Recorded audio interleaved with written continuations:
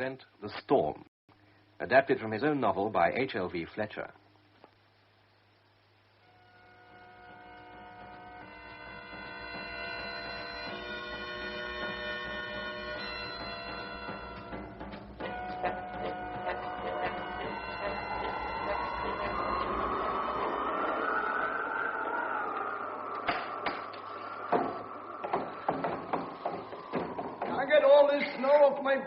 Molly. Never mind about that, Jacob. Get that door shut. Ooh. Oh, come on, I've poured you a cup of tea. Oh, I can do with it. By gosh, it's bitter cold. Drink this and I'll go and milk Daisy. That's a great fire you've got going. Got plenty of wood cut, I hope. Logs, any amount we got. Oh, we're going to need them. The snow coming at last. I've been waiting for it all day. Sky grey as slate. It's been dark since dinner time. Well, threatening since the new year, the snow. We'll have good measure now. I wish Father was home from town. Oh, he'll be all right, don't you fret. The valley roads fill up so quickly. Oh, have some more tea, Jacob. Half a cup. Plenty of sugar. That's a good gal. Where's the paper? It's here. Father's bringing today's. It'd be nice to have the news up to date instead of yesterday's paper by post. Anything more about that actress woman that was murdered? No, except that they're looking for her husband, Mr... Oh, what is it? It's on this page somewhere.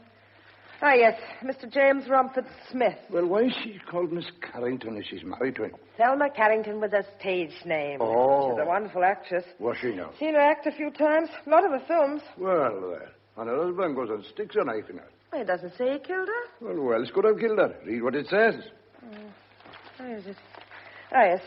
The police are anxious to discover the whereabouts of Miss Carrington's husband, Major James Romford Smith. There. If he hadn't done it, why are the police looking for him? Says they were married soon after the war. He lost a hand in a commando raid on a village in Norway, escaped by stabbing some German sentries, was given the MC and made much of. Really quite a hero. He got in the habit of stabbing, it seems. Seconded to the War Office, believed to be MI5. Oh, that means spy. I'm not all that ignorant. He took no part in his wife's theatrical activities. That's about it. Oh, it doesn't sound the kind of man who'd stab his wife. Can't say, see. Trash, this all acting lot. Well, I better go and milk. Here's your dad coming. What? Look, through the window. Oh, that's a relief. Oh, he's walking, too. He's had to leave the car. Oh, someone with him. It isn't anybody I know, is there? By gosh, the snow's coming thick now. See you later. Very well, Jacob.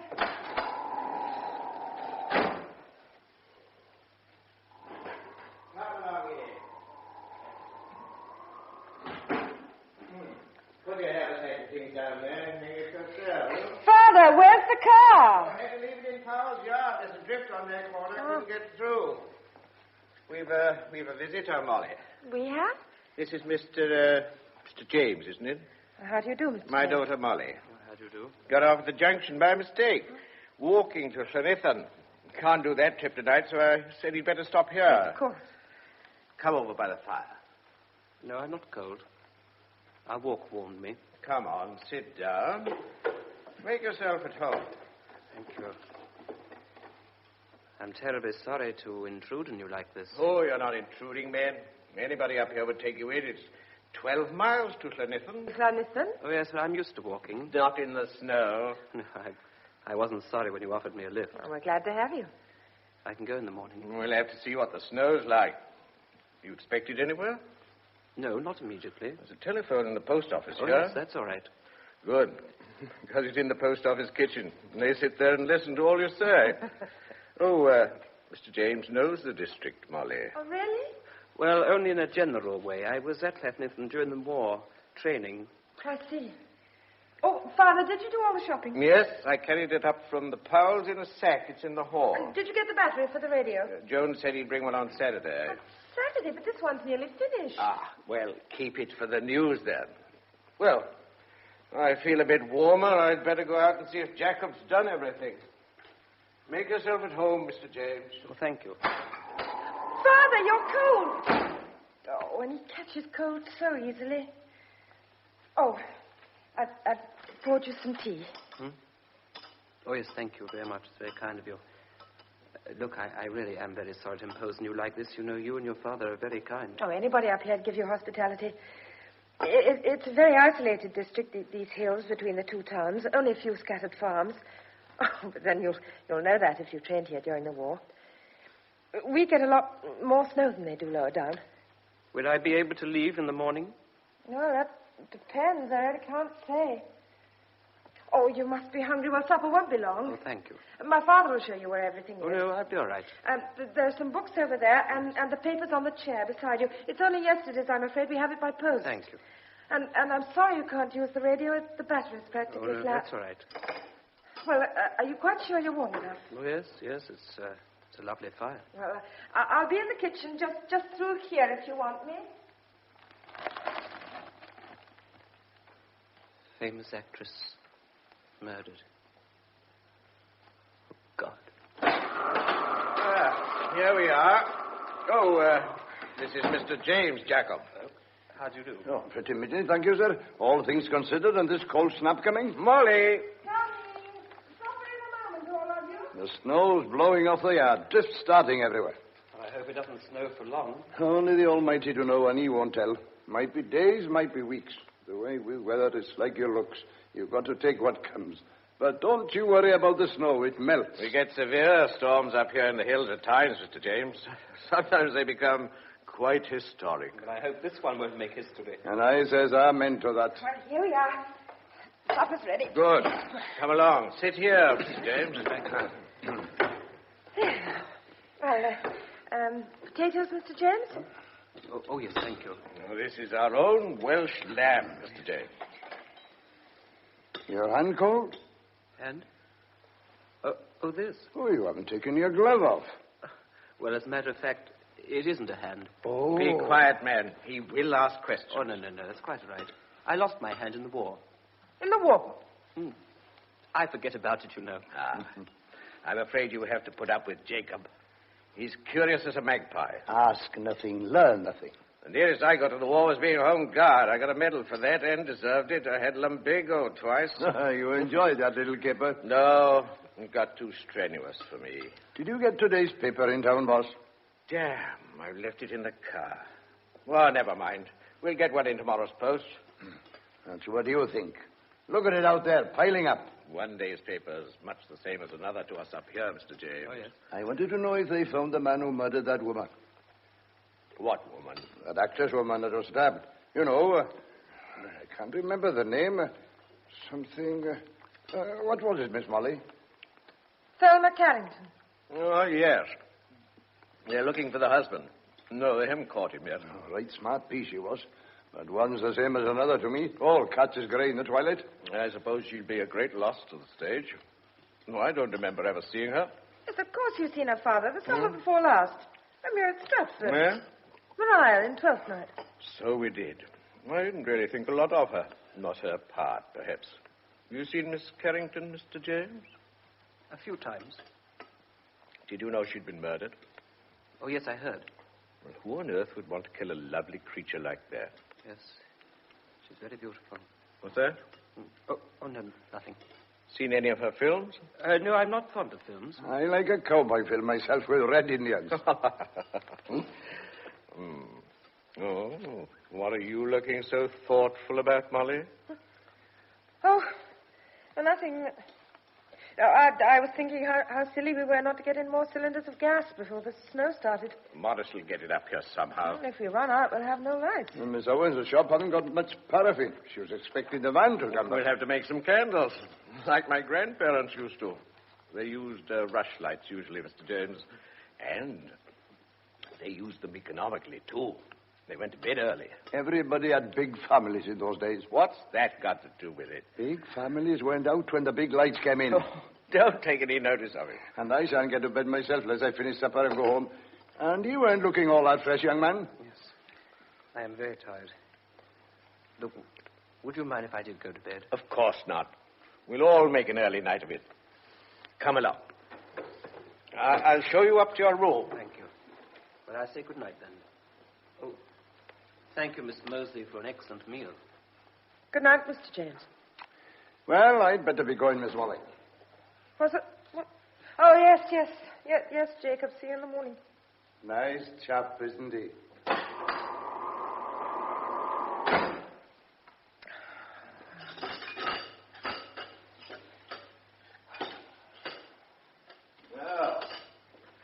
visitor was tired.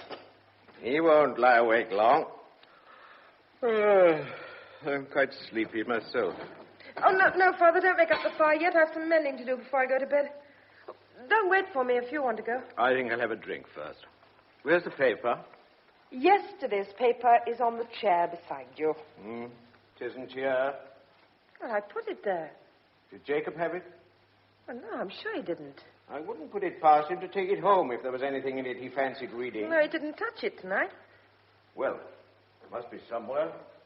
Oh, you've moved it yourself. I haven't even seen it. Wait, I'll come and look. Oh, don't bother. I'll have a whiskey. All right, I'll get it for you. Cold away from the fire. I asked Mr. James to have one, but he said no. There's an innocent, if you like. You're going to walk to Llanithan. We'd have been digging him out of a drift in about 3 weeks' time. Weeks? Is it going to be as bad as that? Oh, thank you. That'll warm me up a bit. Yes, it's been building up for this snow. And that young man imagines he's going on tomorrow. Oh, she would. Don't you like him? Father, I don't even know him. I'll tell you one thing. I don't think James is his real name. But he told you it was. In the car, when I said he'd have to come home with me. But there was a sort of pause before he said it. I wonder if James is his first name. Father, why not ask him? Oh, I don't think it's important. But it could be important. Look, girl, he's going to be here for days. Let's not turn him into a mystery. We're worse than Jacob. He says he's Mr. James, and that's good enough for me. Well, I like to know a bit about people if they're staying with us. He's probably a prince in disguise, come to seek your hand in marriage. And if he were, he could have my consent. Oh, please, Father. Well, he's better than that Tom Morgan anyhow. Well, Tom Morgan's the same as you. He even went to college. What's wrong with him? Oh, I don't like him. Well, I don't expect he likes you. Now, look here, my girl. It's silly to quarrel so late. Let's have a quarrel in the morning, then we can make it last all day. Are you going to marry Tom Morgan? He hasn't asked me. Suppose he did. Well, then I'd have to think about it, wouldn't I? He's the wrong sort for I'm you, going Molly. to mix you another drink, then you can tell me who you saw in town, and then we'll go to bed, right?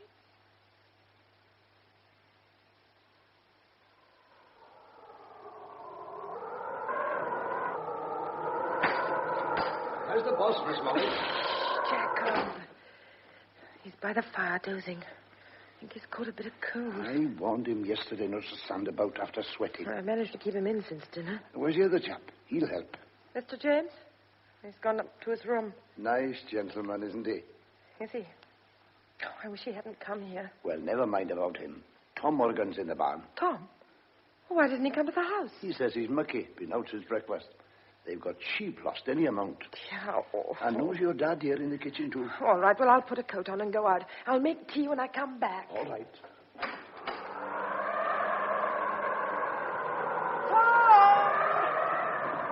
Tom! Molly, here I am in the barn. Why didn't you come in, Tom? I'm not fit for company. Oh, isn't it cold? Somewhere it's warm, then. Tom, don't you ever shave? No time for shaving, weather like this. No. Come here. No, Tom, not again. Weather like this isn't the time for kissing either. Come inside, I'll make you some tea. No, I've got to go home.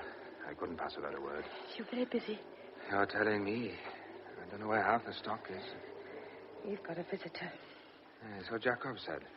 My father picked him up from out on Newpool, didn't he? Who is he? His name's Mr. James. That's all we know. Except that he was in the war and lost a hand. Nice for you to have company. I don't like him. Good. No, I mean it. I do, too. Good-looking chap in the house. You don't know what'll happen. Well, come in, then you'll meet him. No time, girl. I shall have to go. I don't want to. It's right up to the eyes in it now. No, don't go for a minute. I don't want to. I like to stop here all night, Molly. No, Tom. Please, be serious for a minute. What's the matter with you? Look, have you listened to the wireless today? Wireless talk sense? What time would we have? Well, I thought for weather reports. Weather reports, my foot. My father says there's more snow on the way, and that's good enough for us. He can smell snow. You haven't seen a paper? Since Sunday. Well, have you heard of Thelma Carrington? The film star? Yes. I've heard her. I've seen her in a couple of films. Oh, she's dead. No, is she? I thought she was young. Murdered. It's in yesterday's paper. Murdered? Stabbed. And Tom, listen, that man, Mr. James, we've got stopping here, I think he's her husband. What? But her name isn't James. I've seen her married him. I can't remember. Something fancy. It's Romford Smith. Her husband's name's James Romford Smith. Well, he's missing. The police want him. Get away. Where'd you get all this from? Doesn't it fit in? Mr. James Romford Smith, and he lost a hand in the war. It said so in the paper. Yes. Well, when Father brought him home, we had a paper with an account of Thelma Carrington's murder, all about her and her husband. Well, last night we couldn't find it. So what? Mr. James had been by himself in the kitchen looking at the papers. Well? Oh, use your head, Tom. He could have destroyed it so we couldn't read about him. Oh, Molly. But another thing. The wireless battery wasn't quite run down yesterday. There was enough left to hear the news for days. Well, this morning the set had been switched on and the battery was flat. Someone's always leaving the wireless switched on. Somebody could have come down and switched this one on in the night. Oh, talk sense. You were always a great one for making up stories. Well, all right, I'm imagining it. But there's one more thing. When I made his bed this morning, I saw initials on his pajamas. They were J.R.S. Well, now what you say? You could have borrowed it. Oh, Tom, please don't make fun. Well, taken all round, I suppose. It sounds queer. Jacob said he was a real nice chap. Jacob would say the devil was a nice chap if he helped him with his work and gossiped a bit. No, there's something odd about this man. He's quiet and distant. I can't explain. Oh, it sounds a bit like he could be the man. What you going to do? Well, that's what I was going to ask you. I can't do anything. Can't get away, that's one thing. Not in this weather. But he's here. He's in our house. He'll have to stay for days, maybe for weeks. Oh, don't let on what you suspect. But can't you see? I don't want him here. Tom, I'm frightened. Ah, you got nothing to be afraid But of. he stabbed one woman. He wouldn't stab you. How do you know what he'd do? Does your father know what you think? Oh, I can't tell him. He's sickening for one of his chills. Besides, he'd either laugh at me or tackle Mr. James right out, and goodness knows what had happened then. Your father can look after himself. Look, I'm on my own, can't you understand? I'm terrified of him. Look, you only got to wait till the weather breaks. I can't wait. Oh, Tom, won't you do something? What can I do? Well, couldn't you get down to Newpool? What, in this weather? Yes, and let Sergeant Lewis know. Talk sense, girl. It'll take a day. You know the way we're fixed. Oh, yes, your sheep. I forgot. They're lost any amount. Hundreds of them in drifts. We've been looking all afternoon. We didn't find 20. Oh, snow comes. We don't know where to hunt. Everybody's in the same fix. They're too busy to help. All right. You're too busy. Can I help it, Molly? You know how it is with sheep lost in the snow. We'll be at it every hour there's light. Oh, it's all right. You can't help. I can see that. Look, now. This chap isn't nasty or anything. Of course not. Not in any danger. I'll tell you what. Why don't you run down to the post office, telephone Sergeant Lewis, and tell him what you told me? The police couldn't get here. You thought I could get there? They'll come some way. They wanted to come. I wonder. Wouldn't do any harm. But I could just tell him. Oh, that's Jacob calling. I'll have to go. Got a kiss for me, quick. He's coming here. I'm here, Jacob, in the barn. It isn't easing up a bit, is it? You two cuddling in there? I'm coming. Don't feel the cold when they're young. Not with a girl in a barn. Your dad's woke up, and Mr. James is with him. I boil the kettle. Oh, Jacob, will you tell them I'll be in to make tea in a minute? I want to run down to the post office to telephone. Telephone? Yes. It's about those gas cylinders. Telephone? But you can't. Why not? The telephone line's down. Broke. Great piece of tree fell across it over by Little Hall. Oh, no. Stuck we are. No post, no paper, no wireless, no telephone. Better if we went to bed for a fortnight. Are you staying here, Tom Morgan, for some tea? Oh, I'm going home. Good night, Molly. Tom, please. Good night. Now we're all by ourselves.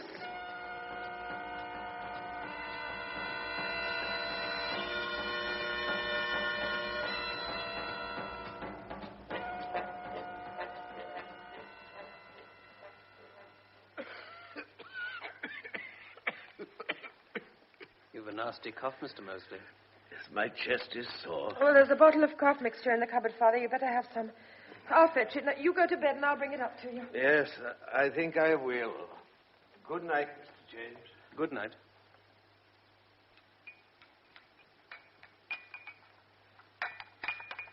Look, do let me help you with the dishes. No, please, now, I can manage quite... I can't just sit about. Come on. Oh, yes, I'm marvelous at wiping up. Can hold anything with this hand of mine. You worried about your father? No, but he's careless, you know. Getting hot and then standing to get cold in the northeast wind. He had bronchitis last winter, then nearly pneumonia. Yes, he ought to have a doctor, really. But I don't think a doctor could get here, even if we could send for him. Yeah, it's awkward. No, I'll keep him in bed for a few days. Oh. Damn, I broke the plate. Look, I'm most awfully sorry. Never mind. It's an old one. Do you know? What? First time I've heard you laugh since I came here. You almost smiled yourself. Well, come along and have some of Father's whiskey. Help yourself. Oh, thanks. You having one? No, thank you. What's it like outside? Like, I can't see out. There's ice on the window. Ice? Well, this room's hot. No, not near the glass. It's a clear night. I can see some stars. Must be freezing very hard. Freezing? Right, I think I'll go on tomorrow. Go. Well, I don't want to trespass on your hospitality longer than I can help. You're welcome to stay. No, I really think I should move on. You know, you have an awful job. I don't think you understand what it's like. Well, now it's freezing. It'll be easy. Well, have you ever traveled through snow? Once in Norway. What, far? No, not far. Well, it won't be the same. There won't be a frozen crust, not after only one night's frost. You'll go through all the time. I'll manage. But you're taking an awful risk. But I'll start early. Do you know the road? Well, I know the way I want to go. Well, remember, I learned this area pretty thoroughly during the war. Most of the landmarks will be hidden. The hills stay. What time do you want to leave? As soon as it's light enough. Shall I pack some food for you? Oh, that's good of you. I've got iron rations in my pack. Look, you could just leave it here on the table. No, I'll be up. I'll get you some breakfast before you go. Well, I'll say good night then. Look, I want to thank you. No, please, don't. Good night. Good night, Mr. James. Oh, dear. I don't know.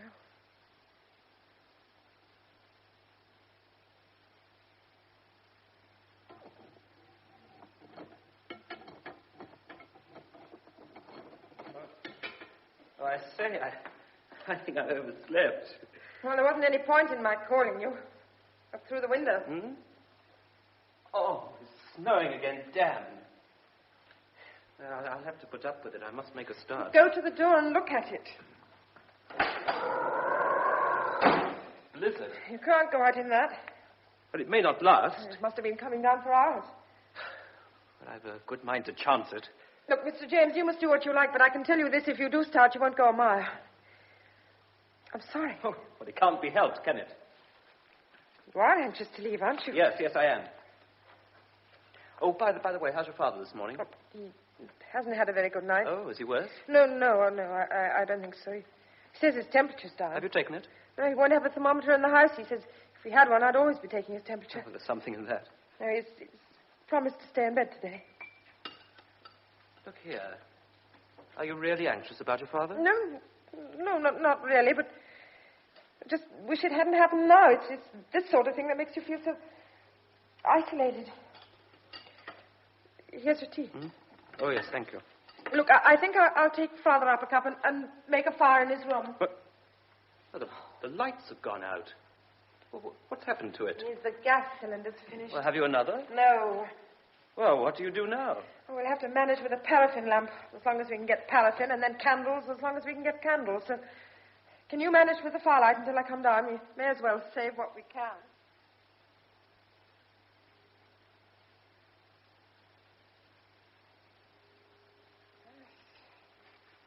Poor old Jacob, he was quite glad to go home, and he doesn't usually give in. No, he really felt the cold today, and he's bred to it.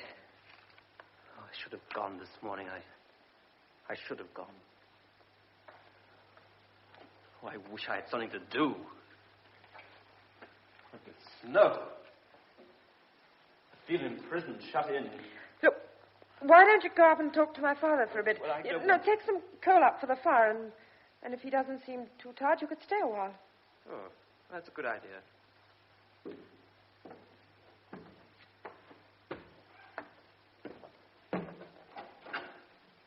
Brought some coal for your fire. Oh, thanks. Nice to see you, Mr. James.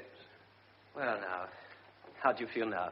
Hot and aching a bit, but I think I've got it in time. Well, you're in the best place. So Molly tells me, but I'd sooner freeze outside than swelter in. We're never satisfied.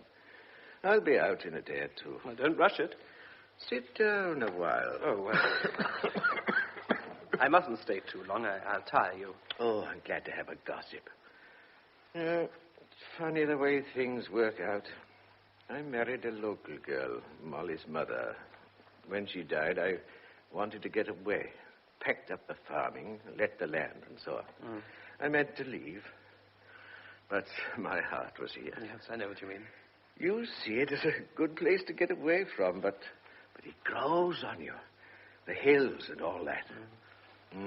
I'll die here. Oh, well, not for a long time. Hope not. Still, worries me a bit sometimes. What does? Dying. Oh, now, don't be ridiculous. I mean on Molly's account. What's going to happen to her? Well, what should happen? I mean, she's happy here, isn't she? Of course, but it's not much of a life for her. And lying here today, it's been on my mind. Well, when you're a bit out of sorts, anything worries you. I had her properly educated, thought she'd get a job somewhere, but she insisted on coming home to look after me. Oh, we have holidays. I've taken her abroad and all that, but we come back and there's nothing for her here. Well, as long as she's contented. Nothing at all. She never meets anybody worth meeting. Oh, one day she'll meet somebody, get married, and then you will have something to grumble about. I wouldn't grumble. But who's she going to marry? Some farmer's son who'll turn her into a common drudge. You don't want her to marry a farmer? Not the ones I know. Ah, I should imagine you've got a particular one in mind. That could be. Oh, they're fine chaps in their own way, but she doesn't understand. Well, leave it to her good taste. When women fall in love, they haven't any taste. Is she in love? I wouldn't know. At her age, it's easy to imagine you are.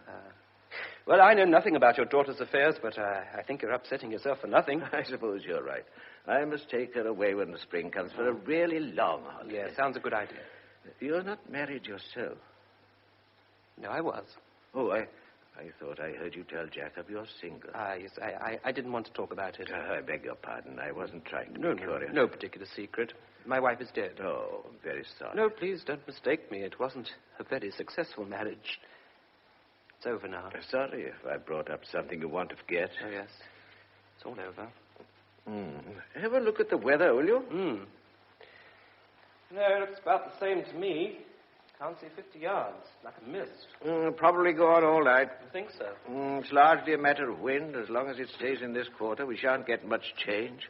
Could you put a bit more coal on the fire? Yes, certainly. The room will get like an ice box if it gets too low. Yeah. Now, how about a nap? I might. Good. Now, I'll just go down. I promise to do a few jobs for Jacob. Come up again. Certainly will.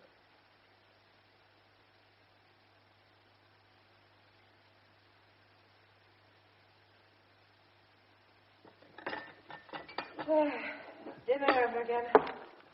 Life's just a field of snow these days with meals dotted in it. 10 days of it we've had. Seems like a year. I thought the boss was going to come down for an hour. Yes, but he didn't want to after all. Jacob, I wish he'd start getting better. So do I, girl. So do I. He could only get some medicine, something like M&B. I can remember old Michael Evans used to cure with a Bible and a key. He really ought to have a doctor. Wonderful chap, old Michael. Dead these 20 years, you'll be. Well, he's not much help then, is he? Where's Mr. James? In the barn. You like him better now? Oh, I don't know. He's very good. Couldn't have played him when he come, could you? Well, she never had come. He's all right. Proper nice chap. But I don't know what's got into him these days. He's making something. What? Tennis bats, it looks like. Here he is coming now. Oh, hello. Look, is there any very strong twine? Yes, I think there's a ball of it in the straw. Good. I'll grease it, but it must be strong. Yes, it is. Fine. Jacob says you're making tennis rackets. Well, that's what they look like. Rackets, that's right. We'll play with snowballs. Well, what are they? Well, you wouldn't tell me. No, I wouldn't tell you because you're so inquisitive as usual.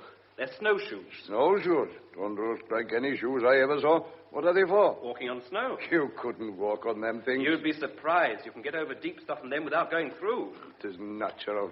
I'll get drowned on my own 2 feet as long as I'm able. Bath chairs you'll be making next. Have you ever used them before? A few times. As soon as you finish, the snow will go as likely as not. Then a thaw and water everywhere. Better if you was making bathing drawers or a Noah's Ark. Oh, one thing at a time. I'd better get back. Unless old Pharaoh here can think of some other task for me. Old Pharaoh'd like a nap. Well, you have one, Jacob. Oh, I'll go and split some firewood first. Have a nap before tea, perhaps. Do you like a cup of coffee before you go back? No. Oh, yes, it would be nice. The kettle's boiling. Ah, cups of tea, cups of coffee all day long was shocking. Breaks the monotony. Yeah, it does. Jacob and I were just saying the storm's been going 10 days. Yes, I know. I come up here to walk across the hills. Here I am. Like being in prison. Oh, no, I'm sorry. I shouldn't have said that. You've all been so kind. No, I know exactly how you feel. No, I don't think you do, Molly. Not exactly.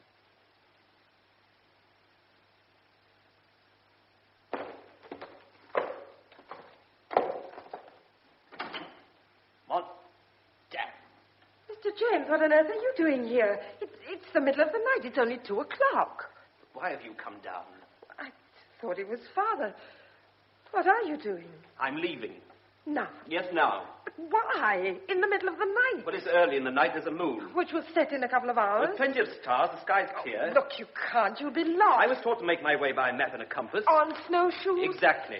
You've no idea how cold it is. It's below 0. Well, I must put up with that. Oh, please, start in the morning. It may be snowing in the morning. I don't think you realize what you're up against. I think I do. But you'll never make it. Oh, of course I shall. After all, I'm only going to Glenithan. All right, go if you want to. But if you think by walking out into the night you can escape... What do you mean, escape? Would you mind answering my question? You know what I mean. Oh, why pretend anymore? Well, which of us is pretending? Your name isn't Mr. James, is it? What exactly is it, then? Isn't your name Romford Smith? Well, let's have the rest. Well, don't try to frighten Molly, me. I'm not trying to frighten you. Because I'm not frightened. I was, but I'm not anymore. I don't care. You can do what you like. I don't want to do anything. You're crying. Look. No, please, look, I'm terribly sorry. Look, there's nothing to cry about. It's reaction, I suppose. You are James Romford Smith, aren't you? Yes, I am. Selma Carrington's husband? Yes. But you killed her, didn't you? As a matter of fact, I didn't. Oh, I'm so glad. God, it's such a relief not to have to pretend anymore. Oh. Tell me, what was she like? Oh, what, Thelma? Oh, I don't know. It's a job to say. Well, you know the publicity stuff. Beautiful, successful, clever. Oh, but she had one overriding ambition, to be a great actress. A really great actress. She was? No. She never touched it. And she knew. In her own eyes, in spite of success, she was a failure. Well, you see, the way I see it, they come in 2 sorts. Either you remember the part they play and forget the actress, or you remember the actress even if you forget the part she played. The latter of the ones, you only get a couple in a century. Women like Siddons, Ellen Terry Bernard do say. You see what I mean? I think so. Well, that's who she wanted for company, and, well, she missed it somehow. Oh, well, Molly, our marriage was a great mistake. See, it was just 2 bodies. And we got to dislike each other. Then to hate each other. At least she hated me. I didn't hate her. I was about the only person who knew what was going on in her mind. I was sorry for her. Perhaps that's why she hated me. I wanted a divorce, but she wouldn't agree, so we just quarreled and quarreled. Oh, dear. Not a nice way to talk about the woman I was married to. You know, I've never spoken of it before. Not to anybody. You see, I became so edgy. Once or twice I even said I'd like to murder her. But I didn't mean it, you know. People hear of these things. They remember them. And she'd repeat my threats to our friends, all in fun. yet not in fun, if you see what I mean. Yes, I think I understand. Well, people weren't quite sure just how cruel I really was. Oh, have you heard about that wretched decoration I won? Yes. It's where I escaped from a prison camp in Norway and had to kill 2 guards. But, I mean, that was war. That sort of thing, you see, one gets a certain reputation. I'm not a killer. But I couldn't do that anymore. I can't even shoot a pheasant these days. You don't need to explain all this. No, I'd like to. That night, before she was due to go to the theater, we said some terrible things to each other. And finally, I said I'd leave her, and she said if I did, she'd commit suicide. Oh, she didn't mean it. That was acting. Well, I said if she felt that way, get on with it. And my old commander knife was in a drawer. I took it out, flung it on the bed, and said something like, good idea, do it with that. And then I walked out. See, I was in a hell of a temper. I really did mean to leave her, but I couldn't go like that, you see, so I went to the local, knocked back a couple of pints, then sort of calmed down, decided to go back. I was going to tell her how sorry I was for what I'd said. Oh, I hadn't been out 10 minutes, or certainly not more than a quarter of an hour. And she was dead, lying on the bed with my knife in her heart. Well, then I just ran. Why? Oh, well, why do people run away? But as long as you haven't done But it. everybody would believe I'd done it. I reckon the evidence against me is so strong, I believe myself I'd kill if I didn't know better. I even wondered if I'd had a blackout and had killed her. Now, look, was there anybody else in the house? No. It's my bad luck. The last person to see us was Hanson. Who? Oh, an awful old woman who looked after us. She'd been Thelma's dresser since she started. Was about the only person who really loved her. Well, I was poisoned to her, of course.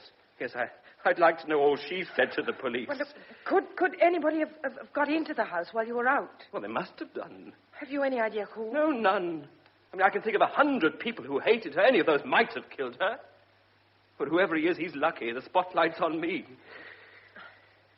Why did you come here? I mean, where were you going? Well, I came up here because it's the most isolated place in the country I know. Mr. James, there isn't a place in the hills you could go without being seen somewhere by a shepherd or a farmer. Yes, but as I've told you, I know these hills. I met a chap out on the border up there during the war. He'd take me in. I could stay there as long as I liked and then, well, go to Ireland, perhaps on a Cardigan Bay fishing boat. Then later America, I thought. Oh, I was mad to start running. But now it would be mad to stop. I know what I'm doing. And if they get me now, I don't stand an earthly. I'm the scapegoat. But I'm not going to be caught. I'd sooner fall asleep in the snow. Oh, no. Well, it's in the open air anyhow. You're determined to go? Well, there's no real option. Go and wish me luck. Won't you? Now, look, please, don't cry again. Oh, I'm an idiot. Look, I don't want to remember you crying. Try to manage a smile. I don't think I can. Oh, yes, you can. That's better. Hold it. Oh, you're ridiculous. Oh, Molly. Yes. Oh, I don't know if I ought to say this. Won't do any good. Oh, I can't see it does much harm. I'd like you to know. You see, all this time I've been here, I've been falling in love with you. I think it started the very first night I saw you. It's been going on all the time. Yeah, perhaps I wouldn't have told you. Nothing I can do about it. There it is. If ever you think of me, perhaps you'll remember. I'd like you to remember. I don't know what to say. Oh, don't say anything. You see, being shut up here with you, I've been afraid of you. Well, there was nothing to be afraid of. No, but up to an hour ago, I thought you were a murderer. Now you know I'm not. Oh, I can't tell you how happy I am. It's like a terrible weight gone. But you see, in spite of what I knew, or what I thought I knew about you, I liked you. It's as much as I ask. I'll always remember you. Well, now we'll make that raid on your larder. What? You hear something? It's Father.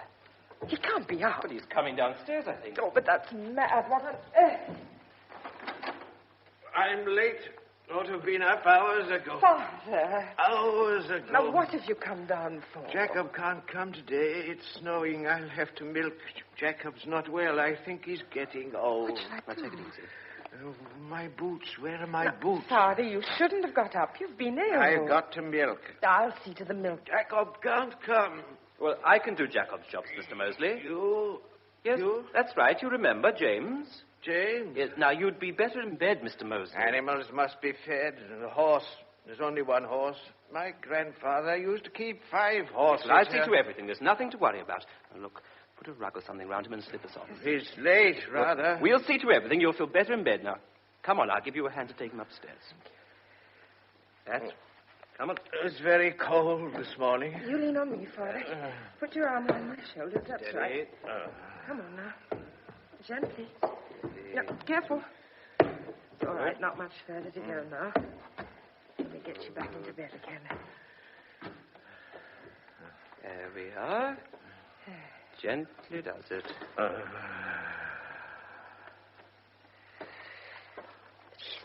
Yes, I'm afraid his temperature's gone up quite a bit. Well, you wondered when he was ill before, but not like that. God, I hope he hasn't got pneumonia. I think he has. Now, look, you must have somebody here. He may be a handful. No, I can manage. No, not what he's like he is. Normally it'd be easy to get help, but everybody's so much to do because of the storm. Look, shall I go down and knock up Jacob? Yes. Oh, no. Oh, I don't know. Why did this have to happen now? Oh, look, you should be going. Don't worry about us. I'm not leaving while your father's like that. But you must. I don't want you to be caught. I shan't be caught. If you hadn't been here, I would have managed without But you. I am here, and your father needs a doctor. But we could never get a doctor. Well, who is your doctor? Dr. Breen. A young man? No, over 60, and he's not strong himself. And even if I could get a message through, I couldn't ask. How far? Carson, about 7 or 8 miles. All right, I'll go. You... I can do it on my snowshoes. Please. No, it's easy. Trial run for my endurance test. Anyway, we can't possibly ask him to come. But we won't. But he knows your father. He'll have a good idea of the trouble. I'll get what drugs are needed and full instructions. He couldn't do much more if he did come. You ought to be on your way to your friend. No, there's plenty of time. I want to refuse your help. No, it can't be done, Molly. I need it. Oh, you are good to me, Mr. James. Mr. James? I think I could call you Mr. Romford Smith now. I should hope not. Well, my name is James. Yes, of course. It always has been James. Never Jimmy or Jim, just very formal and proper. James. Oh, James. That's it. Keep on trying. Doesn't sound so much as if you're talking to the butler after Harvard, doesn't it?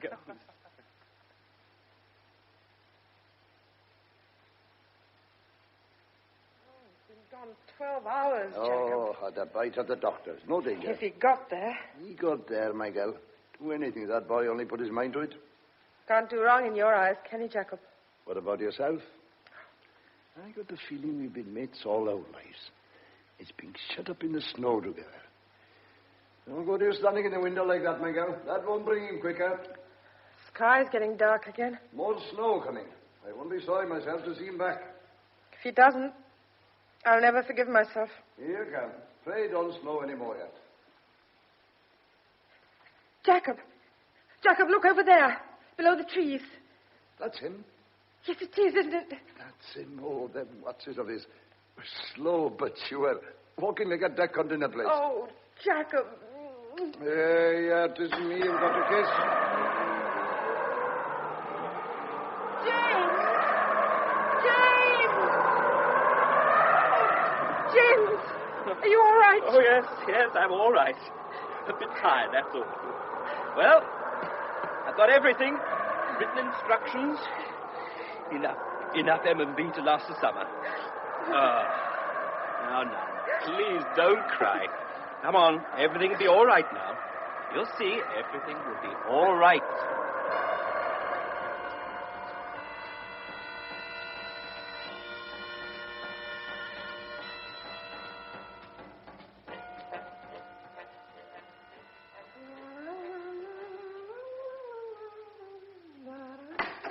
Molly, Yes? Tom Morgan's here. Tommy? Well, tell him to come in. Come on, Tom. I can't get all the snow from his feet. Come on in here. Hello? Hello? How are you? Oh, fine. They sent me down to ask about your father. Only last night we heard he was so bad. Oh, my word, the snow has slowed us up while he's on the mend now. Oh, that's good. Billy, the Cleanant was saying he was like to die, is not? Oh, that was days ago. Good Lord. He was very ill, but Mr. James went down to Dr. Bream and fetched medicine. Went to the doctor's? My God, he must have had a rough trip. Yes, I think he did. He went on snowshoes. Ah. Wish I'd have known.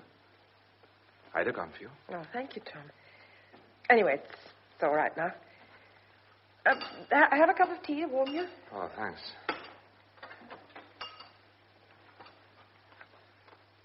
How's he getting on, this Mr. James? I could see him about here from the hill. Oh, he's all right. You've had a belly full of him, all right. Sorry, he couldn't leave with the weather we've had. You still afraid of him? Afraid of? Oh, that was silly. There was nothing to be afraid of. No, you know that idea I had about him being the man who killed his wife was all wrong. Was it? A silly mistake. But there was all sorts of clues, wasn't there? Like the paper you lost and the wireless you left to run No, down. well, I found the paper, and it was Father who left the set switched on. You don't say. He's only got one hand, too, like the chap the police is looking for. Thousands of men who fought in the war have only one hand. You found his initials on his pajamas. Oh, well, I made a mistake there. It was JBS. But his name's James. That doesn't start with S. Well, perhaps they're on his own. You should have asked him then. Tom, what's the matter with you? Matter? There's nothing the matter. No, I got a bit worked up that day, and you were here. He's a mighty nice chap all of a sudden, isn't he? He's a proper lamb amongst us wolves, isn't he? Oh, what do you mean? You've had enough time to find out. You and him here by yourselves every night and your father in bed? You haven't a very nice mind, Tom. That's as damn silly as you Oh, think. aren't you? What's been going on between you and him, Molly?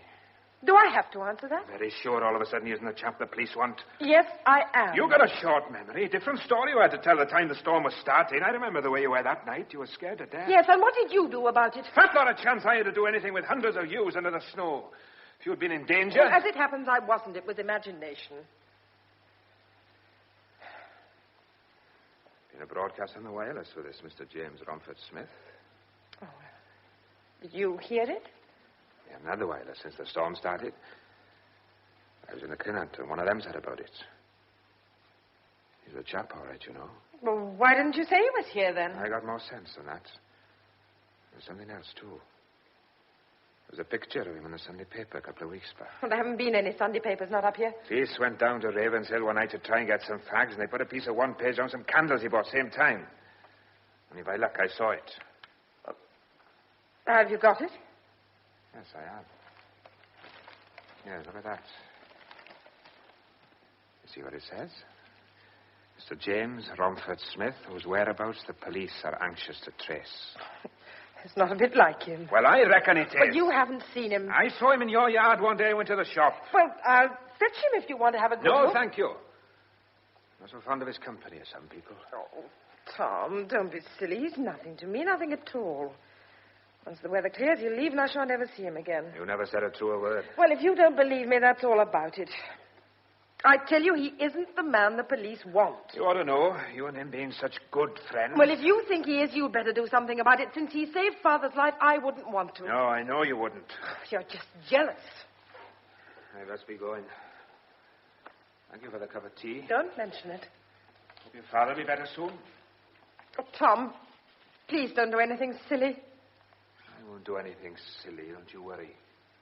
Well, what are you going to do? Likely I tell you that, isn't it? You always think me a fool.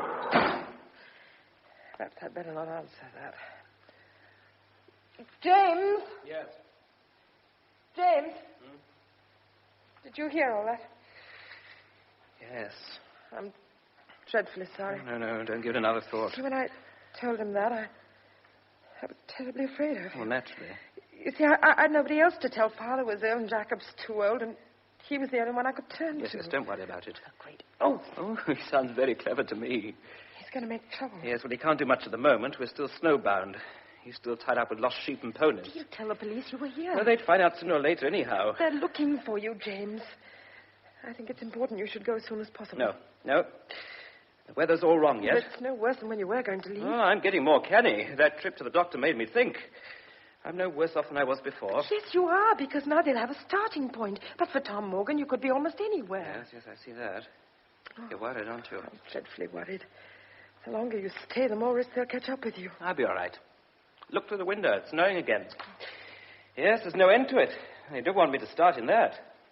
I don't want you to start at all. No, neither do I, really. Oh, I wish you'd stay and see the We've things... had that out. I started running, and once you start running, you have to keep on as long as you can. On the other hand, if I hadn't started running, I'd never have met you. Oh, James. So I'm glad I started. Jacob says he heard they've cut the road for a few miles up the New Pool Road. They did it before, but it filled in. One day it won't fill in. Then they'll cut some more. First suitable night, I go. But I know now I can't make it if there's a blizzard. Now, look, young Morgan won't do anything yet, will he? I don't know. Oh, will he? I don't know what he'll do. I thought once that if you went, I'd be able to manage him, make him keep quiet, but I'm not sure anymore. Don't you feel sometimes this storm, it's become real, doing things? Spiteful. Spiteful and cruel. It's been so long. It's become a threat to me. It's like some horrible old pagan god. Well, it did bring me here, Molly, to find you. Yes, I know, James. I know it's going to hold you here till they catch you.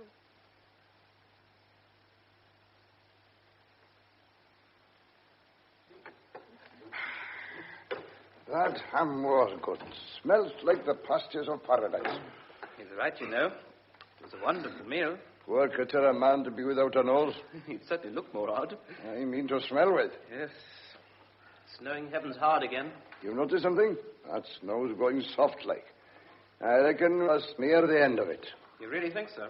A lot of water in the river, too. Some of it is melting. But one more good fall, I'd say, then stop. Oh, we can always hope. A lot of people about this morning. People? Well, the boys. What boys? Why, our boys round here. Who else? Who have you seen? Tom Morgan and his pals. His two brothers and that boy from Lancet. And Arthur the Tindee. Got their guns, some of them. Said they were out after hares. That's a bare-faced lie. Because there's no Morgan born who'd waste a cartridge on a hare when you can catch him with your bare hands now. Only see him. Not as the poor critters is worth catching. They're nothing but skin and bone by now. James, I wonder, would you take this hot cup of tea up to Father? Certainly. Yes, then you can bring his tray down if he's finished with it. Right. I'll open the door for you. Look, I must talk to Jacob. You mean I'm not to hurry?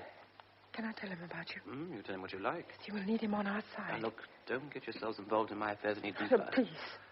Oh, all right. Jacob, I'm listening. what are the Morgan boys and those others hanging around for? Oh, no good, I won't. They got work at home, plenty. Now, listen, Jacob, I've got to talk to you, and there isn't much time. Time's the one thing God give us plenty of. Now, tell Jacob what's worrying you, my girl. It's James. They're after him. Well, he ain't no hare, nor he don't run to be chased, I'm thinking. No, he's wanted by the police. Oh, a lot of us would be if all of us knowed about us. Do you like him? You do, seemingly. I ain't blind. Oh, call to blush. He's as tidy a man as you'd wish to meet. Him and me's got on so much very odd. You see, something awful happened. His wife was murdered. Was she now? Well, oh. It was that actress, you remember? Oh, I remember. And our James was her husband. I'll fancy that. Well, now. the police think he killed her. Do they? But he didn't do it, so he's trying to get away. You sure he didn't do it, Molly? Yes. He's told you? Yes, I'm sure of him, Jacob. Well, then, so am I. Where's them Morgan boys come into it? Well, when he first came, I thought he was the murderer, so I told Tom Morgan. Tut, if you told Well, me now... I thought Tom would help me, but he wouldn't then or couldn't, and now I don't know what he's doing. Watching cat and mouse. Jealous. That's what Tom is. Good reason come to that. Jacob. Want to see yourself. Not the same girl these days. And the way you looks at Mr. James, proper cheeky. Now, the point is, what are we going to do? Can't Mr. James slip off somewhere tonight? No, it'll be snowing again, and if it isn't Tom or some of them will be watching. And if we knew what they was up to. The time I was getting out, I think. Well, what are you going to do? Well, if the boys is about, they'll be down in the buildings for shelter and a smoke sometime, should it be? They might talk. Oh, Jacob, be careful. Now, don't you fret. Artful as a badger I am. I'll go on a bit crouchy about Mr. James. Too much of a gentle lot for me. I know them boys. They'll be turning themselves inside out in a crack. You two stop in and keep out of sight. I'll be back sometime.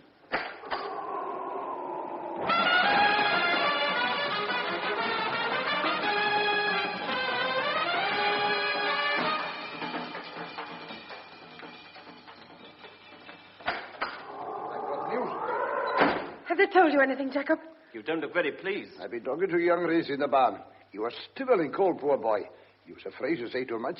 I didn't let on I knew a thing. You know you're taking an awful lot of risks on my account. That's my business, isn't it? All right. Now, look, what's their game? Now, watching you don't get away. It come out bit by bit like sardines out of a tin you opened with the scissors. Seems the Newpool Road has been clear now. There's less snow lower down. I think Tom sent young George to let the police know you were here. Oh, no. Oh, yes, my girl. Well, how long will it take? Oh, depends on the weather. They think somebody will be up today, because he's let out they don't think to hang about after dark. Today? You put Tom back up, and he's got thinking, Mr. James be gone if he didn't do something. Damn. They think they got you cornered. Yes, they're doing very nicely. And what are we going to do? We must do something. Well, what exactly? Jacob, how many are there? Well, I can't tell for certain. 3 Morgan boys and him from Nanserth. Arthur Lindy's gone, but Jim Powell was on the hill now, just in his place. The boys will stand together. This is better sport to them than spearing a salmon. Oh, yes, I'm sure. Exactly how far, I wonder, they're prepared to go. How far? Well, one had a gun, you said. Oh, there'll be more than one, no danger. Would they use them? Not much indeed. Guns, that's play. That's showing off, acting big sorted. They're 6 to 1, mind. Pull you down, they could like dogs on a sheep. Right. There's one way of finding out. What are you going to do? I'll put my coat on and have a little walk, just to see what happens. Please don't. Only a short Stay walk. here. Don't go out. Look, I want to find out what they're up to. But Jacob's done Look, that. I want to see if they'll try to stop me or merely Please, follow I me. wish you wouldn't. They'll start a fight. Oh, there won't be any fight. Please, I'm afraid. No, you're not. I am, James, No, I am. don't be afraid. It's halfway to being beaten when you're afraid. There's nothing to be afraid of. Look, I'll take that haversack to make it look as if I might be going. You watch her. They're waspy. Now, you two stay here. Don't come out. You'll be able to see through the windows. I feel like coming out with a gun myself. Ah, guns won't be needed. Here goes. Hey, just a minute. Oh, hello. Would you be Tom Morgan? You going somewhere? Well, yes, I am, actually. Leaving? That's right. You made a mistake, mate. I beg your pardon? You're not leaving. You're staying here. You can't go. Oh, I assure you I can. Take a look around. There's 5 of us here to say you can't. But why on earth not? You can't, that's all. You mean to say that you 5 are going to use force to stop me going? I suppose you've a reason for this peculiar behavior. You got a reason, all right. Oh, I'd very much like to hear it. I bet you would. There's someone waiting to ask you some questions, Mr. James Romford Smith. Oh, my name is James. Ah, your name's James Romford Smith, and the police want you, don't they? What on earth are you talking about? Not the fancy talk. You're not going from here. Get that? Not till the police come. As you go back in the house and stay there. You don't, we'll tie you up in the barn. Oh, well. Doesn't seem to be much good arguing, does it?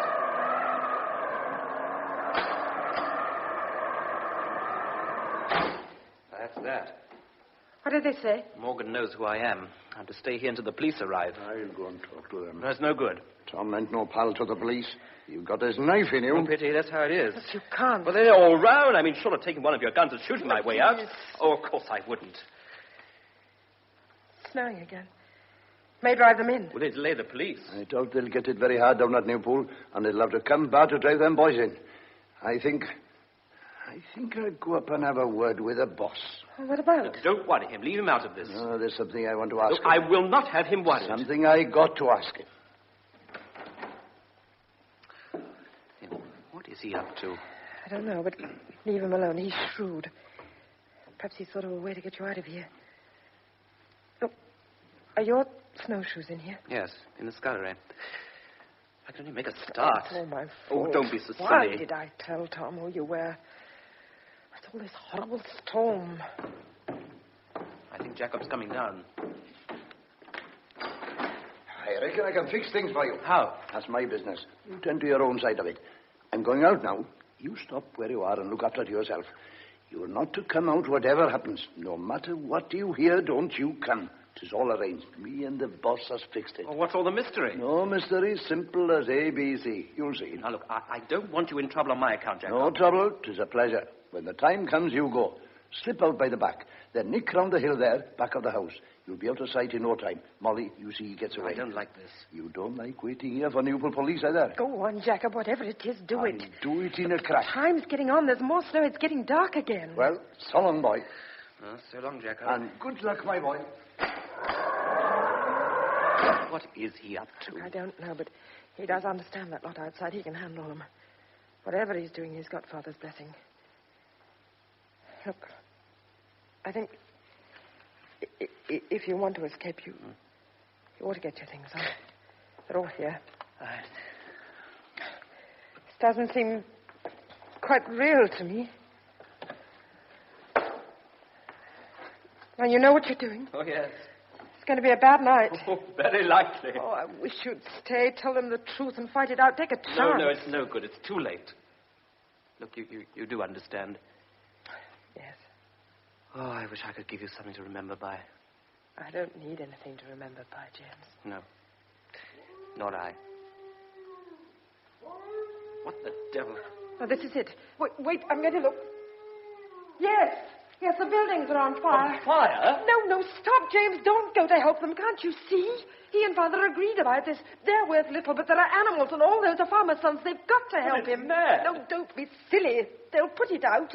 It's a farm, and a farm is the most important thing in their lives. Are you sure he did this on Yes, purpose? I'm sure. Now, go now, quickly. Up the hill. Keep the house between you and the yard till you're around the breast of it, and then you can head west. The poor light in the snow will hide you in 5 minutes. Well, this is goodbye. No, please, don't say it. Don't say it. Just go. Don't look back, James. Just go now when I've got my hands over my face. Please.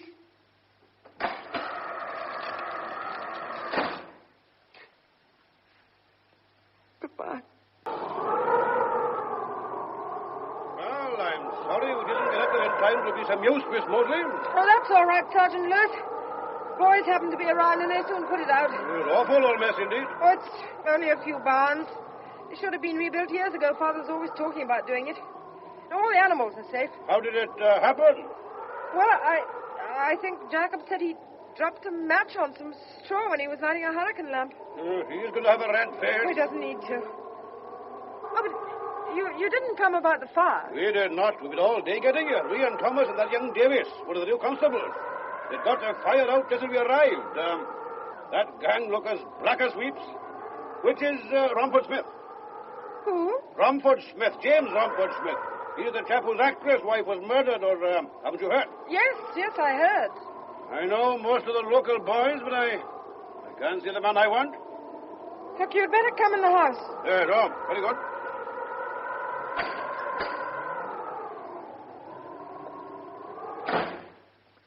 Is he coming in? Who? Mr. Romford Smith. He isn't here. Not here? No? But we were told we'd information he's been staying here. He was here. He's gone. Gone? This weather? Gone? Oh, no. After me coming up here, nearly killed me. Too old for this, or a lack I am. When did he go? Today. What time? I can't remember. Perhaps we could catch up with him. Oh, no, you couldn't. Well, where's he gone? I don't know. You don't know. Miss Mosley, they've been looking for that man all over the country. Then I find him, and he's gone, and you don't know where. I'm sorry, Sergeant. Well, know about his wife, Thelma Carrington, the actress? Yes, it happened just before the storm started. We've been trying to find him ever since. Between you and me, it was thought at first he'd had something to do with it. But, of course, once the woman confesses, you're obviously in the clear. They thought... Stop! What did you say? The woman? What woman? The woman that killed Thelma Carrington. A woman killed her? Well, didn't you know? We've had no news here at all for weeks. Oh, this Miss Hanson, she was sort of dresser and maid to the Carrington. Middle-aged woman. She was devoted to her mistress, but jealous as blazes and crazy. I mean, she was then, only nobody knew it. Miss Carrington was always nasty to her, it seems. She's right round the bend now in a lunatic asylum. Look here, Molly, what did Romford Smith say about his wife? Didn't say anything. Oh, he didn't. Well, look, Miss Carrington quarreled with this Hanson woman. Got fed up with her and was going to kick her out. It's a long yarn. I can't tell the whole of it now, but the poor old coot just went crackers and stuck a knife into her mistress. When she knew she'd killed her, she just blew her top. She went and owned up straight away. Hey, you all right? Oh, yes. You've gone white. No, I'm all right. No, you didn't make that story up, did you? Make it up? Why should I? Anyway, you've seen the pip. Oh, no, of course you haven't. So what you really want to do is to let Mr. Romford Smith know about his wife's death? Well, naturally. Well, there hasn't been sight nor sign of him. There was an idea once the Hanson woman had done something to him. She didn't like him. If I could only get hold of him... Nobody will ever get hold of him. But you told me... Until they find his body in the snow. Now, let's have a better sense. Listen here. You listen to me. James... Well, that's Mr. Romford Smith. He thought he was being blamed for his wife's murder. Well, I told you right at the first... listen. He's been trying to get away. He's been trying to get away from here, only the storm stopped him. And then Father was ill, and that stopped him, and then the storm stopped him again. Tom Morgan and his friends stopped him. Well, an hour ago he left, and he's heading for the Cardiganshire side. Tonight? He'll never do it. Why, there's more snow on the way, and it'll be worse there than anywhere. Do something. Stop him. Catch him. Molly, how can I? Follow him. Follow him? Look, gal, if I had half a dozen picked men, and if they were equipped for the trip, and if they were sure of the way he went, and if there wasn't the risk of a hell of a blizzard tonight, my gal, you know damn well I can't do anything. He's got to start. It's near dark. If I send those two chaps, they'd lose their lives. No, you're quite right. You can't catch him. He might get through to where he's going. Do you believe that? Oh, no. I can't warn anybody. Even most of the lines in the hills are down. Hey, what are you putting the coat on for? I'm going out. You can't. I'm going to the top of the hill. Act tidy now. Take the old coat off and make the boys a cup of tea. You can make one. We'll all feel better after a strong cup of tea. Look, I want to go to the top of the hill the way he went. I might be able to see him before darkness falls. Now, listen, I'll tell you what I'll do. My boys can go up the bed of the stream a couple of miles. Tom Morgan will go with them, help show the way. The snow will have blown down the dingle and it won't be so deep. They can go to the top. And if they see this man, they can holler to him. And do you think they can head him off like that? I'm doing the only thing I can. I'm whacked. Me and you'll stop here and have a strong cup of tea and wait to see what happens. After I think of something else. Take your coat off now. You send your men, Sergeant Lewis, and then you can make tea or you can follow me up now the hill. Listen, because that's where I'm going. Obstinate little girl, and now you're an obstinate pig.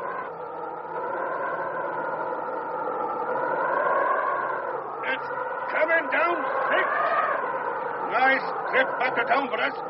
You might have to sleep in your kitchen even. Molly, you might as well talk to the wind. You won't see a thing in this, my girl. Not even a black spot away over the other hill. Well, there's not time and energy. No good talking to us. We can't. Are you now to this tonight? What devil?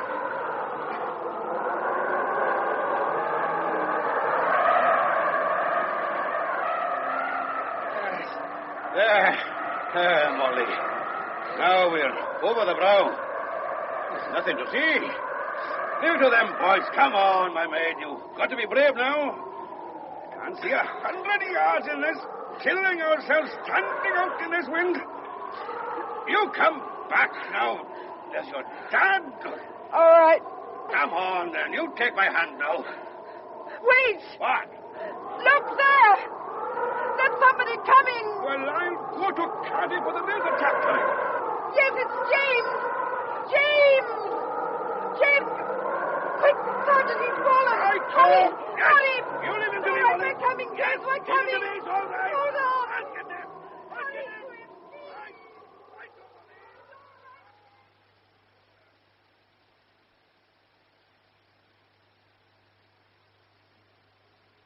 James. It's all right, James. It's me. You're safe. We got to you just as you fell. You're back, James. Molly? Huh? Molly? Molly, I've come back. I changed my mind. Decided I've got to fight. See, I didn't realize until I left you, but Molly, I've just got to fight. Up one chance in 1,000, I suppose. But if I win, I get you. James, it's all right. The police came. You won't have to fight. They know who killed her. They know? They know it wasn't you. It was that awful woman. Woman? Hanson. They've known all the time. I'm dreaming. No, it's not a dream, James. Are you sure? Yes, I'm sure. Perfectly sure. Well, that makes this quite the nicest storm I've ever been out in. James. Oh, darling James. Excuse me, sir. Are you Mr. James Rumford Smith? Look, are you Mr. James... Yes, sir. Are you Mr. James Rumford? Ah, well. I say I'm sorry. What's that? Oh, let me introduce myself, officer. My name is Rumford Smith. You know, sir, I thought it was.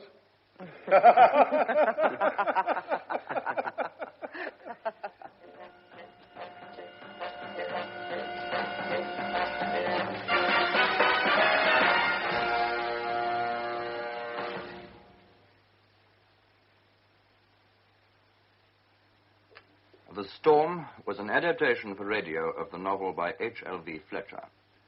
This was the cast. Mr. James, Oscar Quittek. Molly Mosley, Mary Wimbush. John Mosley, Ivor Maddox. Tom Morgan, Wynne Thomas. Sergeant Lewis, Yayan Rhys-Williams. Jacob Hughes, Prosser Williams. The play, which was recorded in our Cardiff studios, was produced by Herbert Davis.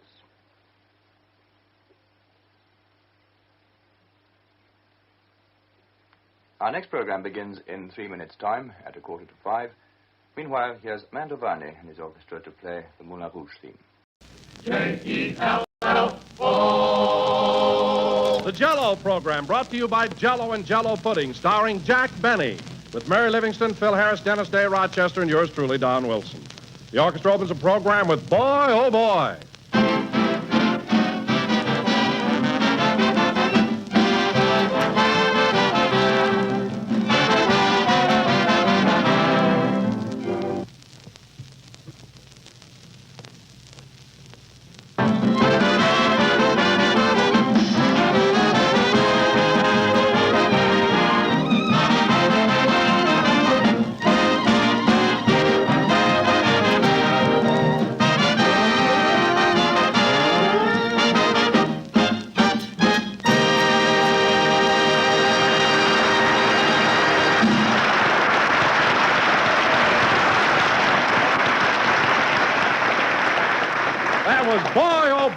Played by the orchestra. Now, ladies and gentlemen, once again, I bring you our master of ceremonies, a man who... Hold it down. Jack isn't here yet. Well, where is he? I just lent Mr. Benny a nickel to make a telephone call.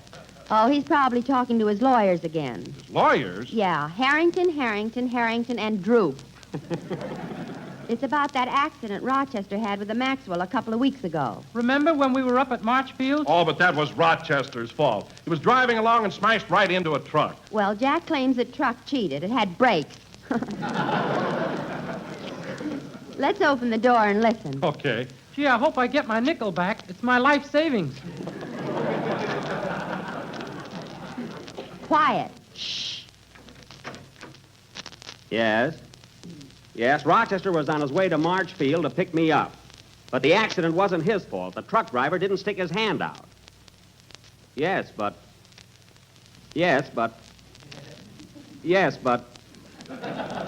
Look, who am I talking to? Harrington, or Droop? It's gotta be Droop. Well, look, Mr. Droop, make a note of this right away.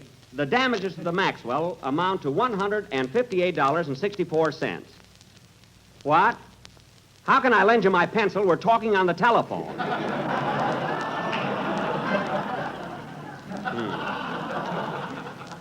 Four names on the door and no pencil. Well, now look, Droop, I'll tell you what. You get in touch with the trucking company, and if they're willing to settle out of court... What's that, operator? Another nickel for 3 minutes? Well, now, look, Droop, you get in touch with the trucking company. If they're willing to settle out of court, it's okay with me, but tell them that $158.64 is what I want, and not a penny less. Goodbye.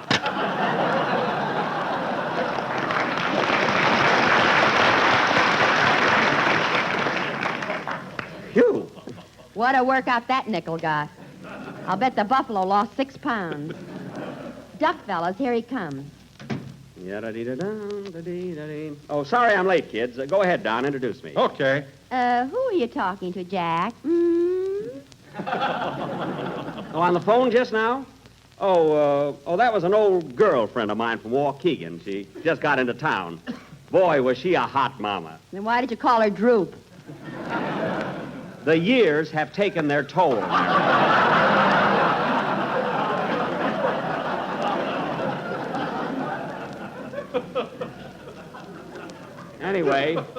Anyway, she's in town, and we're stepping out tonight. Oh, stop, will you? We heard you talking to your lawyer about that little accident with the Maxwell. Oh, so you were all snooping around, eh? Well, if you want to know something, it wasn't a little accident. My goodness, look what happened to Rochester. Well, I saw Rochester the next day, and he didn't have a scratch on him. Well, fortunately, since then, he's had the hives, and he's all bandaged up now. But I'm not bringing that into the case unless I have to. There's just one thing I can't understand, Jack. You say that Rochester bumped into the truck. That's right. The truck driver didn't stick his hand out. Well, I'd say that your brakes must have been in pretty bad shape. So if I were the judge, I'd look into that. Well, you're not a judge, and if you don't keep your big fat mouth shut, you won't be an announcer either. Now,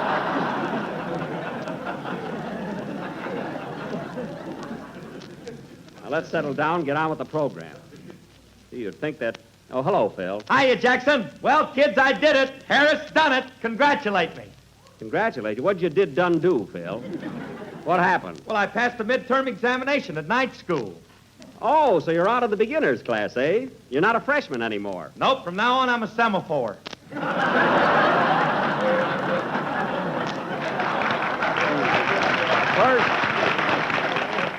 First you're a freshman, and now you're a semaphore.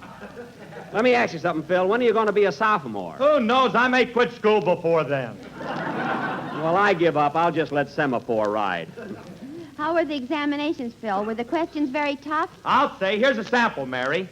Name the 48 states and give the capital of those that have them.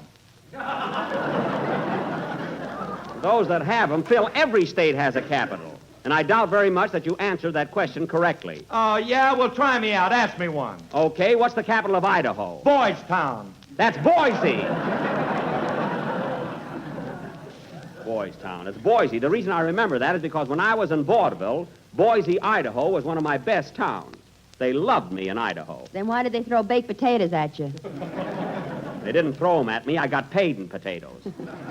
Get it straight. Say, Mr. Benny, did you get a big salary in those days? Well, I don't like to brag, kid, but I haven't played Boise since 1927, and I've still got half a sack left.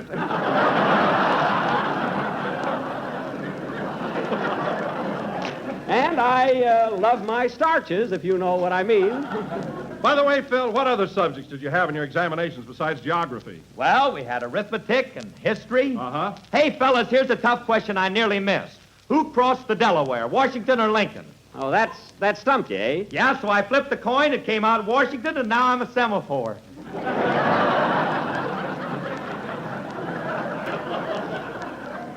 Phil, that word is... No, I won't tell him. No, now, Phil, let's forget about night school and have a band number. Okay. Say, Phil, tell Jack about that new subject you're taking up. Oh, yeah, I forgot to give you the hot news, Jackson. You know what I'm studying this term? French. French? Get a load of this. Je mange la fenêtre. Oh, very good. What does that mean, Phil? I ate the window.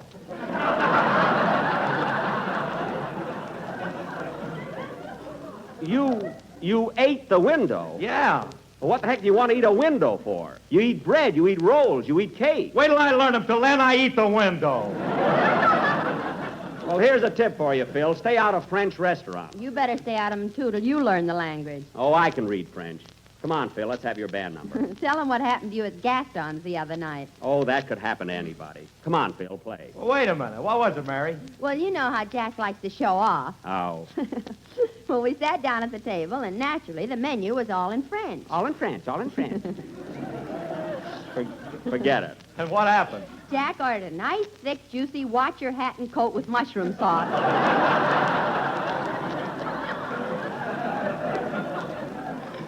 Well, eventually, I got a steak. Go ahead with your number, Phil. I've got to go out in the hall and call up my lawyer. Has your lawyer got a phone? There's a phone in the barber shop downstairs from his office. They'll call him, don't worry. All right, hit it, Phil.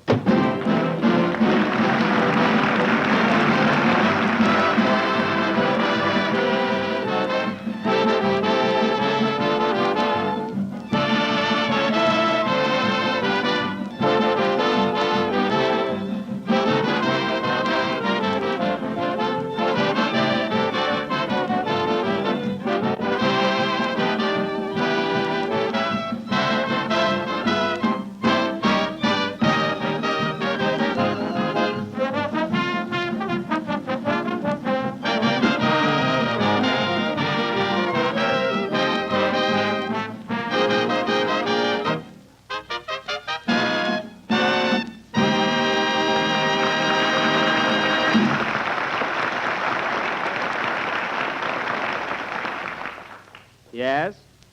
Yeah. Now, look, Mr. Droop, you tell the trucking company that if they don't settle right now, I'll take them to court first thing in the morning. Postpone it till Wednesday. What do you want to postpone it for? Oh, Harrington is wearing your suspenders. Well, you can try the case with your pants at half-mast. Be there tomorrow morning.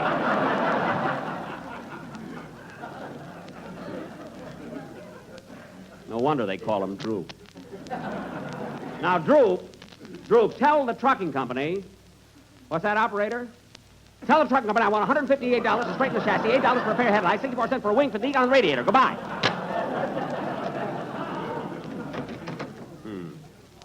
People don't stick their hands out. They've got to pay. What are you mumbling about? Oh, this darn case has got me all upset.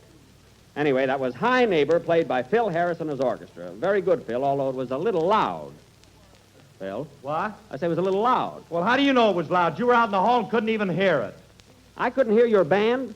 Phil, you play in the Biltmore Bowl of the Biltmore Hotel here in Los Angeles, don't you? Yeah. Well, I know some people who live at the Biltmore that haven't been able to sleep since you opened, and the Biltmore I mean is in Phoenix, Arizona.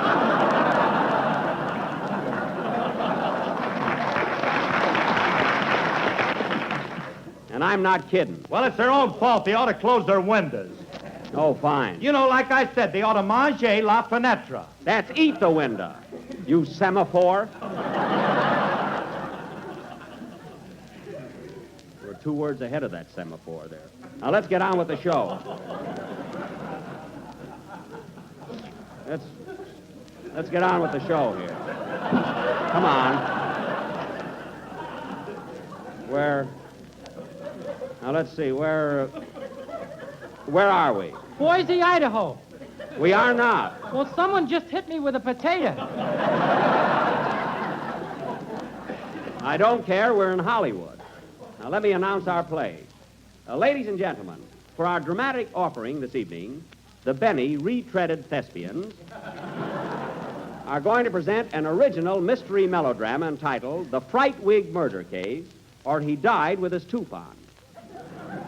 Now, I will play the part of Detective Captain O'Benny, as fearless a bloodhound as ever sniffed a clue. Phil Harris will be Sergeant O'Reilly, my assistant sniffer. Mary, you're going to be the wife of the murdered man. And Dennis, you're going to be the victim. Gee, there's no future in that. I'm going to be your wife. What have I got? Quiet. Now, let's see. I want a bigger part, Mr. Benny. Why don't you lay on the floor and be the murdered man? I wish I could. My feet are killing me. Now, who else? Oh, yes, Don, you're going to be the butler. Oh, every time we do a mystery, I'm the butler. Why can't I be a detective? Because any man that can't look over his stomach is apt to overlook a clue. Say, say, that's all right. That line was pretty clever, eh, Mary? What do you care? You saved your money. Well, I liked it. Now, before presenting our mystery, folks, let me give you a brief synopsis of what happened up to now. On the night of January 24th, A.D., after dinner, Mr. Homer J. Frightwig, a social lion, was found murdered in his den. Just before the murder, his wife was in the room reading a copy of Live Alone and Like It, which may have thrown her a thought. The victim was playing solitaire when he was suddenly interrupted by a lead kibitzer. Now, who committed this crime? Was it the chauffeur? No, I didn't do it. I'm innocent, I tell you, innocent. Was it the butler? I didn't do it, I tell you. I didn't do it. What do you mean you didn't do it? At the time of the murder, I was at my neighborhood grocer's buying a package of Jell-O with the new locked-in flavor. Oh, yeah? Please believe me. It's America's favorite gelatin dessert, and it's economical, I tell you. Eek, eek, eek, eek.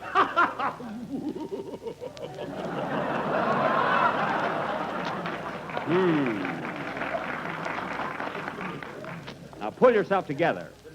Was it suicide? No, I didn't kill me. I tell you. What? Me is my best friend. I love me and me loves I. You gotta believe me.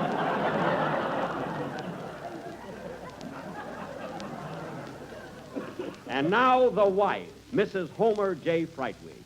Did you or did you not kill your husband? I hated him. I loathed him. I despised him. So that night, Stop! We can't give it away, folks, but this mystery will go on immediately after a song by Dennis Day. Sing, Dennis. I'm going out and call Harrington, and Drew.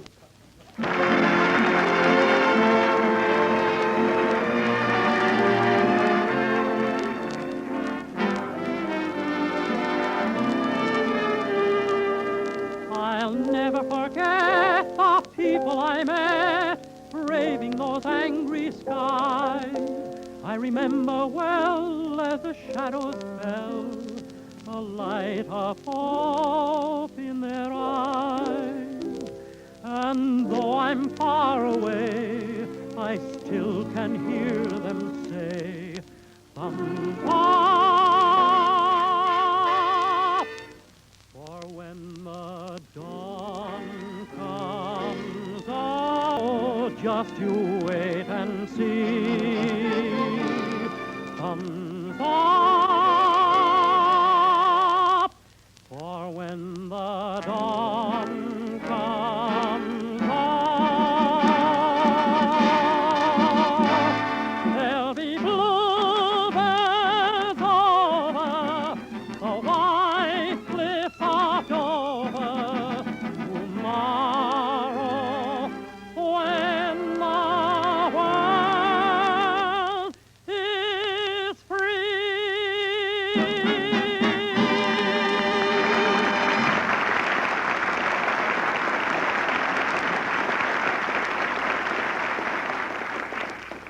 That was The White Cliffs of Dover, sung by Dennis Day. And now, ladies and gentlemen, for our mystery melodrama, The Frightwig Murder Case, or... Now, as the scene opens, lay down on the floor, Dennis. You're the murdered man. Lay right there on your back. If I lay on my back, I'll snore. You're getting paid, and you'll stay awake till the program is over. Now, as the scene opens, we find Detective Captain O'Benny and Sergeant Phil O'Reilly in their office at police headquarters. Curtain. Music.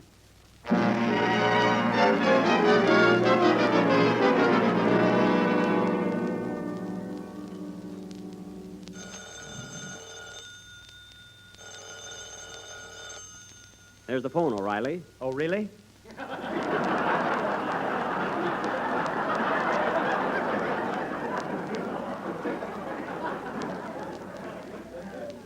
Never mind, I'll take it. Hello, police headquarters. Hello, I want to talk to Detective O'Benny. That's me. What is it? My name is Mrs. Homer J. Frightwig. I want you to come over to my house right away. My husband has been shot. Oh, really? Is that for me, Cap? I said, oh, really, O'Reilly. Shut up.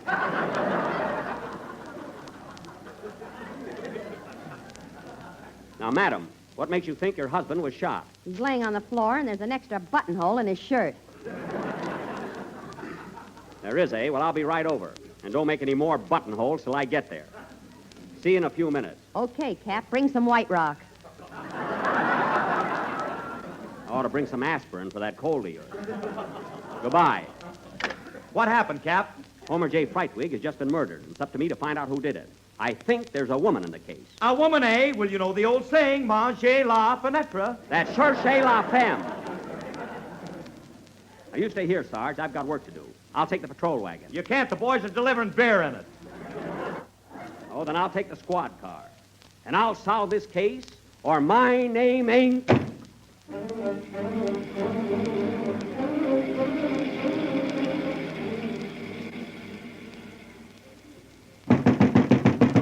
Open up in the name of the law. This is police headquarters. Doggone, I forgot to release the brake.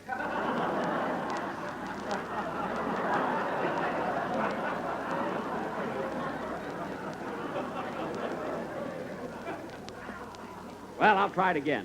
Better come with me this time, sir.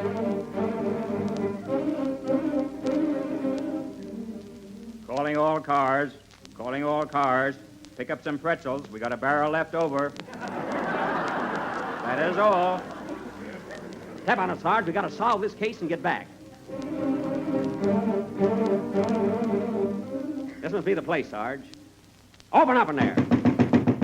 Come on, open up. Good evening, gentlemen. Good evening, eh? Make a note of that, Sarge. Okay, Cap. Now, come on, you. Where's the murdered man? That ain't a brass rail you got your foot on.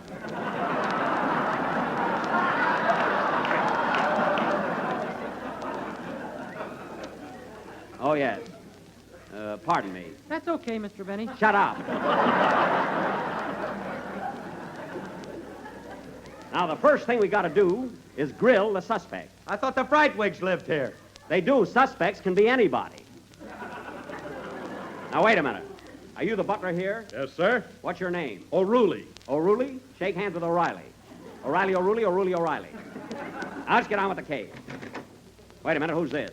Are you Mrs. Frightwig? No, I am the French maid. The French maid, eh? Well, tell me, where were you at the time of the crime? Je n'en sais rien du tout. J'étais dormi dans ma chambre et j'entendais un bruit terrible. Alors je m'habillai immédiatement et je descendais. Je ne sais absolument de ce crime féroce. Je suis innocent, je vous affirme, complètement innocent. Il faut que vous me croyiez. Translate that, Sarge. Are you kidding?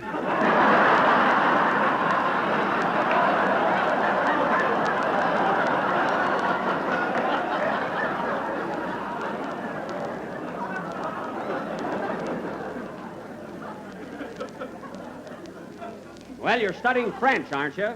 What was the maid doing tonight? She didn't eat the window, that I know. A fine help you are. Now, let's get to work here. Where is Mrs. Frightwig? Here she comes now!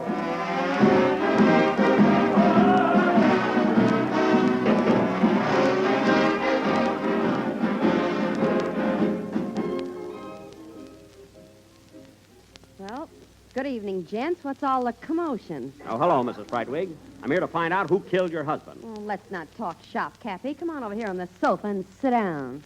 None of that, Mrs. Frightwig. I represent the long arm of the law. Well, wrap it around me. I'm lonesome.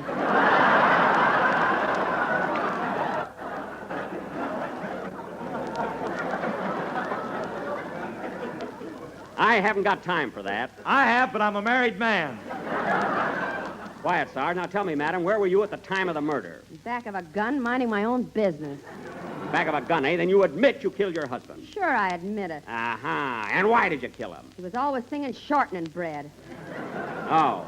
Mama's little baby loves shortening. Well, I don't blame you, Mrs. Frightwig, but I still have to arrest you in the name of the law. Wait a minute. Hold everything. Nobody leave this room. Come in.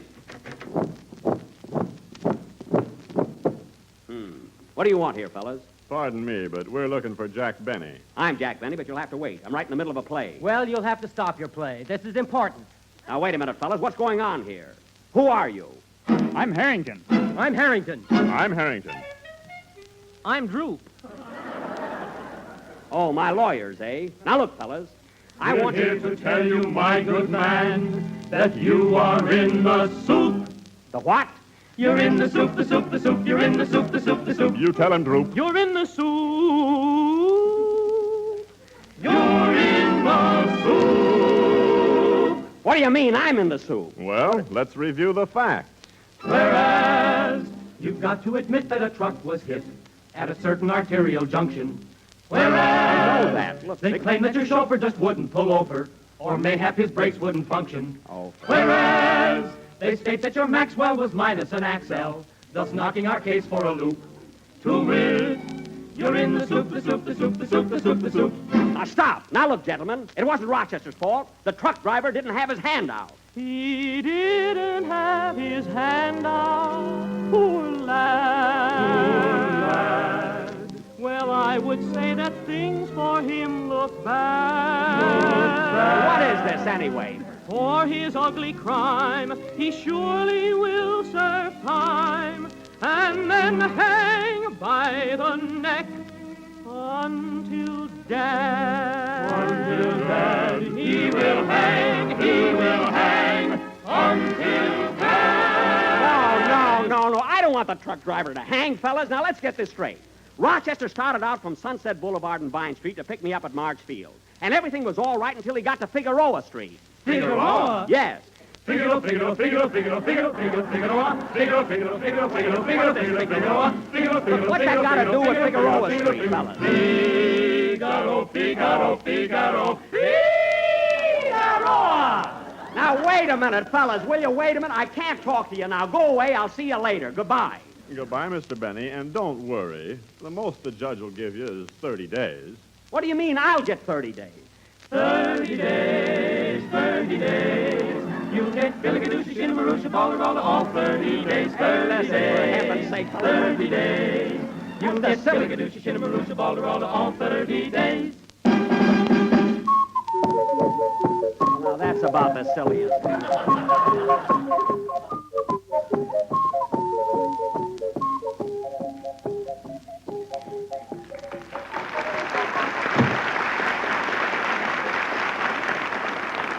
Well, I'll be darned. Fine lawyers I've got. Come on, let's finish the sketch. Yeah, who killed me? We'll never know, Dennis. Play, Phil.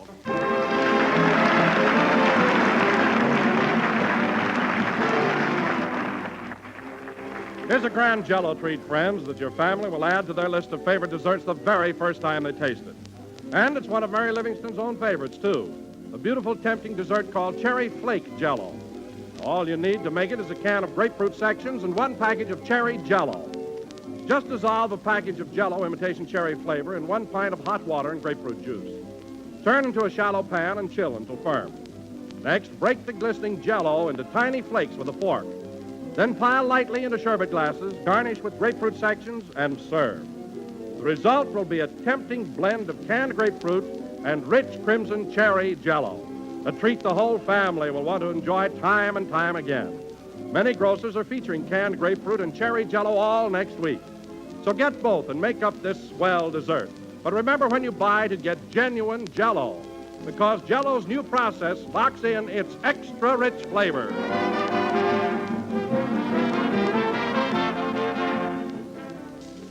This is the last number of the 17th program in the current Jell-O series, and we will be with you again next Sunday at the same time. Say, Mary, do you want to come to my house for dinner tonight? Yeah, what are we going to have? Oh, Rochester fixed up some baked potato ham. Oh, you played Richmond, too. Yeah, I went over big there. Good night, folks.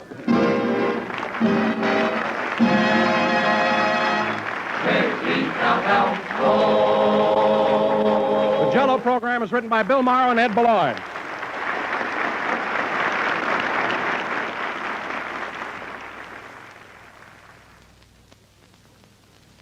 Have you plenty of Jell-O puddings in the pantry? If you haven't, better get several packages tomorrow so the family can keep on enjoying those grand pudding treats they love so much. There's Jell-O chocolate pudding, one of the smoothest, creamiest puddings you ever tasted. And it has such a rich, mellow flavor, especially developed for Jell-O puddings by the famous Walter Baker chocolate people. Tomorrow, when you order Jell-O, ask for Jell-O chocolate, vanilla, and butterscotch puddings. Jell-O puddings are just like Grandma's, only more so. This is the National Broadcasting Company. KFI, Los Angeles. The Jell-O program brought to you by Jell-O and Jell-O Pudding, starring Jack Benny, with Mary Livingston, Phil Harris, Dennis Day, Rochester, and yours truly, Don Wilson. The orchestra opens the program with Call Out the Marines.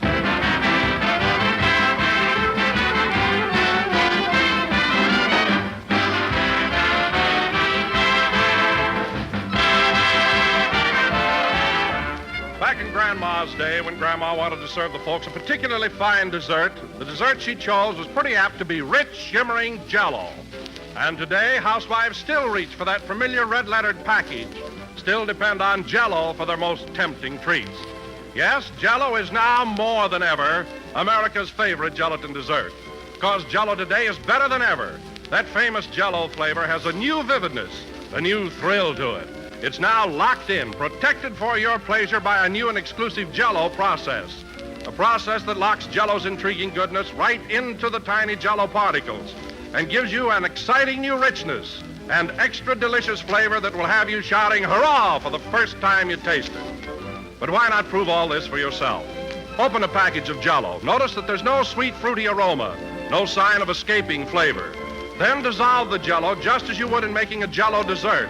And notice how the captive flavor rushes out marvelously rich. Ask your grocer for several packages of Jell-O tomorrow and discover for yourself how Jell-O's new process makes Jell-O better than ever.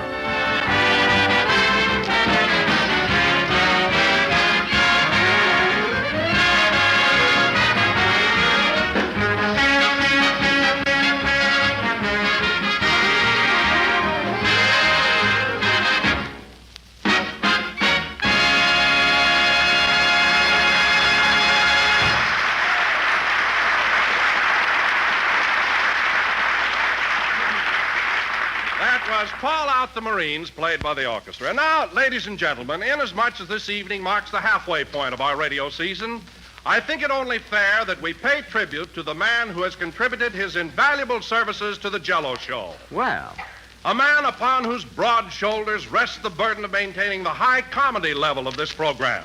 gee. And here he is, folks, our sound effects man, Mr. Virgil Reimer.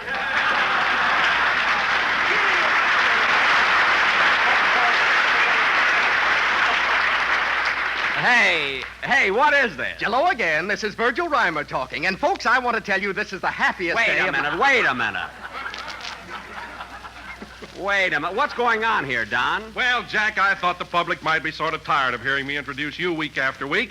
So for a switch, I thought I'd introduce one of the men behind the scenes. Oh, you thought you'd pull a little surprise on your old boss, huh?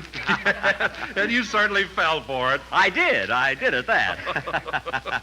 Well, Don, I've got a little surprise for you, too. Remember one day in New York when I was having lunch with Harry Von Zell? Uh-huh. And you got all upset about it, and I told you not to worry? Yes? Well, knit your eyebrows, brother. The heat's on again.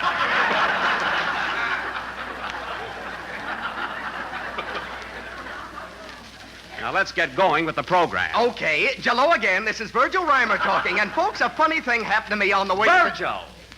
Go away, will you, and stick to your sound effect. Oh, give him a chance, Jack. After all, I introduced him, so let him say a few words. Oh, all right. Go ahead, Virgil, but make it snappy. Thanks, chum. Ladies and gentlemen, a funny thing happened to me on the way to the studio. I was walking down the street. And the traffic was something terrible. Oh, for Pete's sake. When all of a sudden a panhandler walked up and asked me for a nickel for a cup of coffee, so I gave it to him.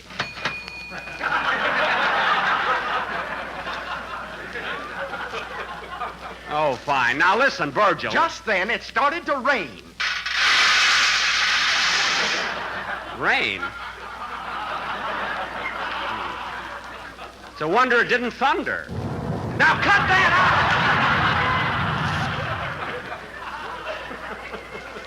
out! All right, Virgil, you gave the panhandler a nickel, so what happened? It was a lead nickel, so he took out his gun and killed me.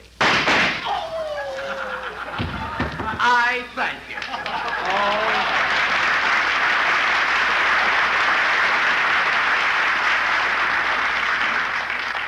That was very clever, Virgil. Now get up off the floor and go back to your clinks and clanks. Oh, hello, Mary. Hello, Jack. What's the sound man doing on the floor? Virgil? Oh, he's just trying to be funny. Everybody working for NBC wants to be a comedian. Well, what's wrong with that? Give the kid a chance. Listen, Mary, comedians are born, not made. Take me, for instance. I got the biggest laughs you ever heard when I was only 3 months old. What'd you do, make off like a fan dancer with your diapers? You know, I used to stick my feet in my mouth and roll around like a rubber ball. I can go along with a gag, sister.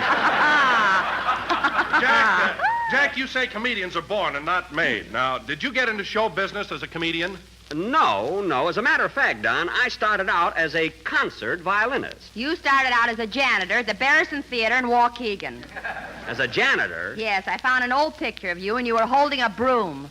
I was holding that broom because I was cast as a witch in a Halloween play. That takes care of the broom. Good. Now explain the dustpan.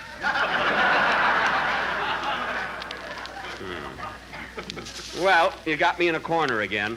You know, someday I'd like to broadcast from a roundhouse. You know? Oh, hello, Phil. Hiya, Jackson. How's the old gent with the gray hair? He's fine. I just got a letter from my dad this morning. Phil means you. I know who he means. Anyway, thanks for asking, Phil. Say, Phil, how are you coming along with your French lessons? Have you learned anything new? Oh, yes. How's our French scholar progressing? Swell. Remember last week how I learned to say je mange la fenêtre? Yes, you ate the window, yes. Yes, I remember. Well, get a load of this one. Je dormais dans la encrière. Very good, Phil. What does that mean? I sleep in the inkwell.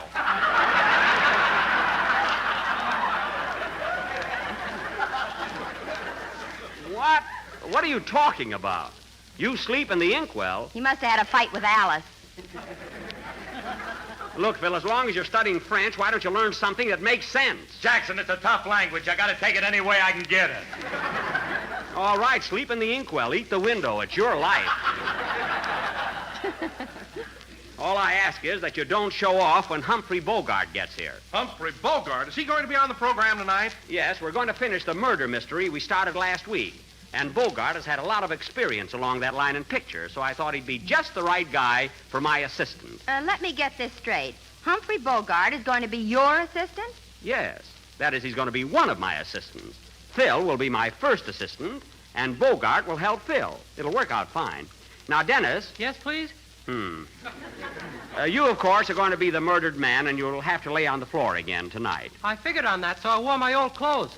You can't wear old clothes. You're supposed to be Mr. Homer J. Frightwig, a wealthy stockbroker. Have you seen the market reports lately? That's not the point. Anyway, take this carnation and put it in your buttonhole so you look a little more convincing. And here's another thing. Jack, he's here. Who? Who's here? Oh, well, hello, Humphrey. Hello, Jack. Glad to see you. Ladies and gentlemen, that star of Warner Brothers Pictures, Mr. Humphrey Bogart.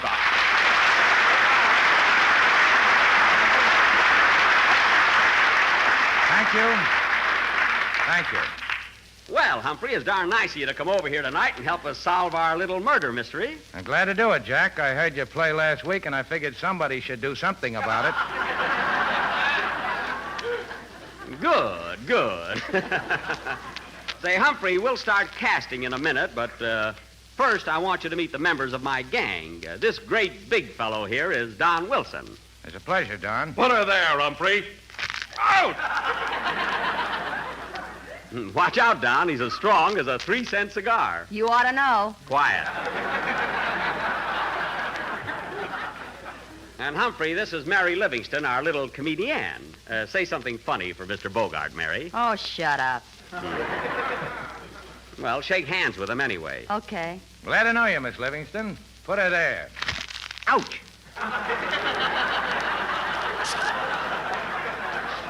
Mary. And this is Dennis Day, our young tenor, and Phil Harris, our musical genius. Hiya, fellas. Bonsoir. Come on, Talibou, Humphrey.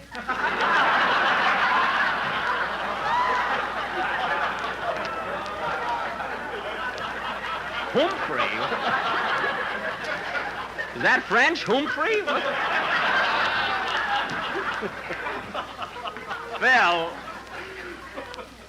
Phil, stop showing off, you know? You know, Mr. Bogart, I took my girl to see you and all through the night, and did you make a hit with her? Did you make a hit? Dennis. Oh, she kind of liked me, eh, kid? Well, she talks out of the side of her mouth now, if that means anything. Well, that's real hero worship. I guess we can get started with the casting, Humphrey. Say, where's Rochester? I'd like to see him. Oh, he won't be with us tonight, Humphrey. He has a cold. He'll be all right next week, though. He's got the strongest cough medicine. Well, let's get started. You've met everybody. What about me? Am I an old shoe or something?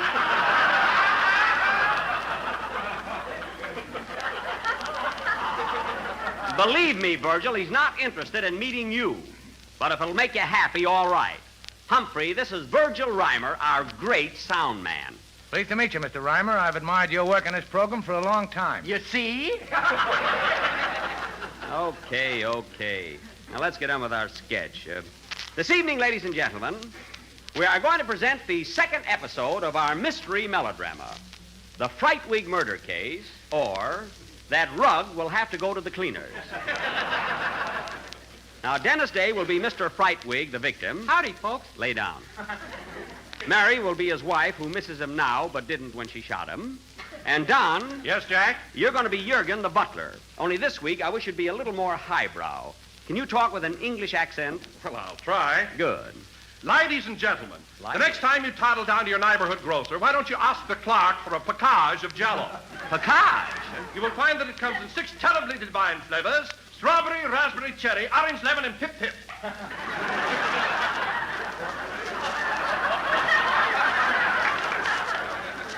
Don, if it weren't for the fact that you were talking about our product, I'd say that your accent was about as English as Sambo and Tambo, you know? Now, where are we? Oh, yes. I, of course, will play the part of Detective Captain O'Benny of Police Headquarters. Phil Harris will be my assistant, and Mr. Humphrey Bogart will be Phil's assistant. Now, in this drama... Just a minute, Jack. Hold it. Would you mind repeating that? Why, certainly. I said, I'll be Detective Captain O'Benny, Phil will be my assistant, and you'll be Phil's assistant. Oh, I see. Yeah, well, I'd like to speak to you about that. Uh-oh. What are you uh-ohing about? Why, what's on your mind, Humphrey? Well, frankly, I don't like the idea of being Phil's assistant. Well, all right, then you can be my assistant, and Phil can be yours. Now, in this drama... Just a second, Blue Eyes.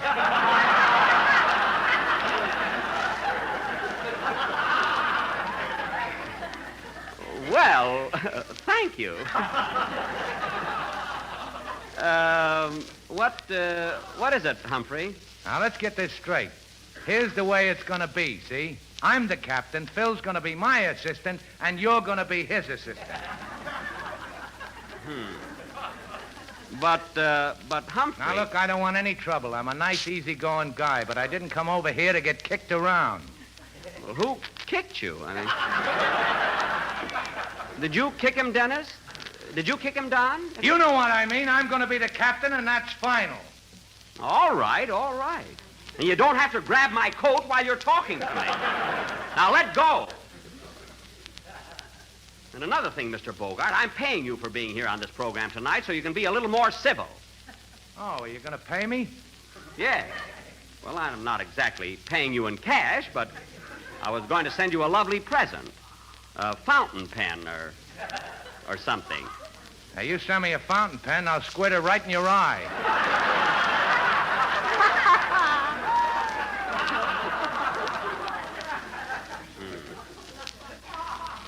Is that so?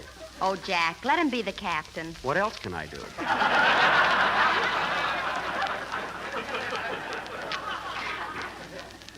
Got a good mind to punch him right in the nose. Well, why don't you? Because he's carrying a gun. He's what? A gat. He's packing a gat. Well, anyway, ladies and gentlemen, Mr. Humphrey Bogart will play the part of Detective Captain O'Benny. I want my own name. All right, you'll be O'Bogart. And Phil, I will be your assistant. Are you happy? Yes. Well, then let go of me. How many times do I have to tell you? Now, this exciting drama, ladies and gentlemen, will go on immediately after a number by Phil Harris and his orchestra. Play, Phil. Here's my part, Humphrey. Get familiar with it.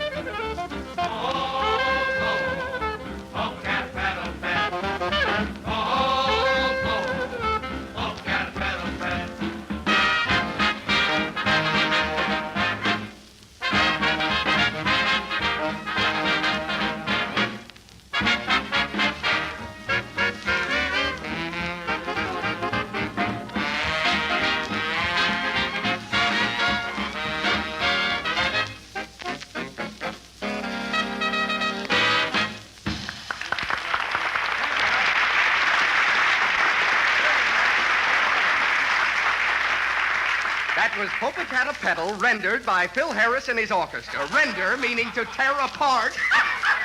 That's a Lulu! Virgil! Now, Virgil, get away from that mic.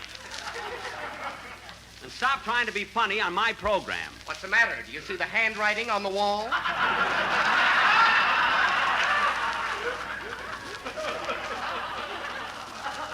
Now, listen, Virgil.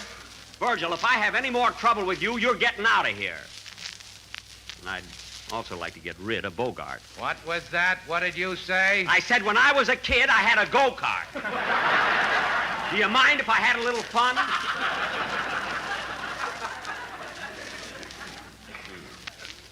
If I hadn't given a quart of blood to the Red Cross, I'd tear him to pieces.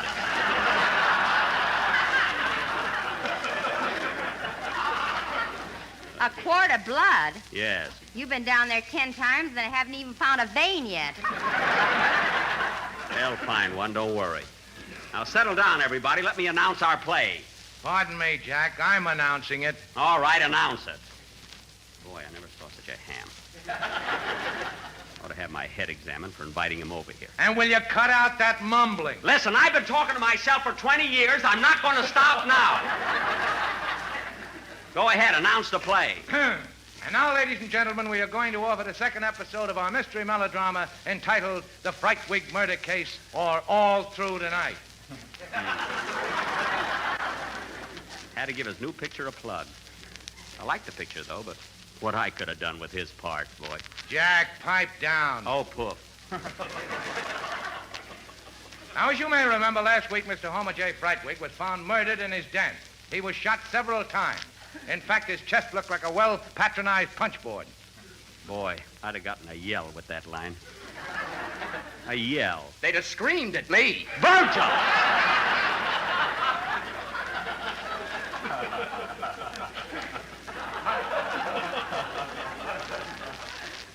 Go ahead, Humphrey, you gangster. Captain O'Benny was called into the case but was unable to make any headway. So this week, I will solve the crime. I'll bet. Go ahead, you thug. As the scene opens, we find Detective Captain O'Bogart and his two assistants. Had to make a mistake.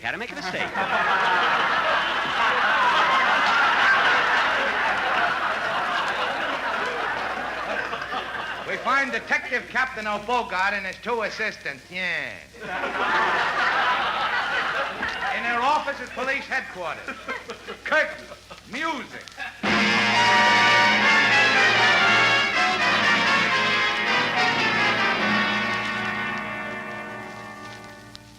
Oh, Sergeant O'Harris. Yes, Captain. What's new on the Fenchel robbery? Did you find out if the chauffeur had anything to do with it? Well, it couldn't have been the chauffeur, Cap. He had an airtight alibi. Alibis. This is the third month of the investigation, and we're no further than we were when we started. Something has got to be done, I tell you. I want action. Do you understand? Action. Yes, sir. Not scaring me, I can tell you that. Now, listen, O'Harris. What makes you think the chauffeur is innocent? Well, at the time of the robbery, he was out of town. We traced him as far as Altoona, Pennsylvania. Altoona, eh? Boy, what a hit I used to be in that town. Stopped the show every night. Well, what happened after he left Altoona? Well, we traced him as far as Chicago, and then we lost track of him till last week when he turned up in Los Angeles with a blonde. With a blonde, eh? Shut up! All right, but if you ask me... There's a phone. I'll take it. I'll take it. I'll take it. All right, take it. Such a little guy, I can't understand why I don't slug him. You're a coward. Oh, yes.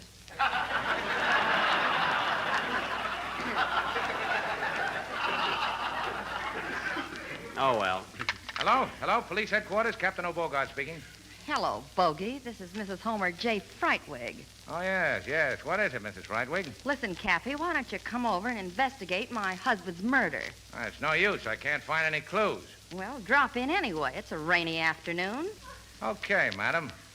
But I'm going to find out who killed your husband. Well, if you're real nice, I'll tell you. Come on over. Yes, ma'am. I'll be there in a few minutes. Swell. Bring some olives. I've got the toothpicks. So long. So long. Who was that, Cap?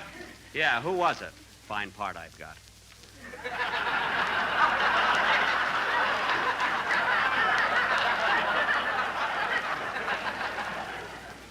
Wish I had my violin with me.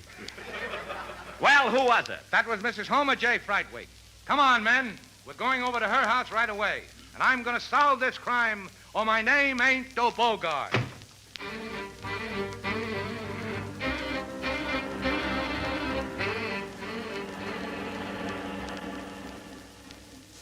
All cars. Calling all cars. Enjoy your ride. You'll soon be walking. That is all.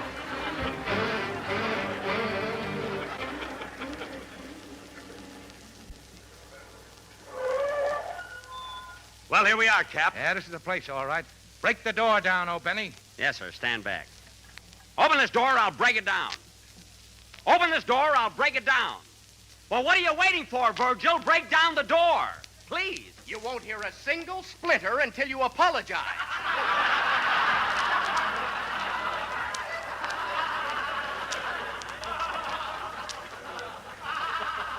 All right, I'm sorry I bawled you out. Now go ahead with the door.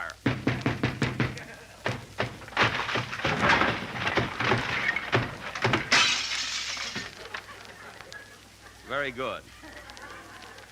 Well, who's this? Good evening, gentlemen. Did you ring?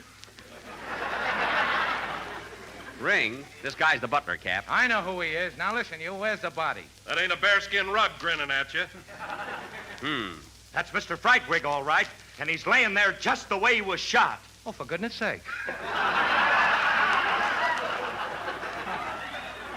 Some tough guy. I bet anything he faints. What was that? Well, come on, Humphrey. Find out who done it.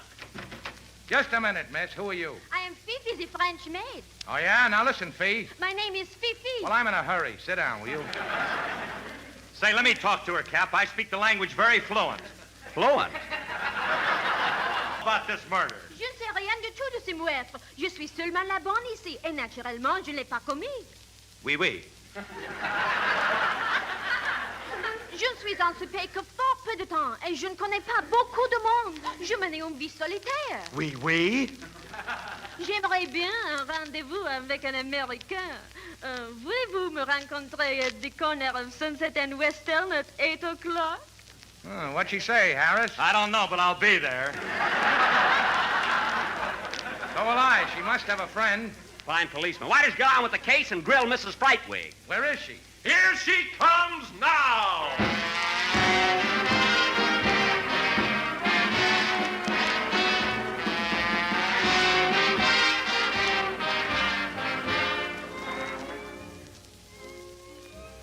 Well, good evening, gents. Pull up my husband and sit down. Now, listen, Mrs. Frightwig. You keep out of this. All right, all right. I'm going to take a look around this house, see if I can find some clues.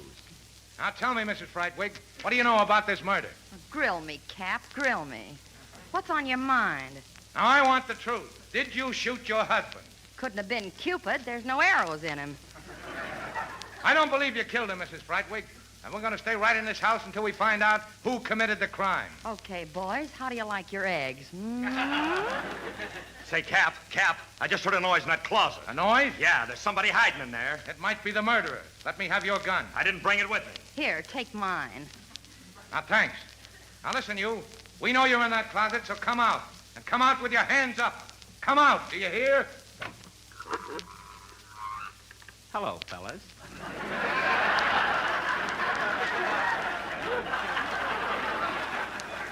Surprised? Oh, it's you. What were you doing in that closet, Benny? I'll tell you what I was doing there. I can't keep it a secret any longer. I committed that crime. I murdered Mr. Homer J. Frightwig. What are you talking about? I killed him, I tell you. Killed him. He was a dirty rat, and he had it coming to him. And I'm glad I did it, I tell you. glad. You did nothing of the kind. You're just trying to build up your part.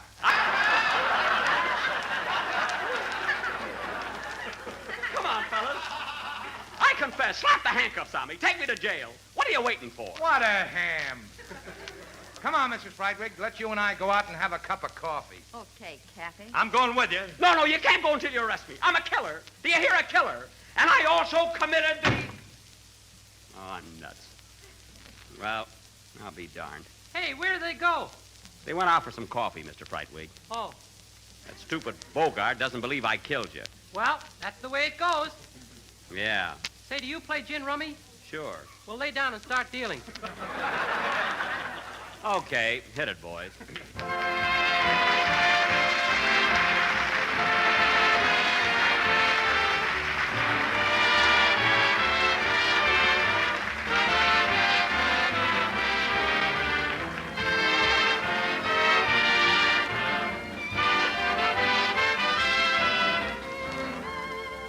Say, won't you be proud? Won't the family be pleased when you serve this grand dessert?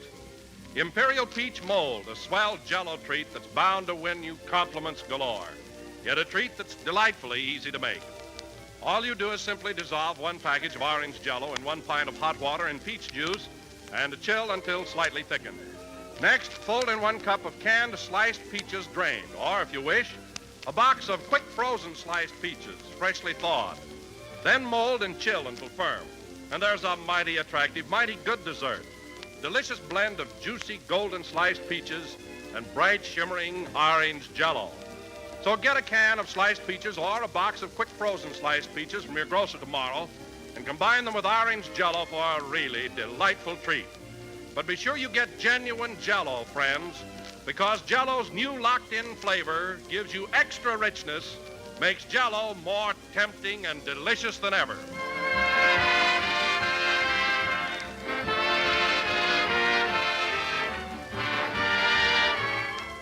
This is the last number of the 18th program in the Courage Jell-O series, and we will be with you again next Sunday at the same time.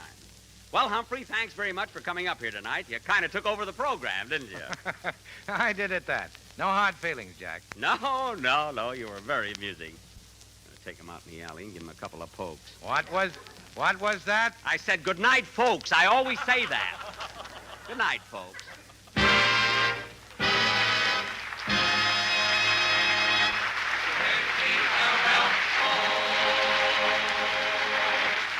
Humphrey Bogart appeared on our program tonight through courtesy of Warner Brothers Pictures. The tune called out the Marines is from the picture of the same name. Jell-O puddings, please. Just say that to your grocer tomorrow, friends, and see if you don't make the acquaintance of some of the swellest desserts you ever tasted. Jell-O puddings. Rich, creamy puddings made by the same folks who make Jell-O. There's Jell-O vanilla pudding. Smooth, mellow, and thrillingly rich. Tops for delicate, tempting flavor. And not only grand as a pudding, but perfect as a creamy filling for pies, tarts, and cakes. So tomorrow, when you order Jell-O, get Jell-O puddings, too. They're just like Grandma's, only more so. The Jell-O program came to you from Hollywood. This is the National Broadcasting Company. KFI, Los Angeles.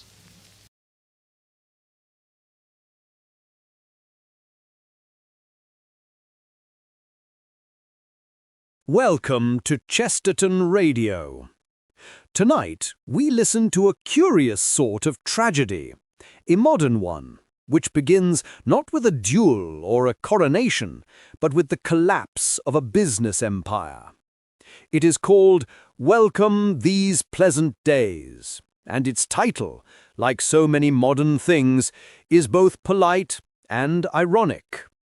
The world, we are told, is ruled by efficiency, by figures, by men who know the price of everything and the value of nothing. But when the counting houses crumble and the ledgers turn to dust, we find that man himself is still the most unpredictable variable in the sum. In this play, Michael Robeson gives us a comedy of catastrophe, a portrait of people who have built their lives upon the thin air of success, only to discover that failure is far more substantial. It is a drama of pride and of absurdity, of those who try to stay respectable while the roof falls in. Yet beneath the satire runs a serious and ancient truth, that man was not made to live by profit alone.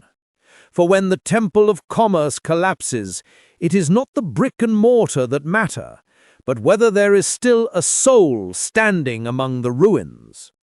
And so, let us listen, with both laughter and pity, to Welcome These Pleasant Days, a reminder that even in the wreckage of our most comfortable illusions, there may still be a hint of grace, or at least of good humor. Now on Radio 4, Saturday Night Theatre. People like us sit on the sidelines, and we watch the varying fortunes of the players. Then something happens to connect us with the players. A ball within our reach, a smile across the grass, and we're involved. And there's no escaping that involvement. We're dragged in on the game, for better or worse. Welcome These Pleasant Days by Michael Robson, with Nigel Anthony as Forgan, Ian Hogg as Dimmock, and Elizabeth Proud as Elaine. You've done wonders with the place since I was last here. It really is. It's very attractive. It suits me very well. And when I'm eventually called on to retire, I shall make no bones about settling down here permanently. But retirement's a long way off, surely, in your line of work. Well, 20 years, perhaps, but... Isn't there something missing? From where? The dining room table. The silver. Ah, yes, silver. It's at Oxford? No, it was stolen from here. 7 pieces in all. Stolen? I realize the distress the child must have caused you, Dr. Forgan, and I'm extremely sorry. But if I can only begin to explain the circumstances that have brought her to this attitude of mind, I'm certain you'll find it in your heart to forgive her. Stolen? By a girl. A young woman called Elaine Birmingham. Elaine Birmingham? No, means nothing to me. But you said it as though it should. What happened to her? Was she thrown into the slammer? And what I think you'd better do is to pour us both drinks, and I'll tell you the story, in however fragmentary a fashion, of Elaine Birmingham and her parents, Angela and Wilfred.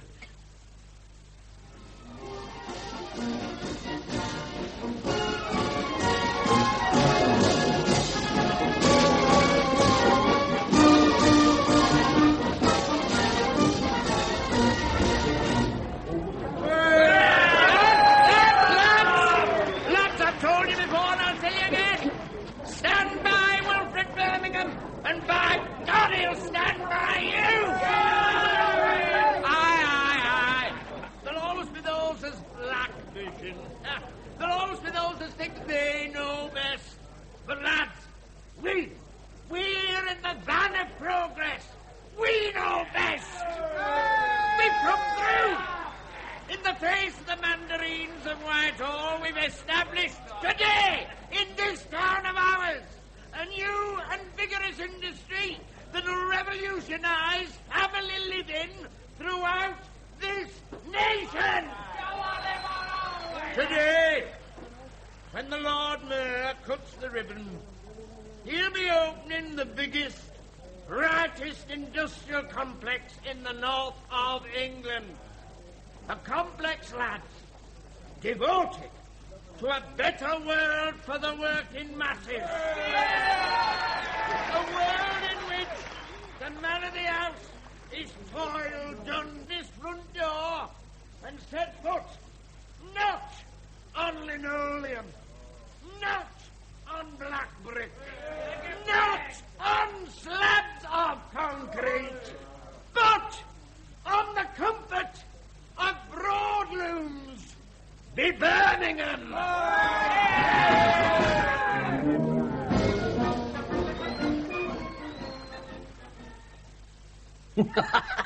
Oh, come on. This is an insane parody. Not to 5 million homes in Britain.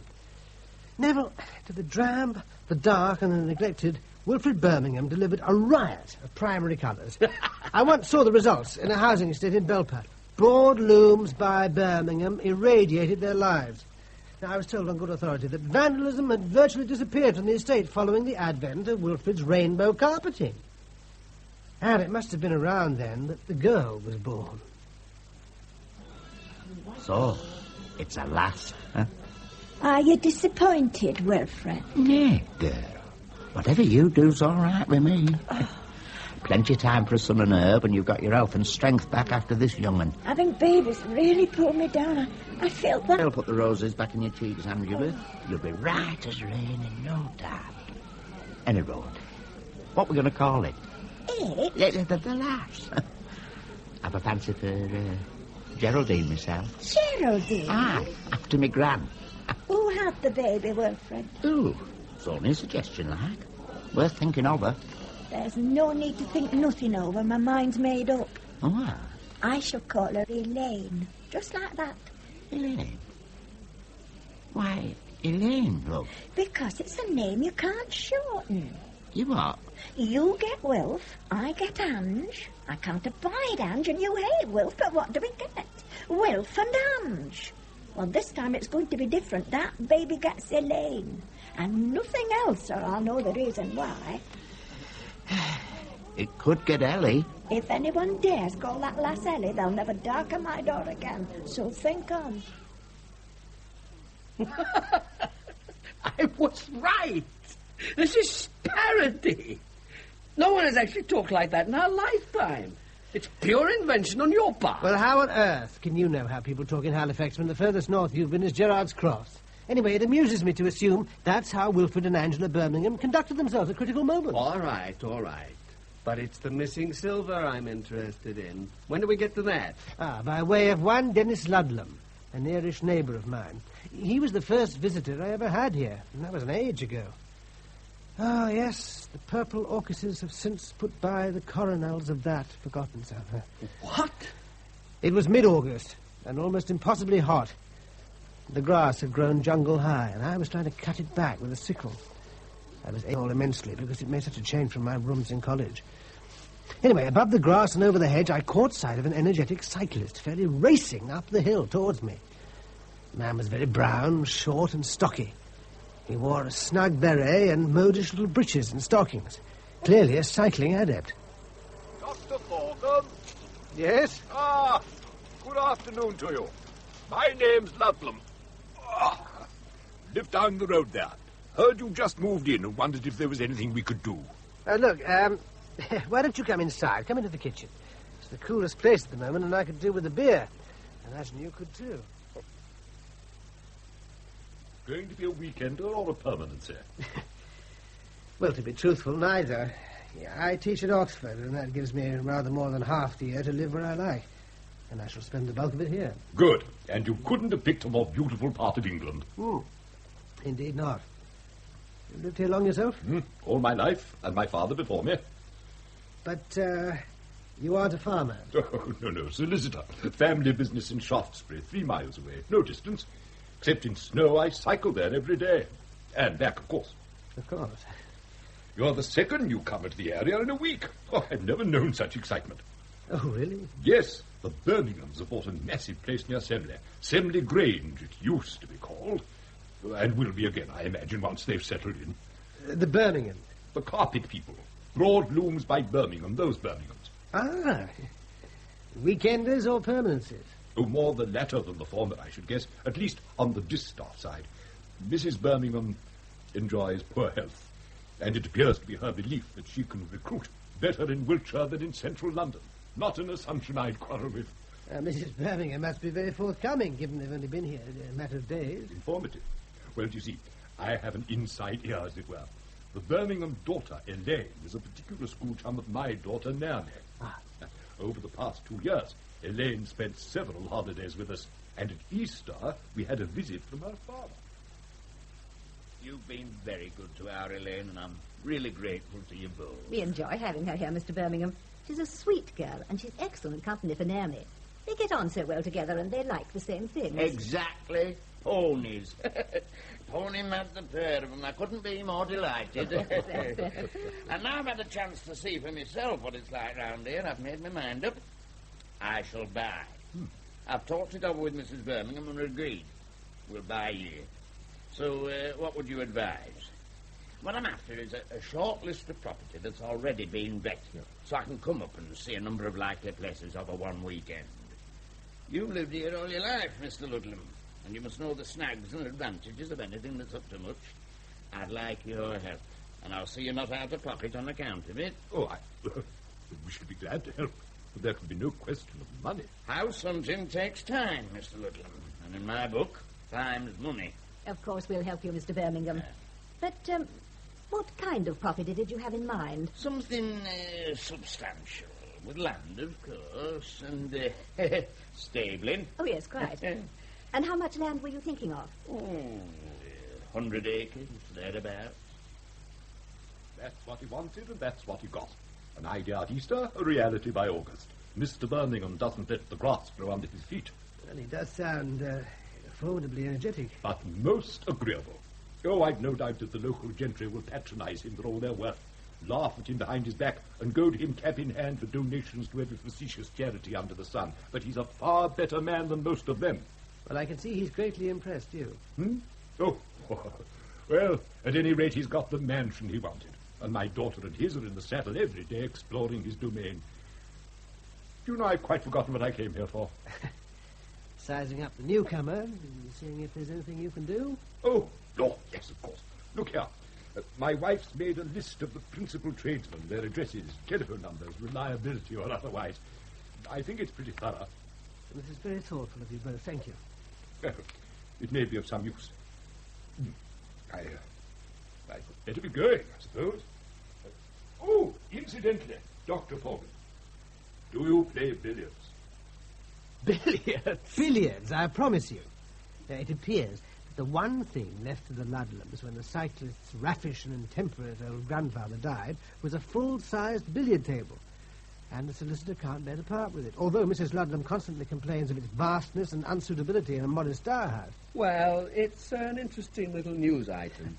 But what bearing does it have on the theft of your silver? It has every bearing, because that grandiose billiard table became my entree to the Ludlam household, and thence to Elaine Birmingham. Ah, the plot thickens.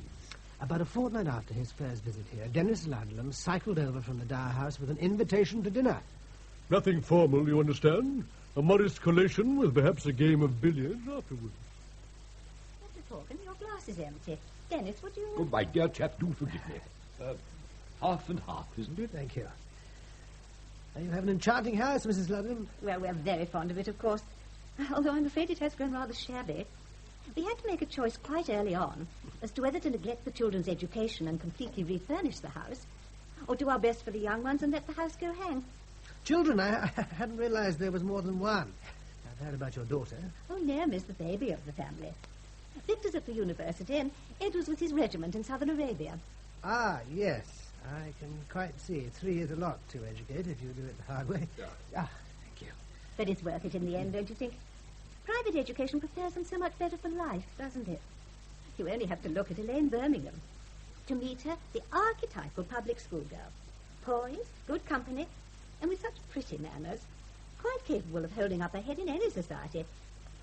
Yet, if you were to meet her father... There's nothing wrong with Wilfred Birmingham, Kate. He's a fine man. Oh, surely. Worth his weight in gold. The salt of the earth? Exactly. And he had the nous to realize that if Elaine were fully to benefit from his wealth, some of it could best be spent on securing for her a good education. I've no doubt at all that in a few years' time, with her looks and poise and money, she'll be able to make a brilliant marriage. Hello? And there she is. Elaine, we're in here. Oh, hello. Come in, my dear, and meet another new neighbour. Elaine, this is Dr. Fogan, who teaches at the university. And this is Elaine Birmingham, Dr. Fogan. How do you do? Naomi not with you? Actually, no. She and Daddy are still trying to get the fountain to work. They've been at it all day and they're absolutely filthy. Oh, not too filthy, I hope. Anyway, Naomi says she's forgotten her Sunday knickers and her Portsmouth dress. Do you know what she's talking about? You haven't walked all the way from the Grange because Naomi's been forgetful. No, Myers drove me over. I say, do you think I could beg a drink of something? I'm really dry and it's been so hot and dusty. Of course, darling. What would you like? Actually, I'd love a shandy. Of course you shall have a shandy. I'll go and make it up. Will you forgive us, Dr. Fogan, while Kate sorts out Naomi's toking deficiency? Shan't be long. Are you liking it here? It's super. I mean, our house is rather weird. Nothing as nice as this, though it's tons bigger. But the grounds are super.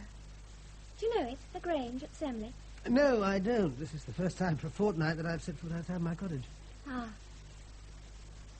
One big fault about the Grange, it isn't really old enough to have a ghost. Is your cottage haunted, Dr. Morgan? I don't believe it is, Miss Sheffield. Birmingham, actually. Fogan, actually.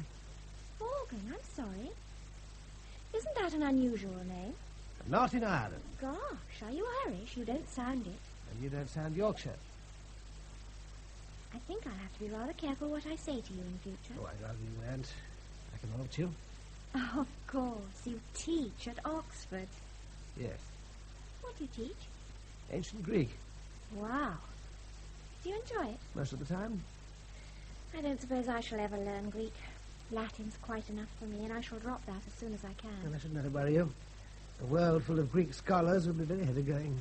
I suppose it would, yes. Your shandy, young lady. It looks super. So, that was your first encounter with her? It was. By no means noteworthy in itself, and significant only in that it was the beginning of our somewhat fugitive relationship. Was she likable? It's disappointing to reveal that she made virtually no impression on me at all that first time. A pretty child with a pleasant voice and dirty denims. A lot of self-confidence. That was that. She was, at that time, an irrelevance to my life. So how did she come to pinch your silver? Now, to understand that, you have to understand the nature of country society. Over Christmas of that year, I was having lunch in the local, and I fell in with one Nicholas Midwinter. I don't believe it. An Anglo-Arab stud near here. He knew all about me, of course, and discovered that I enjoyed riding. The upshot was that he had a mare who needed exercising, and I was free to take her out whenever I wished. And in this manner, I made the acquaintance of Windrush Hyperia. Who? She was a delightful animal, plucky, affectionate, and full of fun. Yes, but what about the main plot? In what I've been telling you, there's nothing irrelevant. One morning, I tacked up Windrush Hyperia, and we rode out. My objective was Wind Green Hill. You've been there with me. A slow approach one way, and a very heavy drop above sea level. The trouble was, the higher we rode, the foggier it became. Until by the time we reached the top, you could hardly see 5 yards about you. There was a cold wind which buffeted the fog around, and Hyperia was nervous and anxious to be on the gallop, which would have been crazy in those conditions. But someone on Wind Green was crazy in that morning. What the hell is going on? Get out of the way! Rein in that horse! Can't hear you! Control it! Right! Turn right, for God's sake!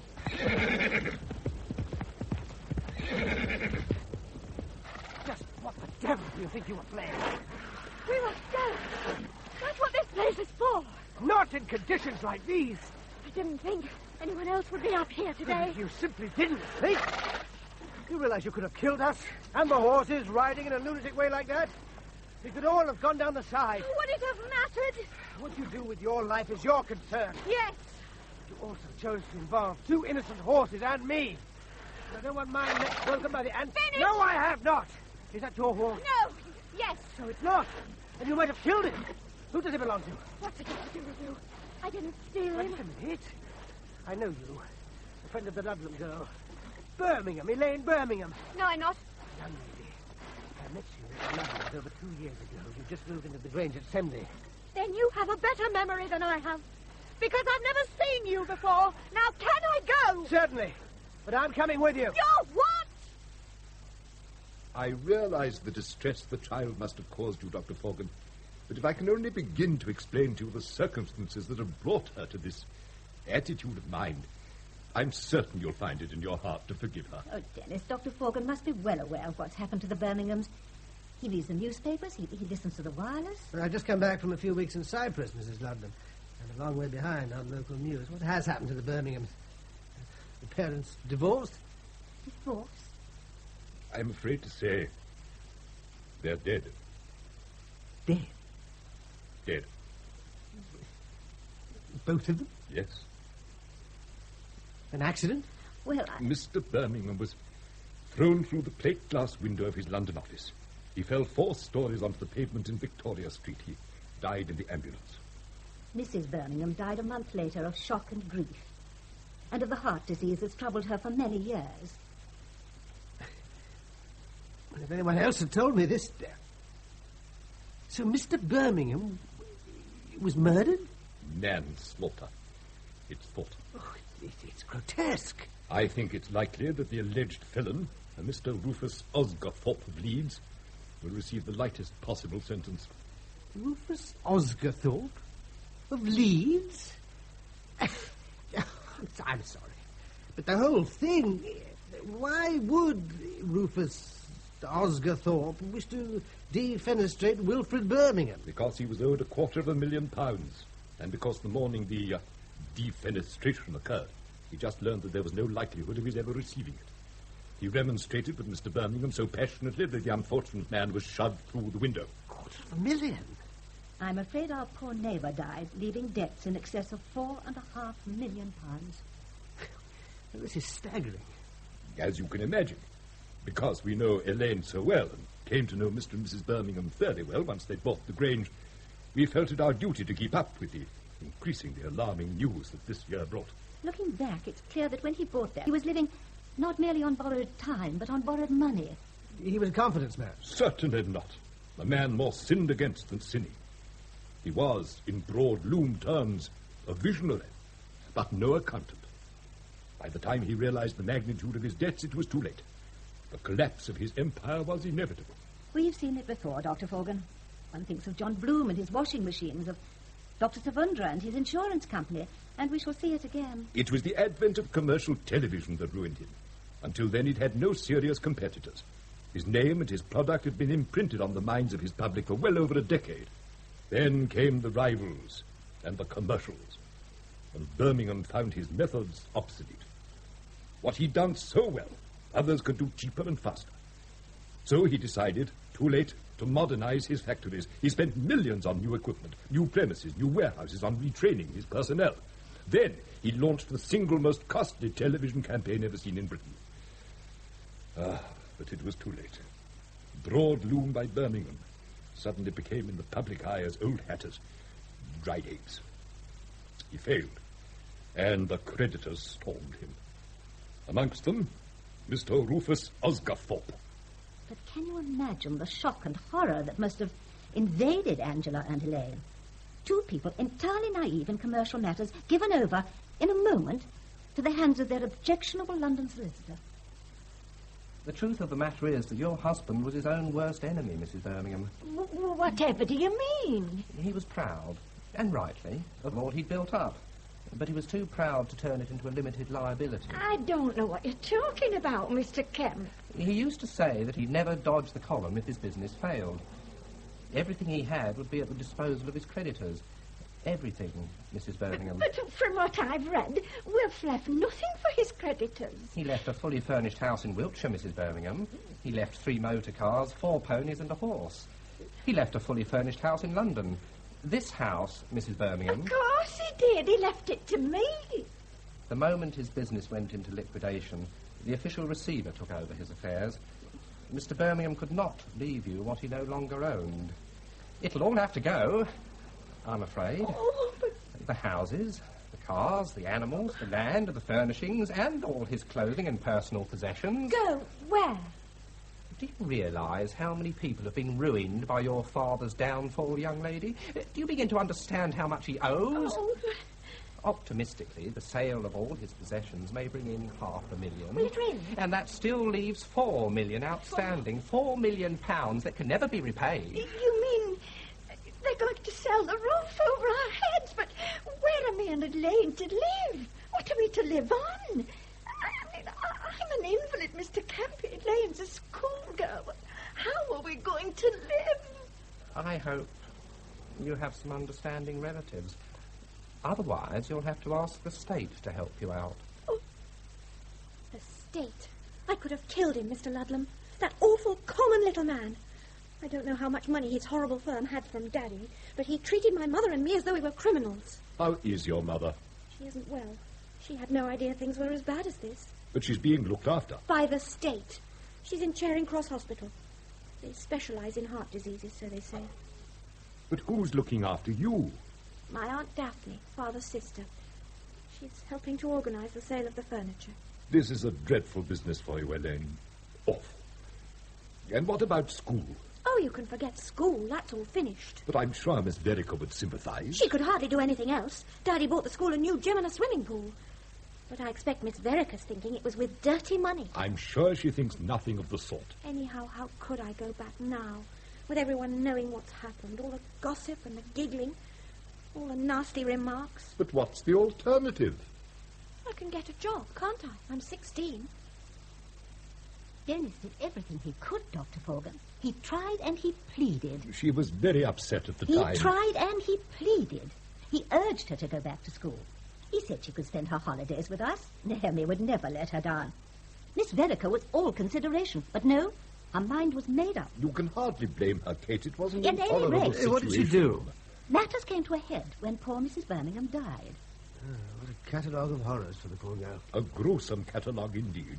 The house in London was the first to go, and Elaine went to live in Barnes with her Aunt Daphne. Wilfred Birmingham's sister. Mr. Birmingham's older sister. The younger lives in Tasmania, I believe. I see. Barnes. And did she get a job? Dr. Forgan, that girl has gone from misfortune to misfortune. We tried to keep in touch with her. Naomi wrote to her regularly from school. But after one perfunctory letter from Elaine, she heard nothing. Then, what is she doing here? It's been There most are matters which I feel should be left to Elaine to recount, or not, as only she can decide, Dr. Forgan. 2 days after the incident with the horses, Elaine turned up here, looking both sly and exhausted. How long will you be staying with the Ludlams? I haven't a clue. Well, I suppose until I find a job. And down here? Wouldn't there be more openings in London? I don't want to see London again as long as I live. The problems I had there. I gather that after the misfortune you went to live with your aunt in Barnes. My aunt. You won't know what it's like to feel obliged to someone you can't stand. Old Barnes was all right. But to be cooped up in the house of someone who has you on sufferance as a duty. Your father's sister? Daphne's the renegade of the Birmingham family. She's academic. She has a degree and a social conscience. She's principal of a teacher's training college, and I can imagine how she trains her teachers. You don't get along with her? She's like something beastly out of Dickens. No humour, no kindness. You've had a very bad time of it recently, Elaine, and there's no one sorrier than I am about the way things have turned out. And it's decent and natural that you should grieve for your parents. I was fond enough of Wilfred myself, though we went our different ways in the world. But what's done's done. You've lost your parents, and you've lost a very nice way of life. A way of life very few girls of your age could ever have hoped for. But it's time to turn your back on all that and set about making your own way. You've several advantages. You've a good education behind you. You know how to behave in society. And when you take the trouble, you can be a very pretty girl indeed. All in all, not a bad start in life. I had a great deal less to build on. I was plain. I was poor. And in those days, and in our family, girls weren't encouraged to go in for higher education.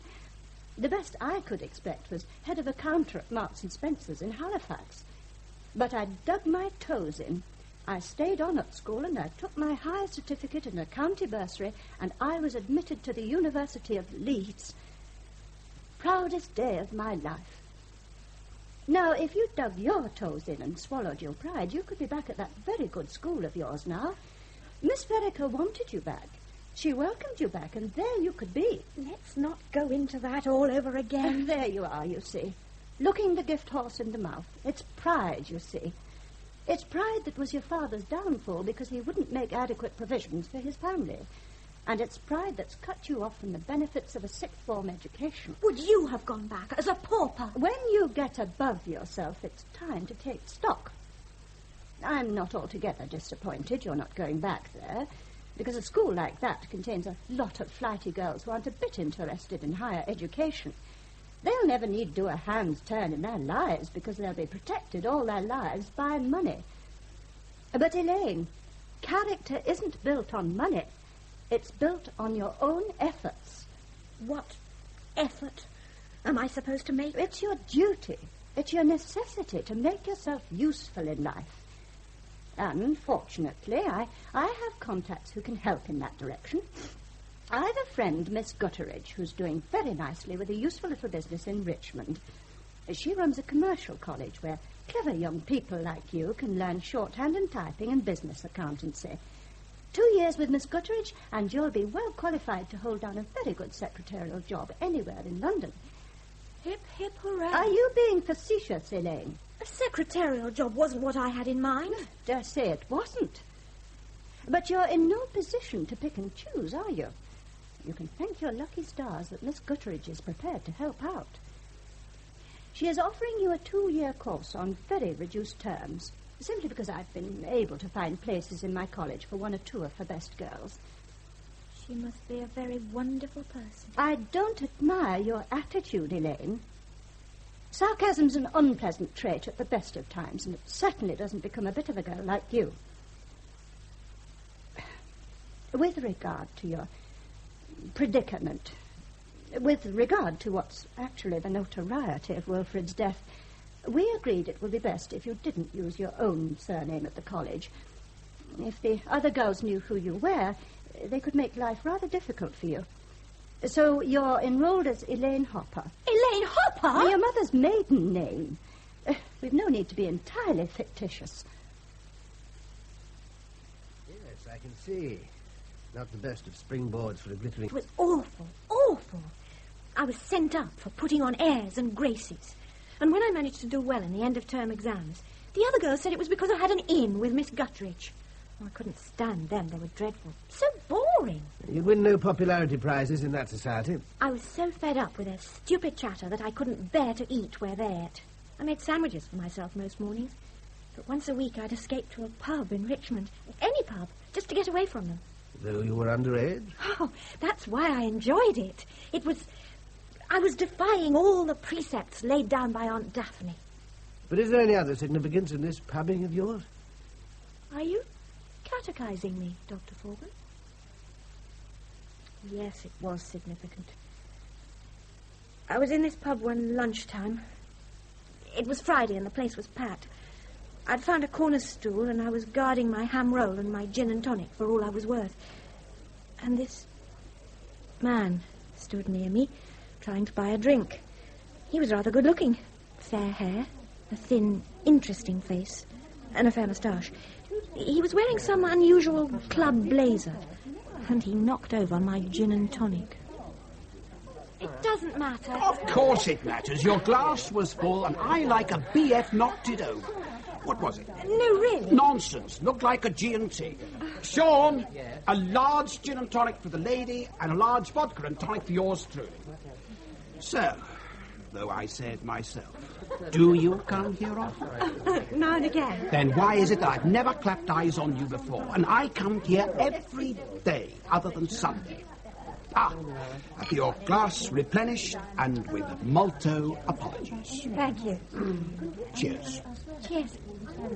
So, what's a beautiful creature like you doing in a hellhole like this? I was having lunch. Lunch? One of Sean's disgusting rolls? Yes. You should be feasting on stone crab and pink champagne. Oh, if I had the money.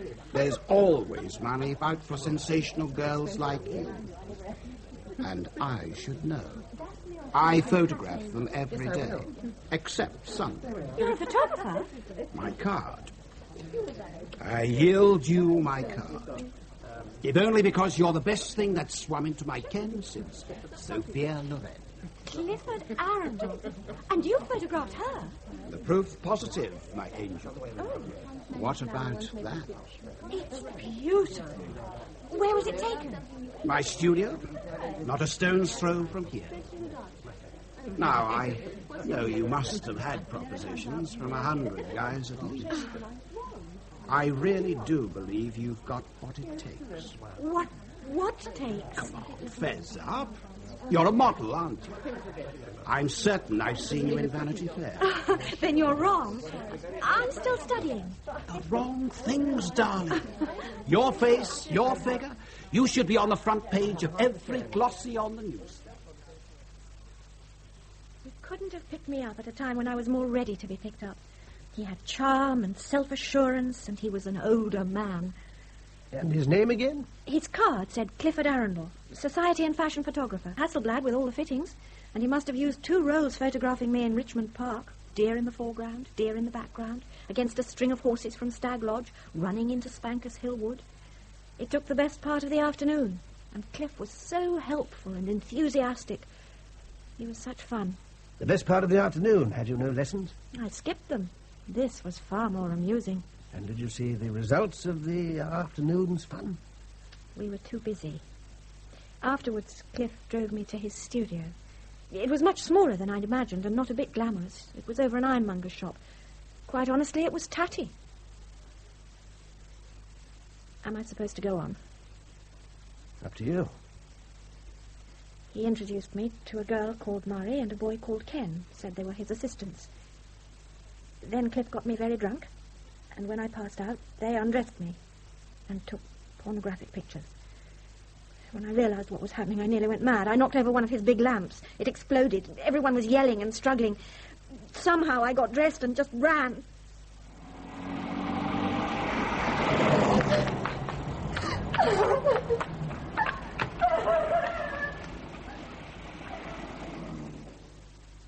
I'm afraid she doesn't want to see you at the moment, Miss Birmingham. I dare say she doesn't. But I want to see her. If you have Elaine's interests at heart, and I'm sure you do, then you're best advised to postpone the visit until she's ready for it. What on earth did the girl think she was doing? Behaving so irresponsibly. What time did she come home yesterday? I can't be sure. She wasn't here when I arrived, shortly after 6. No note, no explanation, but that was hardly surprising. She often decided to go to the cinema or just out of an evening without telling me. But when she wasn't home by 11, 11:30, I became very worried indeed. At midnight, I rang the police. They told me not to worry unduly and that they'd make inquiries. I telephoned them again, twice, and at 3 this morning, they were on my doorstep. A girl answering my description of Elaine was in the General Hospital. Would I go there and see if she was Elaine? I was terrified. I went with them, of course, and I identified Elaine. She hadn't recovered full consciousness when they administered the stomach pump, and she was sleeping heavily when I arrived. They told me there was no purpose to be served by my staying there, and that I should be notified when I could visit.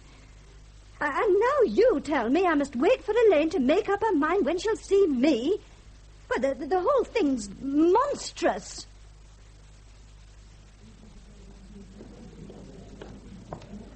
Hello? How are you feeling, love? Bit better, thank you. Not much, though. Who found me? A courting couple. You gave them a terrible fright. They thought you'd been murdered. You also made things difficult. They knew they had to get you to hospital as quick as possible. But unfortunately, he was married and she wasn't. Oh, Lord. The girl made the 999 call anonymously and then shot off home, presumably. The man stood by to look after you. You were wearing his jacket when the ambulance arrived. He wouldn't give his name, but the police detained him. They thought he must have something to do with your condition. How awful. Yes, wasn't it? They allowed him to telephone his wife. Heaven knows what excuses the poor man made. But if his marriage was dicey before, I reckon it'll be all washed up by now. Because until you'd come to, failed to recognise the man and got him off the hook, he was kept in custody. He'd have been better off leaving me. If he had, you and I wouldn't be sat here chatting. He saved your life, and more than likely ruined his own to do it. Well, can't I explain to his wife? You keep right out of it. He's in enough trouble as it is. It was Cliff's fault all this started. What about him? The police were round at his studio first thing this morning. Everything gone, packed up clean as a whistle and away, leaving quite a lot of rental outstanding. But can't they trace him?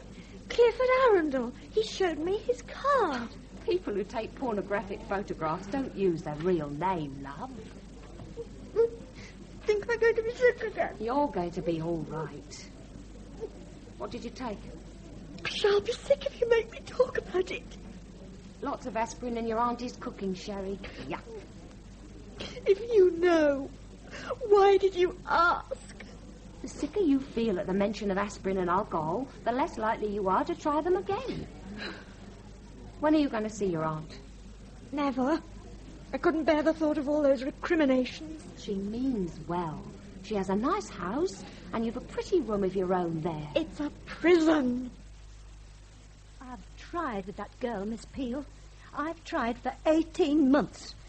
But she's sullen, incommunicative, and sometimes downright cheeky. If it wasn't for her unfortunate background, I'd have had her out of my house months ago. Well, she's had a nasty time, but she's done nothing to help herself. And she's shown me no consideration or affection. She doesn't want to live here, Miss Birmingham. Then what's to become of her? Well, she's not 18 yet. She's still a minor at law. She'll have to stay in a hostel. There is a place for girls in a similar predicament in Richmond. A hostel? Among girls with criminal tendencies. A girl with criminal tendencies. Is that how you see your niece, Miss Birmingham? Miss Peel was all right. I could get on with her. She was kind, but she was tough and practical. No sentimentality. Well, that's her job. She's a welfare officer. And you're not related to her. You've given your aunt a rough time, haven't you? Well, she deserved it, all that pity and piety. So you chose the hostel? Without Aunt Daphne, there was no alternative. I was in care and protection. I can't imagine the hostel was an improvement on your aunt's home. I swapped one kind of hell for another. Though there isn't much to choose between a domestic hell and an institutionalized one. I stuck it for a month, and I had all the snide remarks over again. What's an upper-class kid doing here? Slumming it, are we? Why weren't you Devil of the Year, then? You haven't given it much of a whirl, have you? A month? It's horrible. You must know how horrible it is. You'll be 18 in 2 months' time. In 3 months, if you work, you'll have your secretarial qualifications. Then you can get a job, and we can find you some decent digs. A little flat later on, somewhere of your own once you've saved a bit. Is that asking too much? What a smashing future. Digs in Twickenham and a job in a ball-bearing factory. You could be pushing up daisies. It'd be better than this. I don't need self-pity, not in this office. Look, I've had everything, and you've never had anything, and that's the difference between us. And that's why you'll never understand that I'd rather be dead than have this nothing life.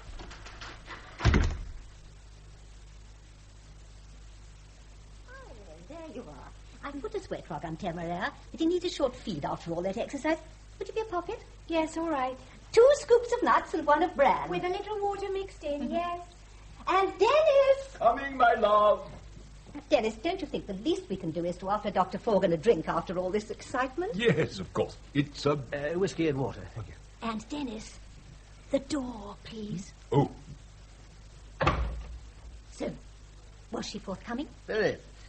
She had reached the stage of threatening to quit the hostel. I can't wait for the next installment. Oh. I don't mean to be flippant, but that girl's packed more incident into just 2 years of her life than I've seen in 40. Is that enough water? Oh, thank you. She's had a ghastly time. An impossible time. The greatest in fortune. What's that, old chap? Oh, something Elaine said she said to the welfare officer reminded me of Chaucer. Miss Peel reminded you of Chaucer? Oh, Dennis, really? Well, Chaucer wrote that the worst sort of human misery occurs when someone who's had everything looks back on the full days of old, when they're down and out. Exactly. Exactly. It's what I've said to Dennis over and over again.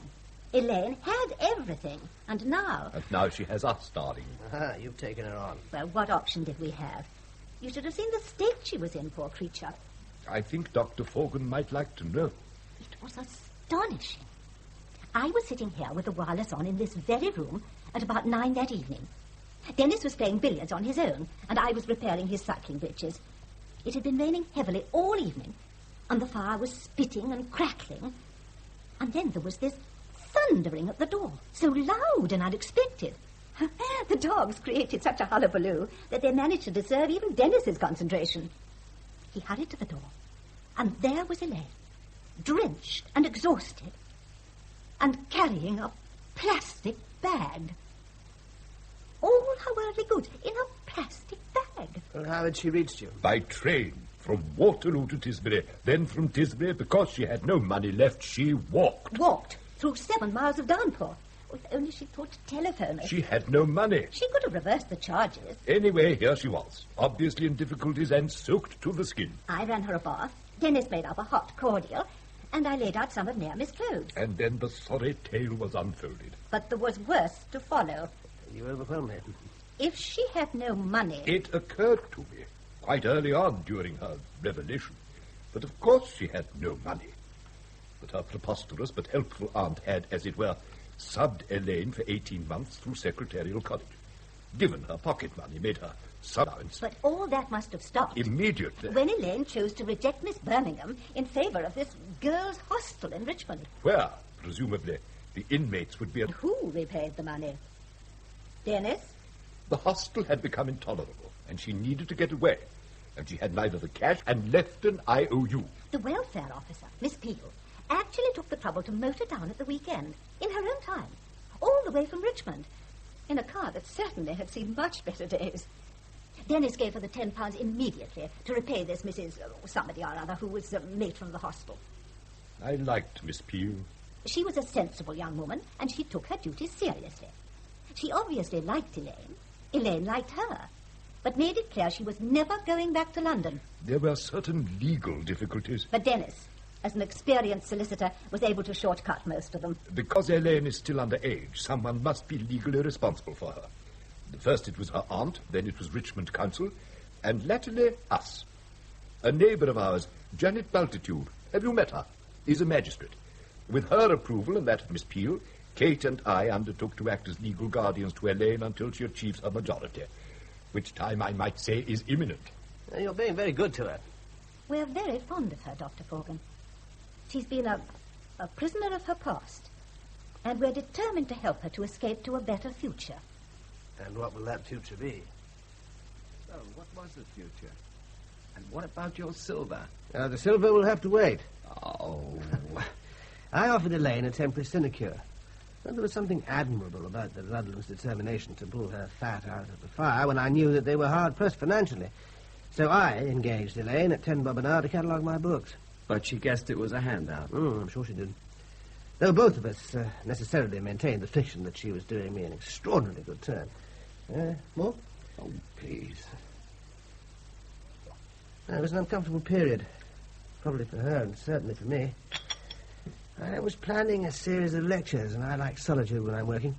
And suddenly, it was a human being in the place, in my life, for whom I had to assume some responsibility, giving her coffee, giving her tea, listening to her jejune ideas about life and art, taking her to the pub for lunch.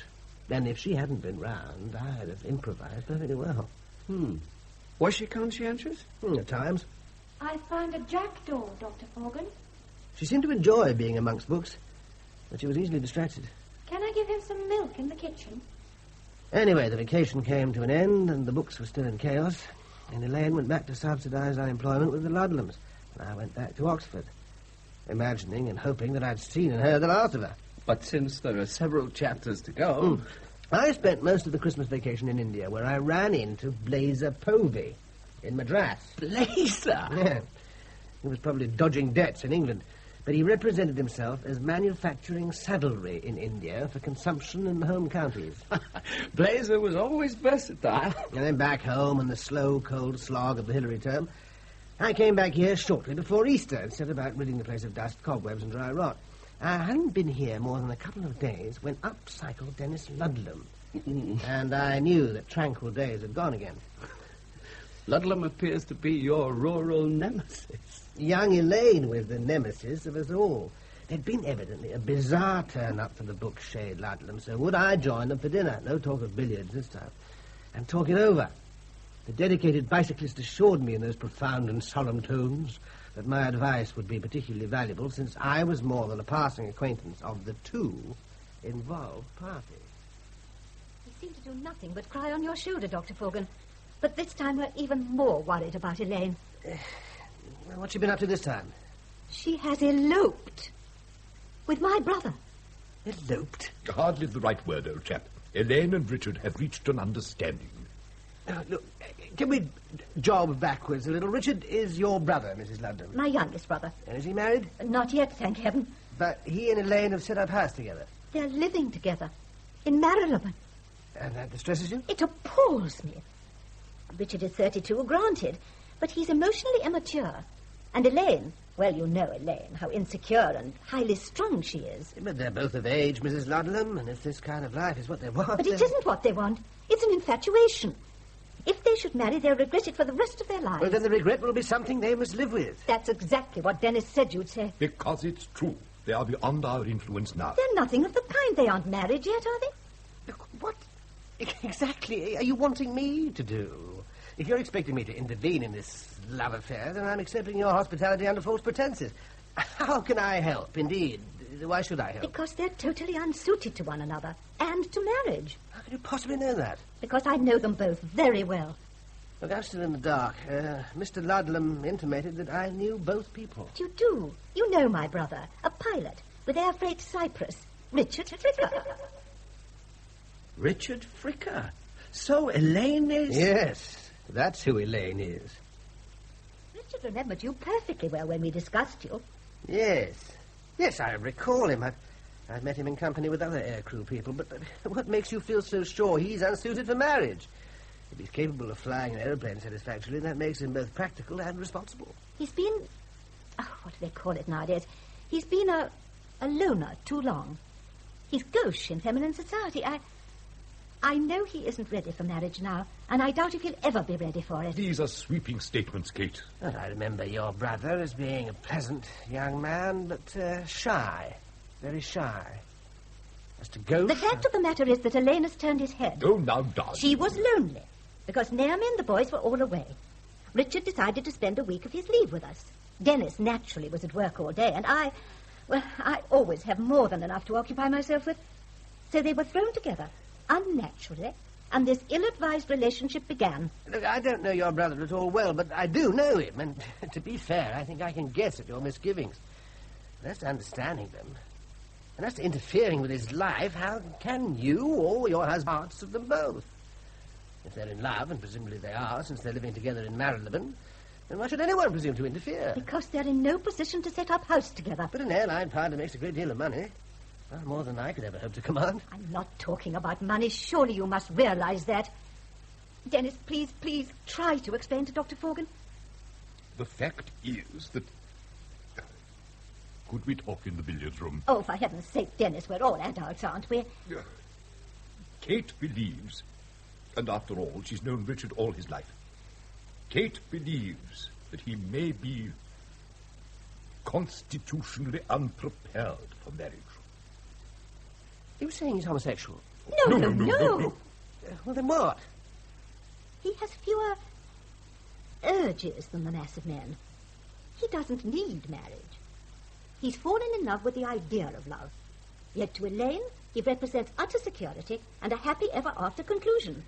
But that won't be the case. Yeah, but isn't that something they'll have to discover or not for themselves? Aren't you taking too much responsibility on yourself? They may be ideally happy. Give them a chance. Richard is my youngest brother. And I brought him up after my mother died, almost as if he were my son. I know him, Dr. Forgan. And we've known Elaine for 5 years, almost as a daughter. And we understand her. Of course we want what's best for them both. But what's best for them both is certainly not a marriage between them. It can only end in unhappiness.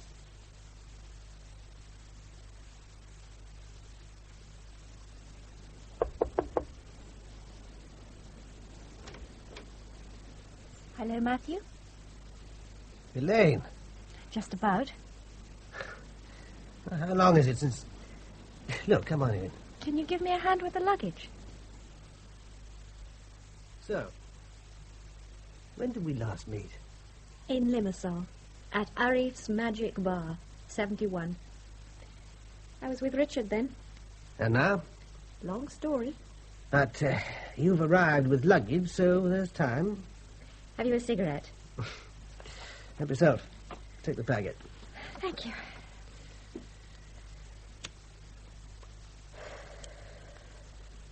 You know, I didn't realize till we lived in Cyprus how many people you knew out there and how many people knew you. Well, it's been my second home. When I was a boy, it was my first. My father worked out there. I've heard all about that. But what about Neville Dimmock and Blazer Povey? Oh, Blazer, back in Cyprus? You can't keep away from the place, can you, the three of you? Blazer, Neville and I were school friends. For national service, Blazer and Neville took short-service flying commissions. By chance, they were posted to Akrotiri. I was sent out as an intelligence officer during the Aoka campaign because I spoke fluent Demotic Greek. Neville fell for the place just as I'd done. And since you've met him, you'll know about his business interests there. Mm-hmm. And your husband, too. Went where his contract stipulated. Milk train run, Gatwick, Nicosia, Gatwick, freight. Yeah.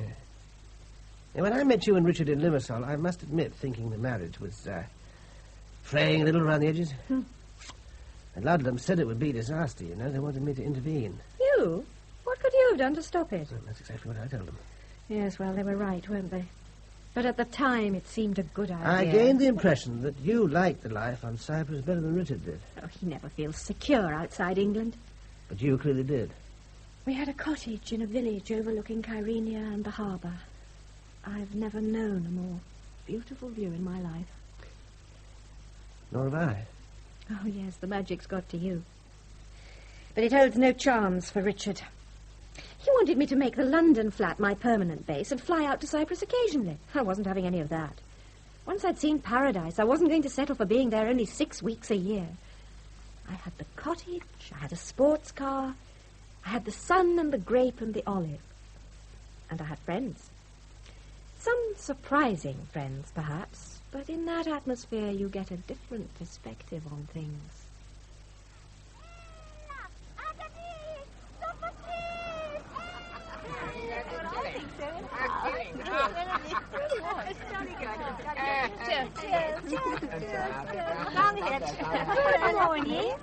Morning. I was wondering which of you is Clifford Arundel. Someone said he was here. Did you say Clifford Arundel? Yes, society and fashion photographer. They said he always wears a blazer. Hello now. And a chap in Cyprus who always wears a blazer. The chap you're talking to. Blazer I see. They must have meant that you know Clifford Arundel. Look, have we? Oh, yes, at Mr. Arundel's studio in Richmond. Oh. It was a long time ago, and you've obviously forgotten. But I haven't. I think I can help you. Believe I know where old Cliff hangs out these days. That's good. I have an urgent message for him. Well, look, why don't we have a drink? Over there. We can talk about Cliff. Bit more privately, This charming young lady and I have a mutual friend who's in some kind of trouble.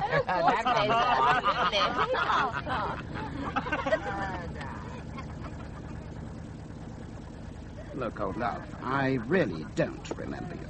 I was 17 at the time. You got me very drunk in your studio, and when I passed out, you stripped me and had your chums Ken and Mari perform. And you photographed what they were doing to me. I did? When I ran out of your studio, do you know what I did? I went home, I took a large bottle of aspirins and a bottle of sherry, and I went down to the river, and I tried to kill myself. What you'd done was the last filthy indignity in a year of indignities. You mean it, don't you? You know, I do remember something. The deer in Richmond Park. And your Hasselblad with all the fittings, yes.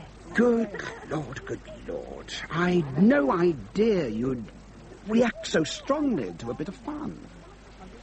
Well, you must have been a little worried because you cleared out of that studio so fast that you forgot to pay the balance of the rent. What with that and your porno pictures and my go at suicide, the Richmond police still have an open file on Clifford Arundel. You have no proof. Not now. You're Edwin Blazer Povey, sometime flying officer, sometime con man, now engaged in a civilian capacity in public relations for the Ministry of Defence.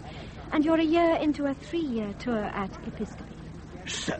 All I have to do is go to the air officer commanding RAF Episcopi and tell him my tale. And I wonder how long it'll be before the Ministry of Defence hands you over to the Richmond police. I'd like an ouzo, please. You wouldn't do that, would you? I mean, it would do you no good at all. But it might dent my career, even though I'd certainly deny everything. Why shouldn't I? You almost destroyed me. If you were going to, you'd have been at Flagstaff House by now. You've done your homework, and I'm impressed. So why didn't you take it to the headmaster? Dear Uza, Paracalo. It depends on what reparations you're prepared to make. Now we're getting down to the nitty-gritty. My husband is Richard Fricker. You know him. Richie Fricker? Yes. Heard he was married. Didn't know who to. Congratulations. Too late for those. He and I have come to the end of the line. He's going back to England to a permanent admin job. I want to stay out here. He's not prepared to maintain me out here. I have a cottage up the road and a sports car, and I live rather well. I don't want my standards to drop because my husband doesn't understand. So Blazer got his comeuppance. Well done. I thought he was a friend of yours. Well, so he is, but you don't have to admire a person to like him, do you? Blazer was always a bit of a scamp. Though I didn't think he'd actually stoop to pornography. But if it's any consolation, I'm sure he had no idea how horrifically you were going to react to his antics. There's no malice in the man. That's true. I'm afraid he is likable.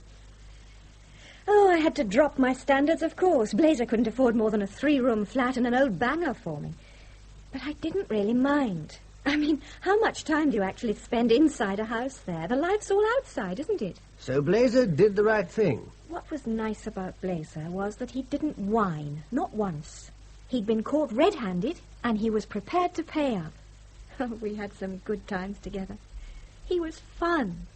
And he knew fun people and fun places. Yes, that's Blazer.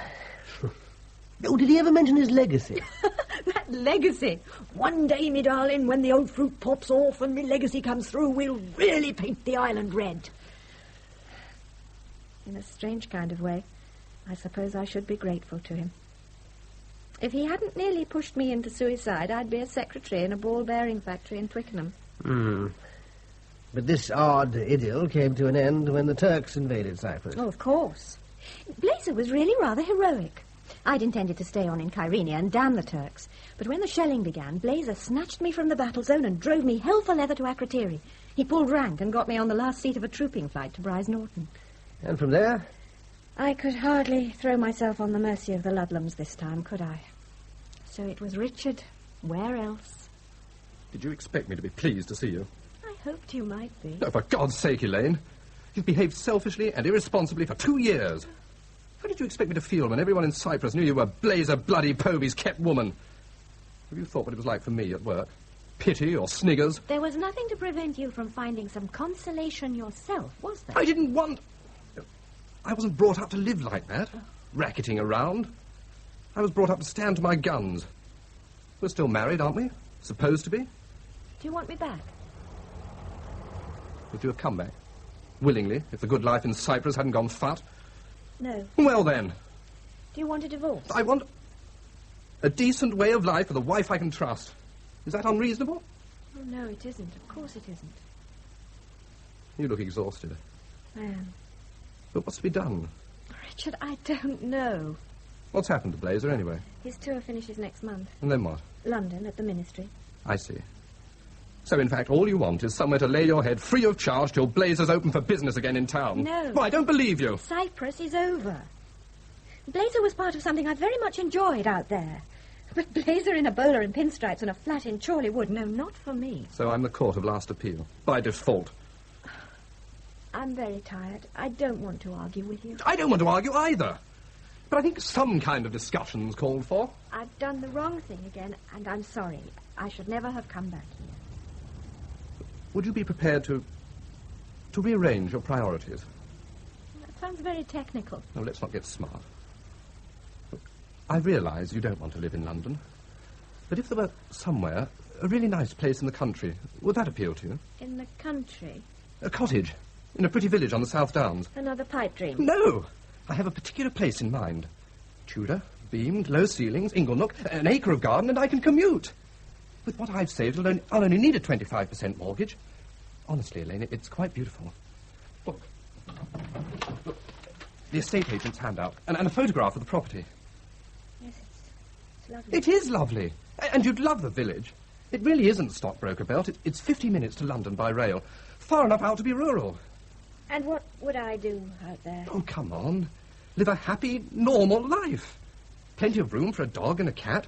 You could ride again. There's an excellent stables at the end of the village, and it's good hunting country. And children. What? You'd want children. Well, doesn't everyone? Richard. Yes? Find another wife. Well, what are you talking about? Everything you've said sounds marvellous. For any girl but me. But how can you know until you... Saturday. I'll drive you out there. We can see the house, have lunch, take a walk. You'll love it. There's nothing the matter with your suggestion. There's nothing the matter with the place. I'm sure it's beautiful. There's nothing the matter with anything you've said. Except that it fills me with gloom and terror. What the hell do you mean? Are you sure you want to know? Elaine. All right. I would find it boring, boring, boring. I don't want to be a commuter's wife with 2 ideal children and 2 ideal pets in an ideal cottage in an ideal village 50 ideal minutes from London. What would I do out there? And when you came home at 7:30 sharp and put on your slippers, what would we talk about? The golf club, the Mothers' Union, gooseberry jam and flower arrangements and the vicar's little problems. How much the fees will be at Nigel's new school. Oh, what a bitch. What a neurotic, selfish, dissatisfied bitch. And I suppose I am to him. The story doesn't get any better, you know. I'm not a pre-Raphaelite heroine. I never thought you were. Oh, dear. Did you see through me from the beginning? I don't know that I ever tried to. You were never uppermost in my thoughts. How nice to find someone so disengaged. It must be. So what are you doing here? I need a breathing space for a week or two. Until Blazer comes back? I suppose so. Well, you know where the guest bedroom is. Dump your things there. You can stay till I say go, which won't be long. Aren't you being rather hard on me, Matthew? No harder than you've been on a number of people. It's like that, is it? Look, what have you been up to since you walked out on Richard? Oh, travelling? Why? Now, yesterday afternoon I received a telephone call from the Salisbury police. Oh, yes, I'm on the telephone now. Asking me, in effect, to give you a favourable character reference. An hour later, Dennis Ludlam was on the telephone. He'd had a similar request. So what's been going on? I'm sorry. I didn't really expect them to check, you know. I thought it was a matter of form. Oh, they checked. Why? Well, when I left Richard, I decided to work my way west. Towards the Ludlams, or me? Oh, they were always reserve champions. I took a bus to Salisbury and decided to stay there for a few days. And before I realised it, I was out of cash. Which had come from whom? Richard gave me 50 quid. He felt it was cheap at the price to be rid of me. Anyway, I was out of makeup. And I wanted to look my best when I called on you. I went to a chemist's. Couldn't believe the prices of the makeup. And I seem to have left without paying for what I took. Wasn't that forgetful? But they were on to you. It was only a matter of £9.58, a drop in the ocean. Not to a local chemist. Police, questions, statements, denials. It wasn't a bit amusing. And then the question of bail. Would you believe it? For £9.58, they wanted £75. Which you hadn't got? No. So Mr. Plod took me round to the hotel, and I managed to have 5 minutes private conversation with the manager. He was very understanding. But on top of that, because I had no fixed abode, Mr. Plod wanted references. I could hardly give Richard, so I'm afraid it was you and poor Dennis Ludlam. When do you appear before the magistrate? The day after tomorrow. Since I'm an itinerant, Mr. Plod said he'd hurry me through, bless him. It's not very funny, is it? It's stupid and rather shabby. I knew I'd be in trouble. Oh, Elaine. I've known you for what seems an eternity. I'm prepared to make a few allowances, but I draw the line now. If you'll guarantee to stay here until Thursday, I'll drive you over to Salisbury myself and try to put in a good word for you to the magistrates. Now, is that on? I suppose it'll have to be. All right. So take your things to the guest bedroom, have a bath, help yourself to drinks, and I'll be back within an hour. Where are you going? I tend to keep an empty larder. It'll have to be replenished. You can cook us a Greek dinner tonight, and we'll talk about Cyprus. Θα σε φέρω στο για την φιλοξενία σας. Εγώ πολύ καιρό να κάνω αυτό. Were you perhaps hoping for ultimate benefit? From a down and out? She's a very attractive bird. It makes a difference when you've known them since they came in wearing wet jodhpurs and a torn hairnet after a gymkhana. Does it? I fancied her like hell, you know. And when I heard about her arrangement with Blazer, I was very jealous. Oh, this was after Audrey's death, of course. You saw her. You saw them regularly. Oh, not regularly, but quite often. Tiny's club. Famagusta, mainly. Sometimes Blazer'd be after a Nordic blonde or a shady deal, and I'd be left very happily with Elaine. She could take a liquor, could that girl? Well, she could take a lot of things, now you come to mention it. At any rate, after our up and downer, I motored to Tisbury and bought all the makings for the Greek blowout from the delicatessen there. Then I called on Theo Edwardis. Theo, you've settled down at last. In a very pretty manor house. I'll take you there tomorrow. Anyway, I got some ouzo and retsina from Theo's private stock and came back here. First thing I saw was her note. Aye, aye? And I had a presentiment of ill luck. Dear Matthew, I'm sorry about all this. I hope you'll understand someday. Much love, Elaine. I was put out, of course, but not extravagantly so. I began to think how lucky I was not to be landed with such a spectacularly unfortunate girl. Oh, I'd quite looked forward to a dinner for two, but a dinner for one twice would be perfectly agreeable. Then I went into the dining room. I've been waiting for this. How I've been waiting for this. It took me some time to realize what was strange about the place. Then I looked again at the sideboard and the dining table, and I knew. Elaine pinched your silver. It must have sounded so jocular. I was furious, angry, hurt and bewildered to betray me like this. Did you report the theft? No. There you go. How soft. Well, would you have reported it, given her circumstances? Of course I would. Well, I don't know. I really don't know. Oh, I raged around. I swore vengeance. I was on the point of calling the police half a dozen times. But in the end, I didn't.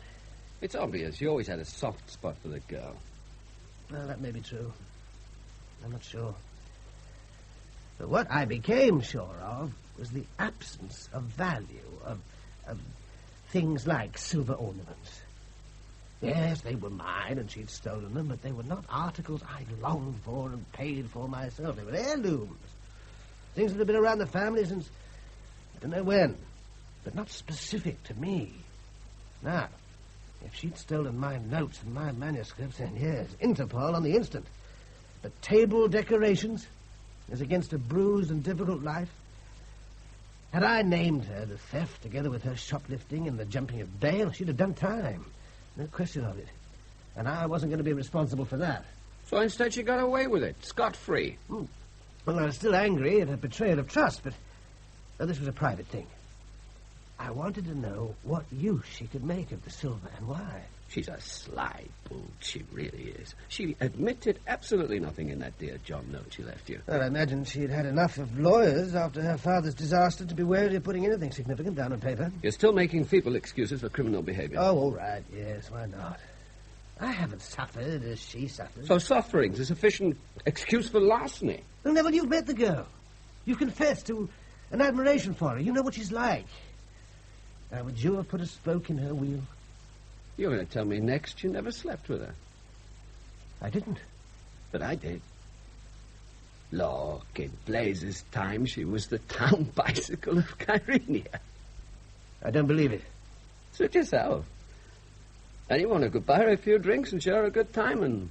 way! Well, this is locker room braggadocio, and I don't believe it. She may have been desperate, but she was never promiscuous. All right, suit yourself. Oh, do shut up. Now, we've been friends for 30 years. There's no need to lie to me. I'll accept that Elaine's a thief, a chancer, a failed suicide, and a homewrecker. What I'm not prepared to accept is that she's a whore. You keep going your way, and I'll keep going my way. What kind of answer is that? I mean it, Matt. You're on dangerous ground. You look on that girl as a daughter and a mistress. That can't be healthy. You're deliberately misreading the relationship. Oh, no, I'm not. What I want is clarification, and that's something you're just evading. I'm not evading anything. I haven't reached the final chapter yet. Oh, I see. I'm all ears. Right then.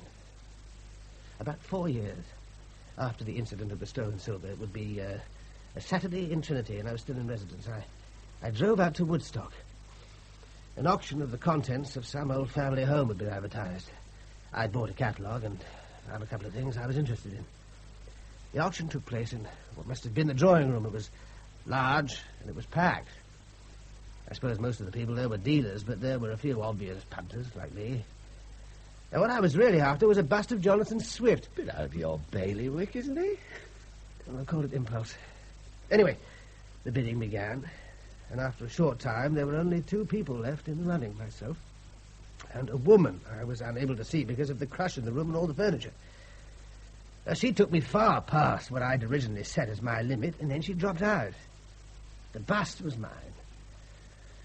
Shortly afterwards, when most of the good lots had gone, quite a few people left, and I was able to see my erstwhile competitor. It was Elaine.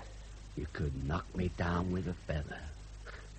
Well, I collared her outside in the drive. She was neither flustered nor embarrassed. She was looking rather beautiful and very composed. She said that the meeting called for a celebration. Would you believe it? She was staying at the Bear in Woodstock, and would I meet her there for dinner? You didn't fall for that one. Well, I wanted some assurance that she'd turn up. She smiled, a little wryly, and told me she could hardly blame me. Then she took off her wrist a very expensive and beautifully designed antique gold bracelet. There, Matthew, she said. If I'm not in the bar by 7:30, you can keep that. Didn't I say she was sly? But would she be there? Was it really antique and gold and very expensive? I'm a scholar, Neville. I like to get the facts right. Then she was there. She was there, and she'd arranged things with style. A bottle of good champagne waiting for us on ice in a discreet corner of the room. Well, Matthew, it's lovely to see you again. You sure? You're my oldest friend. What about the Ludlums? My oldest adult friend. Oh, you're back on form again. Things have been much worse. Yes. Where is the life that late I led, say they? Why, here it is. Welcome these pleasant days. One of the ancient Greeks? No, the ancient pistol. You always were too clever for me. Rubbish. I like your choice of champagne. Now, what's become of my silver? And if you say you're glad I asked you that, I'll knock your head off. I was desperate when I took it. Oh, yeah? I'd had everything once, and we lost it when Daddy crashed. I thought I had everything again in Cyprus until the invasion. Then I lost out a second time. It's not very funny to lose everything twice within 8 years. Well, I realize that, being your oldest adult friend. Otherwise, the police would have been on your back double quick. But why didn't you ask me for help? I'd have given you money. I was too ashamed to ask for money. But not too ashamed to steal from a friend. What kind of chop logic's that? You don't think logically when you're in the mess I was in. You knew that I cared for you. Or at least cared about you. But you've never wanted me, have you? Well, how do you know? Things like that, you just know. I see. If you'd wanted me, instead of regarding me as a tiresome social interlude, then I'd have asked, anything. Oh, you would? I know nature's bachelors when I see them. You're one. And I realized too late that Richard was another. You presume a great deal more knowledge of the world than your experience gives you any right to. You could never stand the disorderliness of a male-female relationship. You've had life on your own terms all your life. And anyway, I'm too young for you, and I always would be. And you know what I mean by young. Well, I can see you're having a heyday with some fantasy of your own. And I still want to know about my silver. Matthew, if I'd accepted money from you and the nice Greek dinner, you'd have insisted on my going through with the magistrate's trial, and everything about me would have come out. I couldn't stand the idea of that. A nice, dishonest blazer would have been far more welcome. I'm sorry. I went back to London. Where else could I go? Richard, poor love, very generously gave me a small allowance. I took a tiny flat in Pimlico. Eventually, by all kinds of jiggery-pokery that you'd rather not hear, I managed to get a store in Petticoat Lane. With my centrepiece of silver to dazzle the customer. It did make me look very upmarket. But I didn't sell the pieces, not for ages. And when I did, the proceeds went to a sharp solicitor who managed to extract a once-for-all cash settlement from Richard in return for a tidy divorce. With that, I began to build up my business. Then Blazer turned up. Absolutely on cue. Matthew, old lad, it's been too long between drinks. Blazer, for heaven's sake. The chap allowed some of the celebration bubbling. Yes, allow me. Cheers. Well, Matt, don't you agree my wife looks absolutely radiant? Your wife? Well, we hadn't got as far as that. When did all this happen? After the legacy. The legacy? And there really was a legacy. You chaps would never take it seriously, would you? Well, can you blame it? Actually, no. There it was. Larger than even I could have expected. Enough to set up yours truly and the little lady on relatively easy street. This beats the band, it really does. Doesn't it, though? So now Elaine has her camp little business in Wigmore Street, and young Blazer's at last indulging his lifelong interest in politics. Politics? Oh, Blazer, you've gone right over the top. You don't understand. Blazer can be very persistent once he puts his mind to it. He's been offered a very safe seat in a North London constituency. And you should see him with his party workers. I can't entirely believe it myself. And what party would that be, Blazer? Oh, Labour every time, old lad. Didn't you spot the red tie? You have been adopted by the Labour Party as official candidate? Labour? Well, of course. I've been down and out of that. I've seen life at the bottom and from the bottom. Well, she meant the local agent was more than appreciative when I socked him with a substantial contribution to public funds. Here was a chap prepared to back what he believed. My God. And I'll tell you this, old squire. If I'm not in Westminster after the next election, I'll give all I have to the poor. Apart from our parent in Barbados. So you're sitting pretty. I'm delighted. That tone of voice means the exact opposite. Well, I was wondering how much the sale of my silver realised, and why neither of you saw fit post-legacy to reimburse me for my involuntary contribution to the Povey Fund. Do you know, lad, it simply slipped our memories. Good Lord, of course you must have reimbursement. But the silver, gone forever. I'm afraid so. Oh, never mind. I hope the lucky owner's deriving the same pleasure from it that the Forgans did for 5 or 6 generations. You've taken this jolly sportingly, lad. But I must insist on giving you a cheque. No, I have a much better idea. I have in my possession an extremely valuable gold bracelet, which I'm sure was worth a good deal to you. Yes, I was just going to ask for it. And I promise you this. If Fraser does succeed in topping the poll, we'll both have the satisfaction of knowing that I'll be celebrating his victory by selling the bracelet and giving all the proceeds to the poor. They really are an extraordinary couple of people. But do you believe this marriage will last? Oh, I think so. They suit each other perfectly. Blazer was always immoral, and Elaine's early misadventures have made her amoral. They not only suit each other, they deserve each other. What I can't get over is Blazer embracing the Labour cause. Of all the cynical, self-seeking... Well, as we both know all too well, when Blazer sets his mind to a caper, he's very thorough about it. Now he has money, he's looking for power. Oh, I'm sure he doesn't give a damn which political party he hitches his wagon to. He's capable of crossing the floor a dozen times with all the charm in the world and of getting away with it. Well, now you've run them to earth, will you make any attempt to keep up with them? Well, there'll be no need for that, because I'm certain our paths are too crossed by now to separate completely. In 2 years or 5, there'll be a telephone call or a knock at the door, and I'll be into a whole new imbroglio. Oh, really? I'd have thought you'd be glad to wash your hands of them. Well, as a matter of fact, I find it all rather refreshing. I lead a pretty sedentary life. Always shall. Shielded, indeed, from virtually everything I dislike or find tedious. People like us sit on the sidelines and we watch the varying fortunes of the players. Then something happens to connect us with the players. A ball within our reach, a smile across the grass, and we're involved.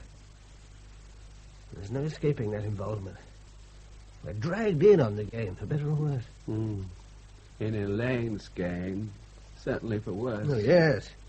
You see, that day outside the auction, what really angered me was Elaine's twofold insolence. The first, that despite falling on her financial feet, she made no attempt to repay me for the silver she pinched. And second, that gesture of handing me something enormously expensive just to prove she was in the money and to indicate, I'm certain, that she knew her good old reliable Dobbin Forgan was not a man to levant with her property. So, I wanted to give her something to think about every time she dresses. But there's a missing piece from her private collection.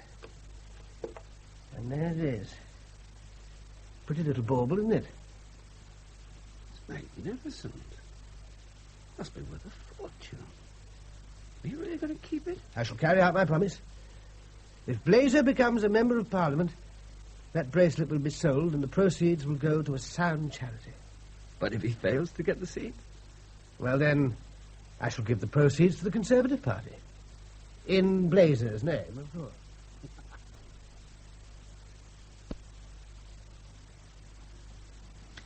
That play can be heard again on Monday afternoon, just after 3. Our play tomorrow afternoon is a love story set in the glamorous world of high society after the end of the First World War.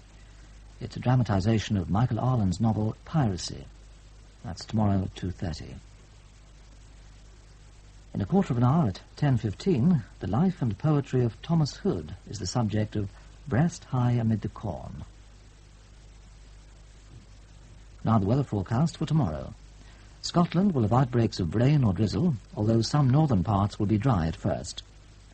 England, Wales and Northern Ireland will be rather cloudy, although a few bright or sunny intervals are expected. Many places will be dry, but some rain is likely in northern and eastern counties of England in the morning. It will be very mild, though rather cold at first in northern Scotland. And the outlook for Monday and Tuesday, staying mild. Some rain or drizzle in the north and west, but mostly dry in central and eastern England. And that's the weather. Radio 4.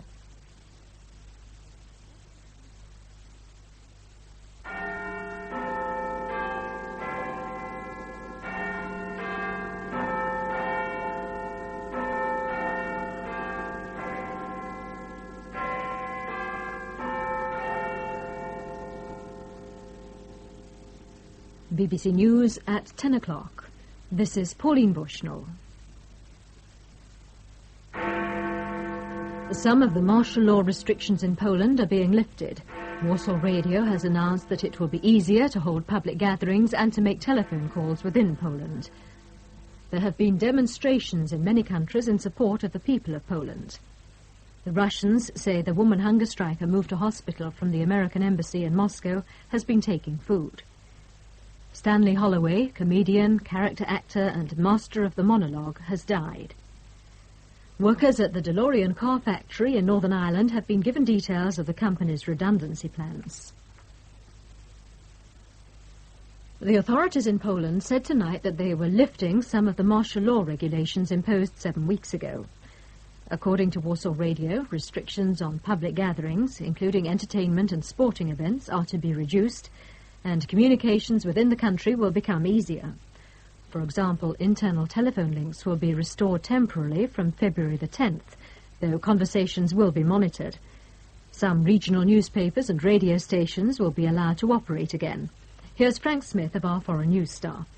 Although the more draconian measures introduced under martial law will remain in force, the fact that some restrictions are to be lifted can be taken as a carrot dangled by the authorities in front of the Polish people. But with the carrot, there's also the stick. Telephone communication is to be temporarily restored between all towns in the country. But these calls will be through the operator and will be monitored. The inference is that the restoration will depend on the result of the monitoring. Telegrams will also be accepted, but will continue to be subject to censorship. The easing of these restrictions, as Warsaw Radio puts it, relates to the private lives of Poles. Among other things, people will now be able to get married and hold family gatherings without obtaining permission from the authorities. Also, meetings called by parish elders will no longer require permits, but other gatherings such as general meetings, conferences, lectures, demonstrations and marches will still have to be authorized. They will, in other words, remain banned. Rallies and marches have been staged in many countries to show support for the people of Poland and for the independent trade union Solidarity, outlawed under the martial law regulations. In the United States, there have been demonstrations in a dozen cities.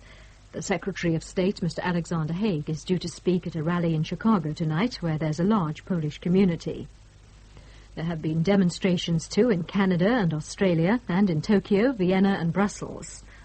There were more than 100 rallies and marches in West Germany, where Chancellor Schmidt, in a telegram to the Trade Union Federation, repeated the government's demand for an end to martial law in Poland. In Britain, a Solidarity representative who left Poland last year addressed a rally of 3,000 people in Nottingham, while in London, several hundred supporters of the Polish Solidarity campaign marched to the Polish embassy to keep a candlelight vigil. Earlier, they'd heard speeches by MPs, trade union officials and leaders of the Polish community in Britain calling for an end to martial law. One of the speakers, the Labour MP and Shadow Minister Mr. Peter Shaw, suggested that Britain and other Western countries should impose trade sanctions to try to get the restrictions lifted, a point he elaborated on later. Quite obviously. the fact that not only Poland but the Soviet Union is dependent on the West for a great number of things, including the purchase of essential food supplies, the purchase of technology, the purchase of goods of all kinds. That gives the West a bargaining position and a position of leverage which, if it's used intelligently, may help to bring about many of the results that we want. Mr. Peter Shaw. The Soviet press has again attacked the United States government over its support for the television spectacular on Poland to be broadcast tomorrow. TASS, the official news agency, describing President Reagan as a former actor, said he had decided to stage cheap shows in Hollywood's best tradition, that is, boisterous and vociferous spectaculars with as little meaning as possible. You have been listening to Welcome These Pleasant Days, and I cannot help thinking how strange it is that men must lose their kingdoms before they find their souls. The modern world is full of magnificent ruins that were never built of stone, empires of finance, towers of ambition, temples of success, all raised higher than Babel and fallen just as quietly. Yet, when the dust has settled, we discover that the human heart is still beating somewhere beneath the rubble. There is a kind of mercy in collapse. It reminds us that the universe is not managed by accountants, nor governed by quarterly returns. A company may fail, a fortune may vanish, but the laughter of man, the absurd, indestructible joy of being alive, remains untaxed and undefeated. And that, perhaps, is the point of such a play, that our pleasant days are not the ones filled with comfort or control, but the days when we remember that life itself is a gift, and every failure an invitation to humility and to hope. This has been Welcome These Pleasant Days on Chesterton Radio, where the folly of man and the mercy of God often meet in the most unexpected places.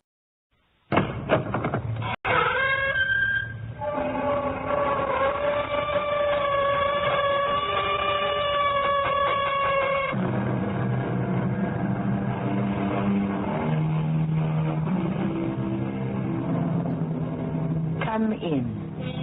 Welcome. I'm Fanny Grimes. I'll see you in my dreams.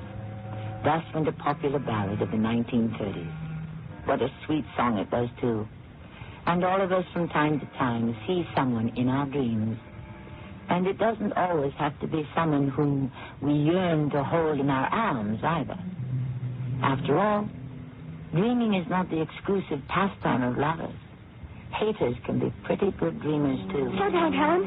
Slow down. Why? I'm going to let her out. Oh, you're going too fast. The whole road to us, home. Oh, look. Up ahead. Someone walking. We'll be crazy enough to walk through the tunnel. Helen, it's Richard. Richard? It can't be. It is. It's Richard. And let's pick him up. No, I've got a better idea. Let's kill him.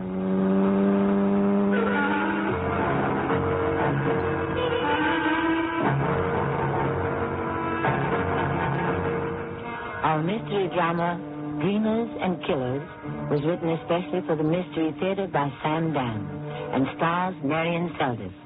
I'll be back shortly with Act One.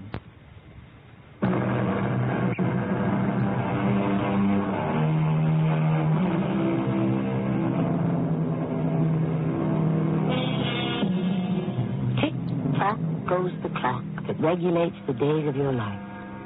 And every day has 24 hours, 1,440 minutes, 86,400 seconds. That's exactly what you get. Not a tick more, not a tock less. You can't make the good days longer or the bad days shorter. And when the sun comes up in the morning, you really have no way of knowing, in the ordinary way, what this particular day will bring until the sun goes down again in the evening. Right now it's noon, in a rather exclusive and expensive restaurant. So, this is Louisetti. I hope you like it. Are we celebrating something? Celebrating? No, it's just that you always wanted to have lunch here. Did I? I never said so. Well, I assumed you always wanted to have lunch here. Well, why should you make that assumption? You know, I'm not particularly impressed by these places. Yes, I suppose that's true. Everything on the menu has a rather intimidating Italian name. When you ask the waiter what it is, it usually turns out to be stew or hamburger. Now, that isn't entirely true. Shall we order? Everything is frightfully expensive, Richard. Oh, hang the expense for once. It isn't as if we were paupers. We both have good jobs. Why do you always make me feel guilty every time I want to spend a buck? What do you say we don't order? I'm sorry. I shouldn't have made that remark. Well, you did, so let's discuss it. No, Helen, let's not discuss it. Let's not have one of those long, torturous, psychological discourses. The word is tortuous. Torturous refers to physical pain. Tortuous means twisted, devious, labyrinthine. Okay. I only said it because I'm angry. With me? No, with me. Why? Because of what I'm about to do. I'm going to say something that will not be pleasant for either of us. Well, what's that? I want to break our engagement. Oh. Why? Because I am no longer in love with you. Period. Exclamation point. And that's it. And so you brought me here to tell me because you thought it might somehow soften the blow? I don't know what I thought. Is there someone else? That's irrelevant. Is there? Yes. But I would have come to this conclusion anyhow. Is she younger? Now, that really has nothing to do with it. Is she? Yes. And I dare say she's not as thrifty where your money is concerned. Helen, we have to leave her out of it. Well, you brought her into it. Yes, I brought her into it because, as I say, I just fell out of love with you. Why did you fall out of love with me, Richard? How do I know why? What's love? Do we really know why we fall in or out? No, I suppose not. And as far as you're concerned, you're out. Cutting through to the heart of the matter, yes. Then that's the end of it. I'm sorry, Helen. I'm not your typical Lothario. Or even atypical. It isn't my style to make and break engagements. Actually, this is the first time I've ever done either. And we've been engaged for 5 years. I know that's a long time, and neither of us is getting any younger. Especially me. But better now than later. Helen. Yes, Richard. Better now. Oh, you're really being very understanding. You probably planned it this way. You arranged to take me to the fanciest place in town. How could I start a scene here? Helen, you'd behave the same way in a hamburger joint. Oh, strip away the pretensions. They're all hamburger joints. Helen, I don't deserve to be let off this easily. There are two kinds of people in this world, Richard. Those who get what they deserve and those who don't. I certainly don't deserve this consideration on your part. You're being very sweet under these circumstances.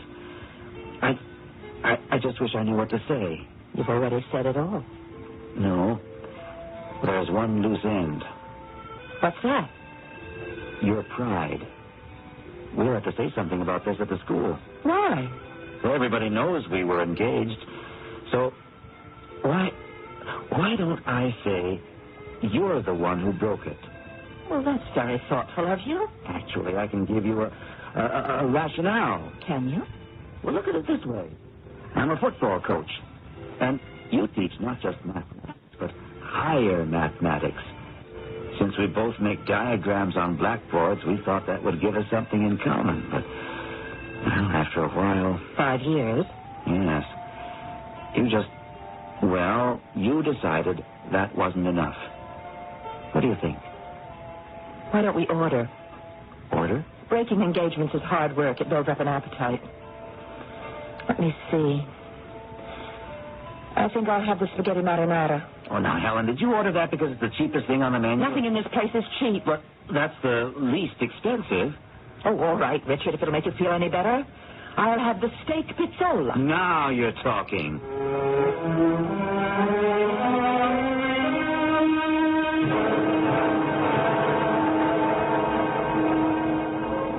What's a 7-letter word for fool, Joanne? Idiot. No. That's 5 letters. That doesn't fit. But it fits you, Helen. Do you want to put up some tea? Well, why did you let him get away with it? He wasted 5 years of your life. I wasn't doing anything anyhow. Well, you should make him pay for it. He tried to be decent about it. Huh, tell me more. Look, he was thinking of me.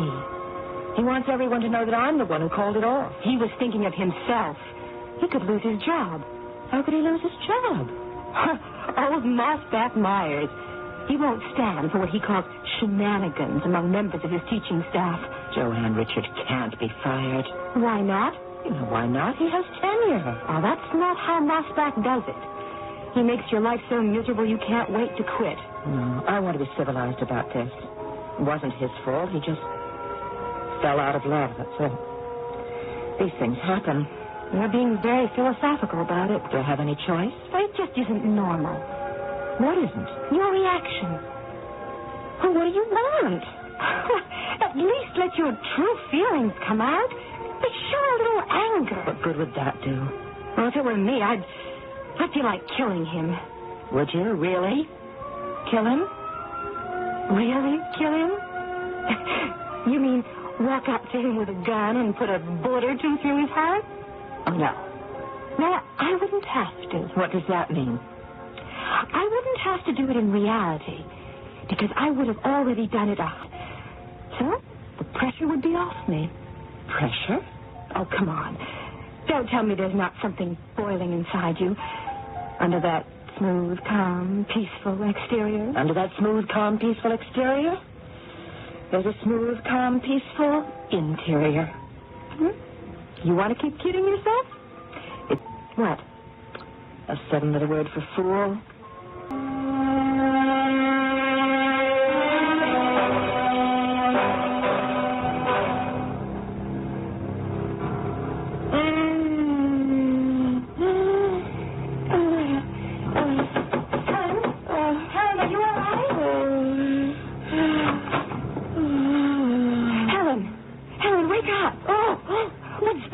I could hear you in my room. Oh, I don't know. I have a dream. Oh, what kind of dream? No, it was just beginning.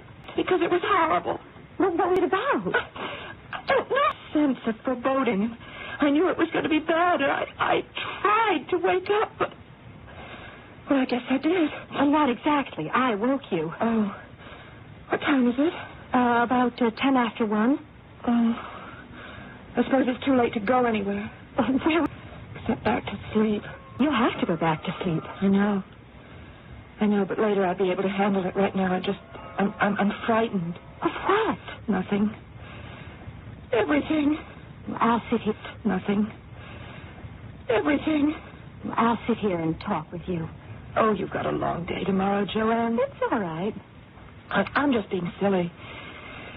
We both need our rest. Helen, waking from a nightmare is like falling from a horse. You just have to get right back to it again. You sure you'll be okay? Yes, sure, okay.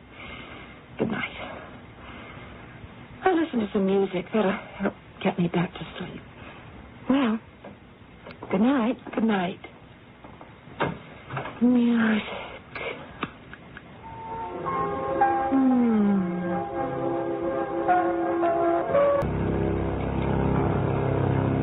Hello, Helen. Richard. I was afraid you wouldn't show up.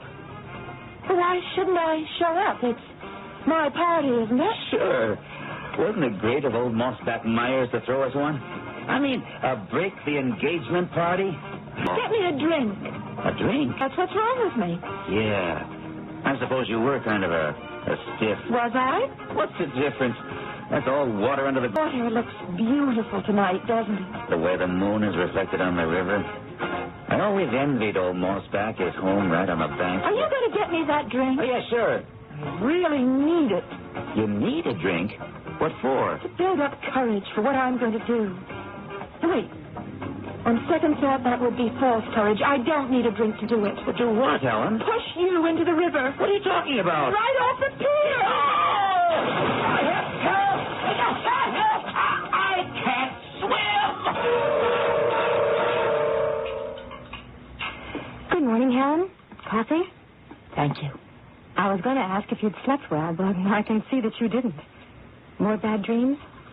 I dreamed that I tried to drown Richard. What a lovely idea. Did you? I think so. How did you do it? I pushed him into the river. Did he go under? He can't swim. Well, that's one way to get revenge. Oh, come on, Joanne. Who wants revenge?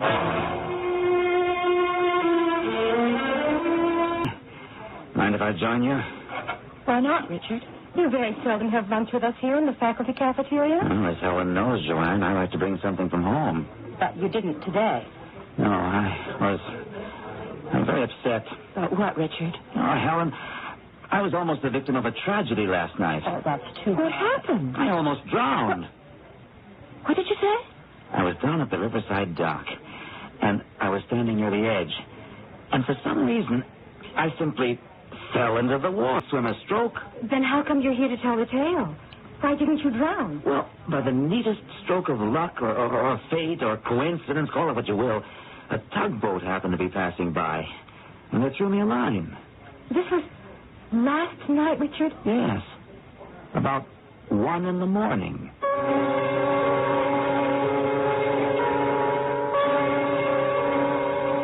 One in the morning. And where was our heroine, Helen, at 1 in the morning? Why, asleep in bed. But why do we even ask that question? It's obvious that Helen couldn't have had anything to do with it. At least not in the ordinary way. We will return with matters ordinary and extraordinary shortly when I present Act 2.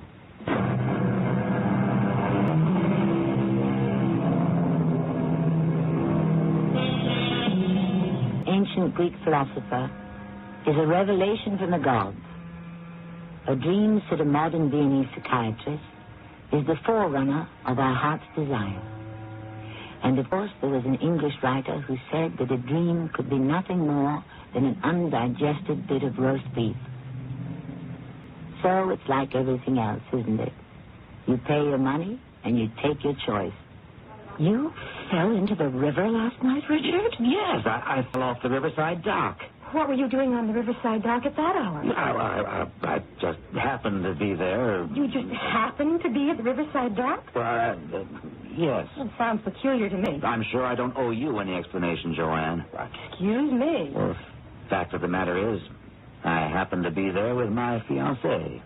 My new fiancée. Oh, how romantic. Helen, did he ever take you to the riverside dock? Yeah, I just don't understand how it happened.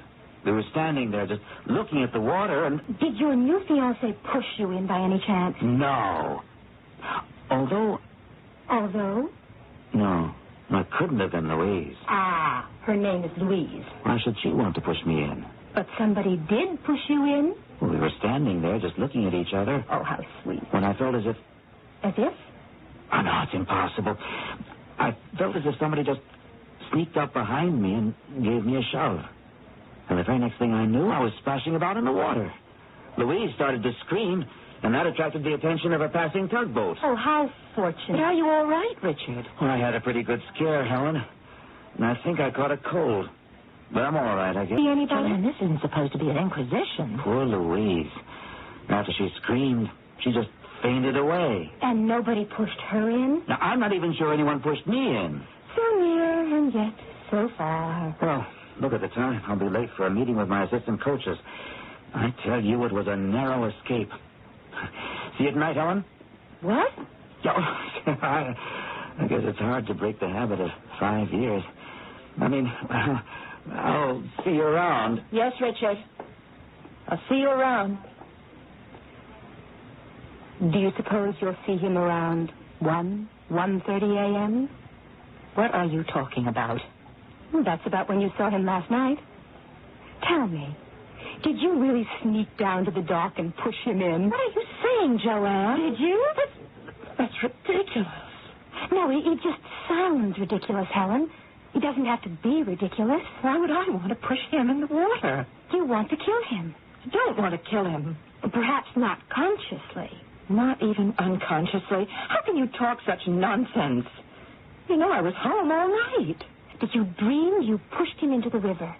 And at that very same time, somebody did push him. Well, he's not sure that's the way it happened. He probably slipped and fell in. What are you trying to say? Let's do that. Thing happens tonight. already had 3 or was it 4 cups since dinner. I know, but you can't drink all that coffee and still expect to get any sleep tonight. Oh, I see. What? You don't want to go to sleep. Why? Why wouldn't I want to go to sleep? I think you're afraid you're going to try to kill him again. Oh, that's nonsense. Well, no, I don't know about you, but 6 a.m. is going to roll around much too quickly. Joanne, this nightmare I had where I pushed him into the water, it's ridiculous. Sure. Hey, I was just trying to have a little fun. That's all. He may have fallen out of love with me, but I'm still in love with him. That's why I wouldn't want to kill him. It could also be the reason why you would want to kill him. Oh, well. Time to turn in. No, I think I'll just sit here and listen to some music. Sure.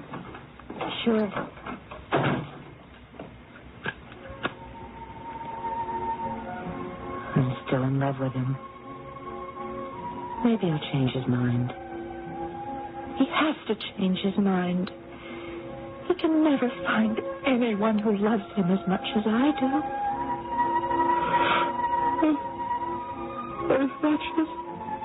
As much as I do. Is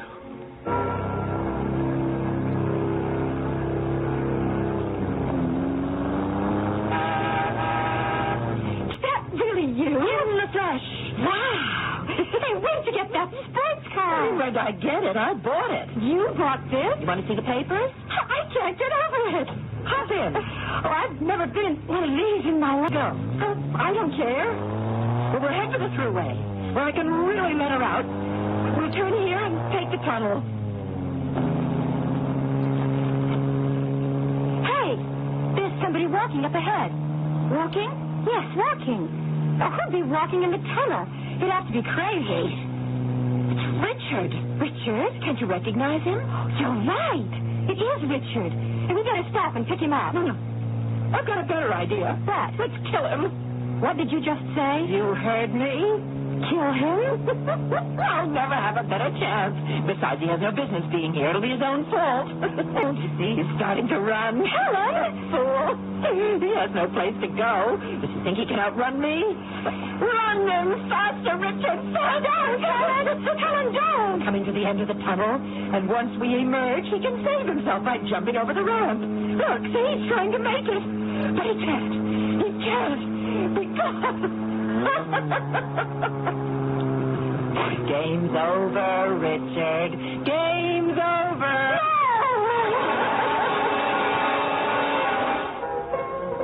Helen. Wake up. Do you know what time it is? It's 6 o'clock in the morning. Here, let me turn this thing off. We've been sitting here all night. You never even went to bed. Oh, why did you wake me? I was having such a wonderful dream. Wonderful? What am I saying? I don't know. What are you saying? What did you dream? Well, you ought to know. You were there. Where? In the dream with me. Helen, do you know what you're talking about? I dreamed that I killed Richard. Again? How? I dreamed that I had this fantastic new sports car. You had a sports car? No, concept of sensible, energy-saving, basic transportation. In my dream, a sports car was something I'd always wanted. Oh, really? Maybe we're getting to know the real Helen. This one cost, I've seen it in the ads, $50,000. Anyway, in my dream, I had Richard trapped in the tunnel. And I ran him down. Did you really get him this time? I don't see how I could have missed him. But you woke me up. I'm sorry. Joanne. What if... What? You know what? Well, let's go to school and find out.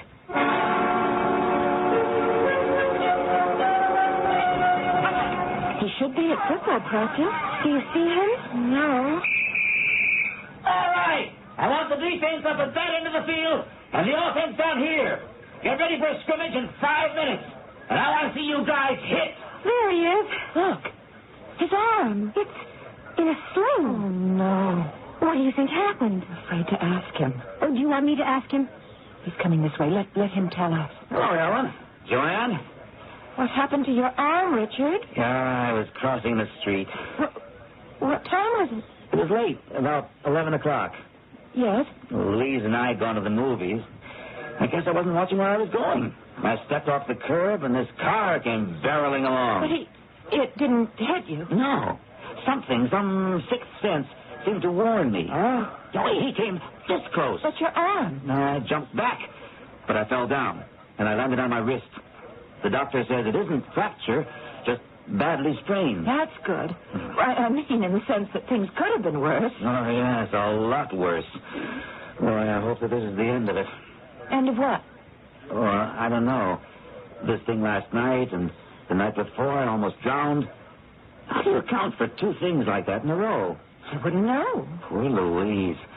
I can tell you she's a nervous wreck. Yes, poor Louise. Well, I've got to get back to work. Excuse me. All right. We're going to practice a 2-minute drill.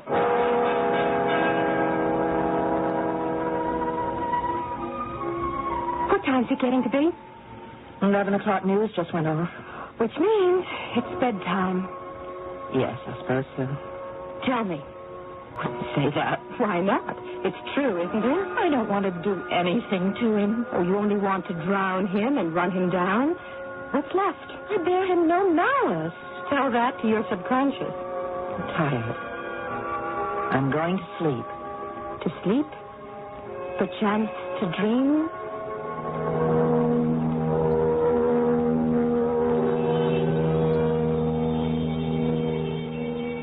And with that assist from Mr. Shakespeare, we shall ring down the curtain on our second act.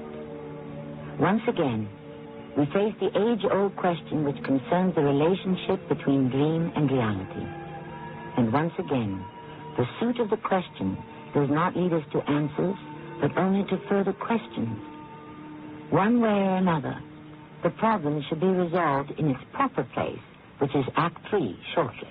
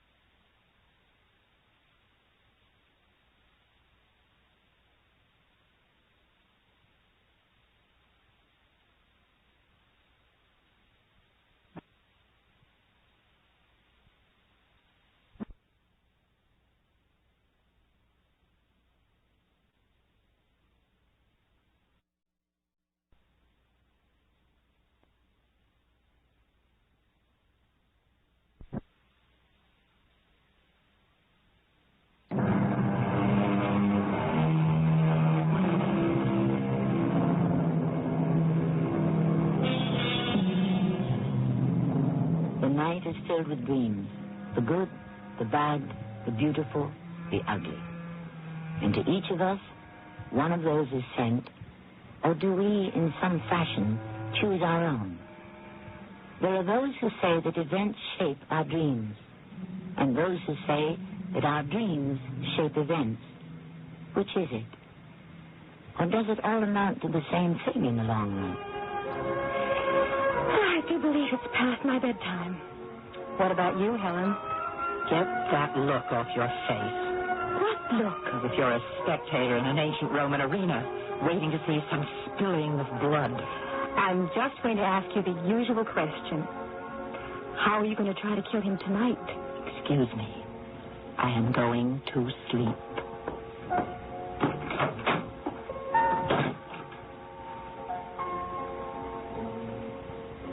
I don't want to sleep. I don't want...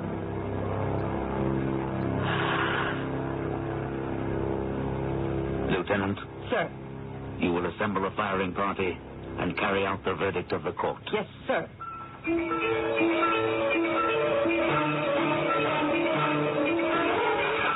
Prisoner, this execution is being conducted by order of the General Court-Martial. Helen. You have been tried and found guilty of treason. Helen, you can't shoot me. You betrayed your country. That's not why I was sentenced to die. I'm being executed because I betrayed you. Please, Helen, save me. Save me. Do you wish to be blindfolded?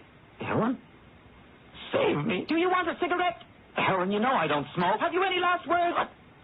Yes, don't kill me. Firing party, ready? Helen, aim, please, fire! No!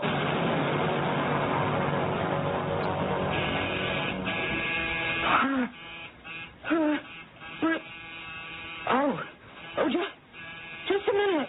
Helen, there's somebody at the door. Yes, I'm coming. 3 a.m. Who is it? It's me, Richard. Richard. What does he want? Please, Helen, let me come in. What was supposed to happen to him tonight? I shot him. Oh, no. Please, Helen. All right, I'm coming. Oh, Helen, I know I don't have the right to come here, but I'm afraid to be alone, and I have nowhere else to go. Well, how about your new fiancée? What's her name? Louise. She's in the hospital. What happened to her? She's in shock. It was awful. We were in this hamburger place for a late snack. Oh, really? But you have to watch your diet. Oh, I ate the burger without the bun. Yes? These 2 masked men walked in. They had these stocking masks over their faces, and each one held a revolver in his hand. They demanded money from the counterman. Evidently, he didn't give it quickly enough, and they started shooting. Just like that? It was terrible. Suddenly, bullets were flying, and at that moment, a police car passed by, and the cops stopped and began firing, too. Poor Louise. She fainted and fell to the floor. Just look at my ear. It's bandaged. Yeah, I was grazed by a flying bullet. Don't ask me whose. Just a fraction of an inch to the right, and I would have been killed. And I've had a couple that were buttes lately. Yes, I know. It was all over in less time than it takes to tell you about it. Well, I dropped Louise off at the hospital, but I went home. I was so nervous, I just couldn't be alone. I had to go somewhere. You could have gone to stay with one of your assistant coaches or one of your football heroes. Oh, no, never. I'm a completely different person out on that football field. Strong, tough, decisive. I couldn't let any of them see me like this. Nervous, frightened. It would destroy my whole image. Can I stay here, Helen, please? All right. Lie down on the couch. Get a blanket, Joanne. Would you like something to drink? I think we have some brandy. Well, I'd rather have a glass of warm milk, if it's convenient. Warm milk? All right. You're a wonderful person, Helen. Truly a wonderful person. I hope that one day you'll find a man who's really worthy of you. I hope so, too.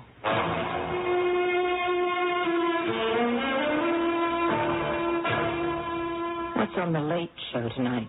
You've seen it no fewer than 12 times. Well, maybe there's one... Reruns, repeats, and a curling match from northern Scotland.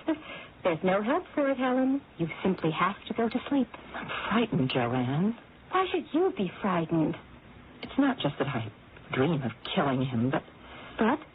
Well, evidently the dream seems to possess some malignant power. Malignant power? Listen to her. That's true. I dream that I push him into the water. He falls into the water. I dream I run him down with a car. He's almost run down by a car. I dream I'm an army officer in charge of a firing party that executes him. And he's almost shot and killed in a holdup. You realize if this were 300 years ago in Salem, I'd be burned as a witch. I'll keep your secret. I've got to stop this. Each time he's come closer and closer to being killed. But sooner or later, by the law of averages... How can I stop dreaming that I'm killing him? Stop wanting to kill him. But I don't want to kill him, I tell you. You do. You feel used, betrayed, and cast aside. Oh, stop being so dramatic. What did I say? Hell has no fury like a woman scorned. That's what we have here. Why don't you go to bed? I will. Wake me up if things get interesting.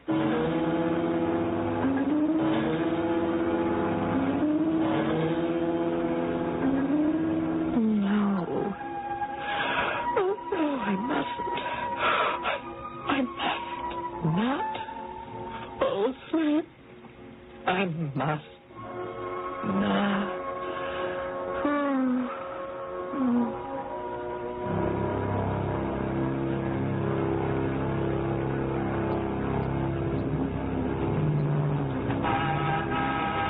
John! Helen? You still have the sports car. Again? Where are you going? Well, I was looking for Richard. Richard again? I drove down to the dock. He wasn't there, so I couldn't push him in. Then I drove through the tunnel, but he wasn't there, so I couldn't run him down. Open the glove compartment. Tell me what you see. It's a gun. Yes, it's a Colt 45 automatic that can really do the job. Helen! What are you going to do now? Oh, just cruise around and look for what might be called targets of opportunity. I hope you get him this time, Helen. I really do. It's becoming a strain on the nerves. Look. Where? There are 2 stores from the corner, a pet shop. What about it? Come on. Now, look at that. In the window, in the glass cage. What does it say? King Cobra, imported from India. That's right. Let's go inside. What are you going to do? What do you think? Yes. That King Cobra in the window. Yes. Is it for sale? Yes. But are you allowed to sell poisonous snakes? I want to buy it. I'll take the snake. Helen, think about what you're doing. Oh, I have. I've thought about it very carefully.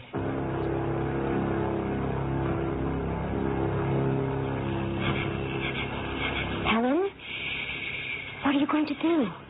Here's his bedroom window. Now, let me see if I can pry it open. Helen, if anyone sees us, we can be arrested. They'll think we're prowlers. Now, let me just point the door of this cage into the room and slowly lift the latch. Helen? My friend, the cobra slid us right out. Now I better close the window shut. What did you just do? Oh, what I did. Mr. King Cobra will make himself at home in Richard's bedroom. But when Richard comes home and opens his bedroom door... There'll be someone to greet him. Guess who?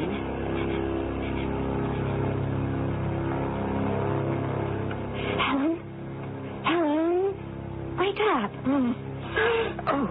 Do you want to sleep all day? Oh. What time is it? 12 o'clock noon. Oh, I'll be late for school. Late? I've already missed half a day of school. Relax. It's Saturday. Oh, even so, you shouldn't have let me sleep. Oh, I didn't have the heart to wake you. You were so sound asleep. Besides, I didn't want to interrupt anything. Are you talking about... Oh. What happened? Did you get him this time? I don't see how I could have missed. What did you do? you should know you were there. Oh, forgot. Just dreaming. Well, I used a poisonous snake. How poisonous? A king cobra. Uh-oh. You want to answer it, Joanne? It's probably for you. Oh, so. You have to face it, Helen. I know. Hello? Yes? I'm Helen Wisniewski. Who are you? Yes. Oh, I'll be right there. He's in the hospital. He was bitten by a poisonous snake. I don't believe it. Richard, look at you. Oh, no, don't look at me. I must look terrible. What happened? Louise and I, we went to the zoo. And we were in the reptile house. Oh. And there was this king cobra in a glass cage. Big, ugly thing. He kept hitting his head against the glass as if he wanted to get out. I said to the keeper or the guard, he's going to break that thing. And the keeper or the guard laughed. It's the world's strongest glass, he said, specially made. It would turn back a bullet. And just as he said that, suddenly the snake's head crashed through that glass. And it bit me. It bit you? Yes, it bit me. But the bite of a king cobra is supposed to be almost instant death. Why aren't you dead? I'm almost dead. But they say I'll recover. You see, from time to time, they milk the snakes. Milk them? Yeah, that's what they call removing the poison. They use it for medical things, you know. Anyhow, they've just milked this one, fortunately, and he hadn't built up his new supply yet. What I'm really suffering from is shock. Oh. And Louise just fainted dead away. I understand she usually does. And she also did something else. She broke our engagement. Oh? Did she? Yes. She said if she hangs around with me any longer, she'll be sure to get killed. She called me a jinx. Oh, I'm sorry to hear that. I was thinking, do you suppose we could just forget everything that happened this past week? Forget? Why not? It was just a temporary aberration. Was it? I'm willing to be engaged again. Are you? Sure. We do have 5 years together, and, well, that's an investment. But there are all kinds of investments, good and bad. You yourself said that, well, you're not getting any younger, and so... And so, you are willing to do me a favor. Well, Helen, there aren't exactly 100 guys who are trying to get you on the telephone. You're kind of quiet and... Maybe there aren't 100 guys trying to get me on the telephone right now. But that doesn't mean there won't be later. And I may be kind of quiet, but that doesn't mean I can't learn how to make noise. Helen, what's gotten into you? Power, Richard. Call it power. I've never seen you this way. No, and you're not going to see very much more of me either. I've got power, Richard. Power? I never knew it. Me, shy, timid, frightened Helen Wisniewski, the skinny little girl with a pale, stringy yellow hair who wore thick glasses and never went out on dates. I've got power. I've got the power to kill. To kill? Yes. Oh, but you're safe from now on. I don't love you. And I don't hate you. You're out of my mind, out of my heart, out of my dreams. Stand on docks, cross the street against the lights, ease at late-night places, tap on the glass cage of the poisonous snakes. You are safe, as far as I'm concerned. What are you saying? Why should I use my power to kill people? I'll use it to make myself somebody. Somebody important. Somebody beautiful. Somebody who's admired and wanted, loved. But Helen, I see it now. You are important and beautiful. And I admire you and want you and love you. Thank you, Richard. Thank you very much. But I expect I can do a lot better.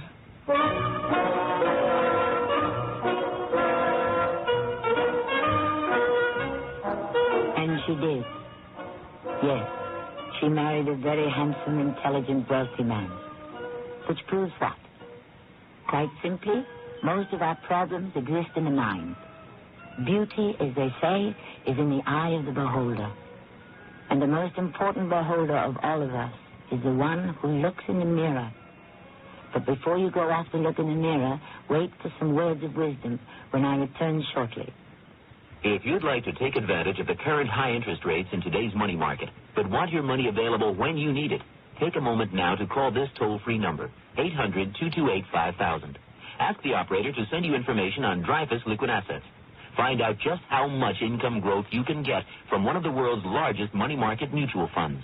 With Dreyfus liquid assets, you have the advantage of making withdrawals by phone or paying larger bills with free redemption checks and continue earning high yields, compounded daily till your check clears. You can put money in or take it out anytime with never sales charge or a penalty. But call now, 800-228-5000 for free information and a prospectus, including management fee, charges, and expenses.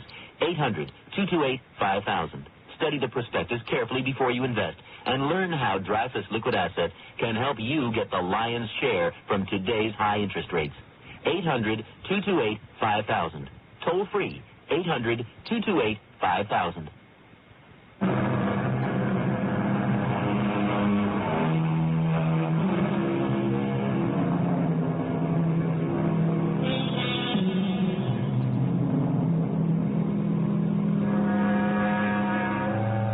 We left hanging one important question that may have been raised by our story, and that is, can the dreams of one person influence not just his own actions, but the actions of another as well? Well, in a real sense, it does happen. The benevolent and the malignant dreams of saints and sinners throughout history have determined the fate of the world. You can say that Columbus's dream became America's reality. And didn't every public event begin as someone's private dream? Our cast included Marion Seldes, Gordon Gould, and Diana Kirkwood. The entire production was under the direction of Hyman Brown. And now, a preview of our next tale. Here's one of Laura's house slippers. I used it for comparison with plaster casts of footprints from the murder scene. Splendid. Give it to me, please. It's all bloodstained. Much the better. Now, I go back to that night of April 3rd. Yes, I see it. What? I see the blood. Now, a face. Yes, I see long, black, curly hair, a very pale face, a sad, droopy mouth, pale blue eyes, almost white. It is the face of the murderer. Hey, wait a minute. That sounds like Stevie Harrison. He is your murderer. No way. Not Stevie. He couldn't kill anyone. What? Well, I've known Stevie since the day he was born. Yes, my dear Sheriff. But have you read the fellow's mind? This is Tammy Grimes inviting you to return to our Mystery Theater for another adventure in the macabre. Until next time, pleasant dreams.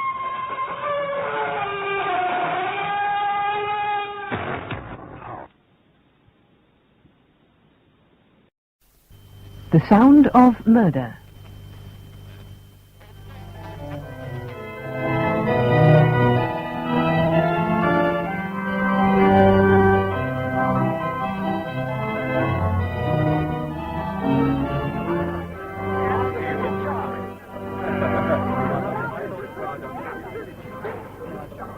Martin!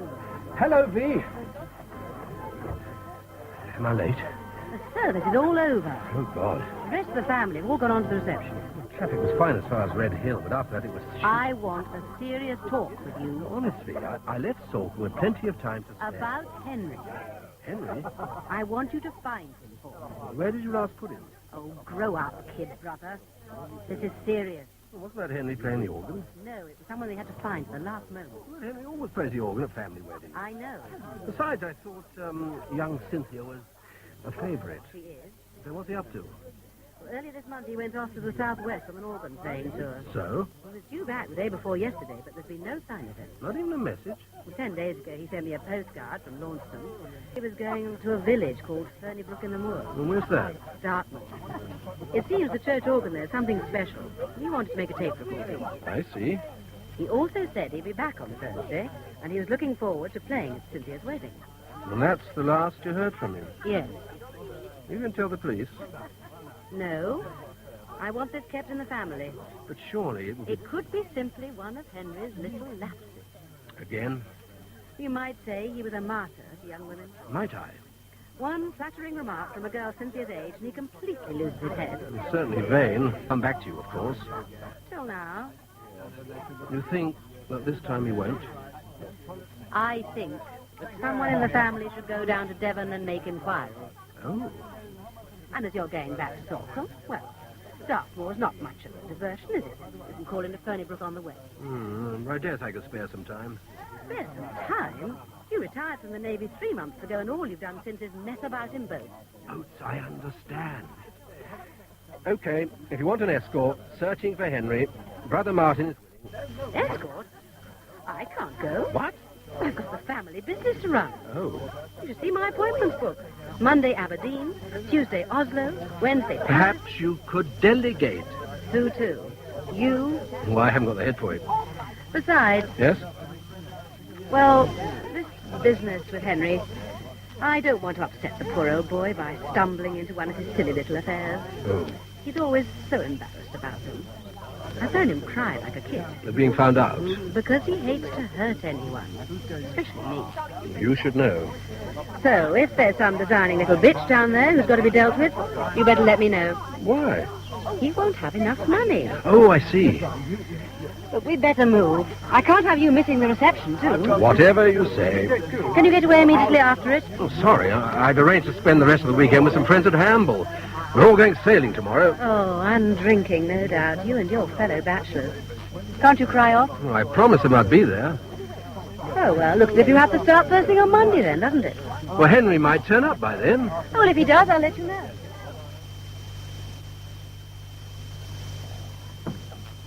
Perhaps you'll join me. Never touch it. Yeah. You're off. Well, thanks. Well, cheers then. Seem to have got the place to myself. Suits me. More customers, more work. You don't do bar snacks, I suppose? We do, but not after 2 o'clock. I've come a long way this morning. Hampshire. I've heard of it. Had to leave just after 8. Did pretty well. We got a bit lost coming over the moor. They all do. I better explain what I'm here for. Not the beer. My name's Hicks. I'm here to look for a missing brother-in-law. I wouldn't look for mine. Mr. White. Henry White. Chap about 50. Flowing white hair. Slight build. Mad about playing the church organ. Bit of a ladies' man. I'll say. Then you know him? I've seen him. When? Several times. When was the last? Thursday. Same day he left. Left? So I'm told.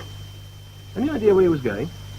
If you want to know about Henry White, you better ask Sam Brendan. Sam... You'll probably find him working in the churchyard. He's the verger. Oh, I see.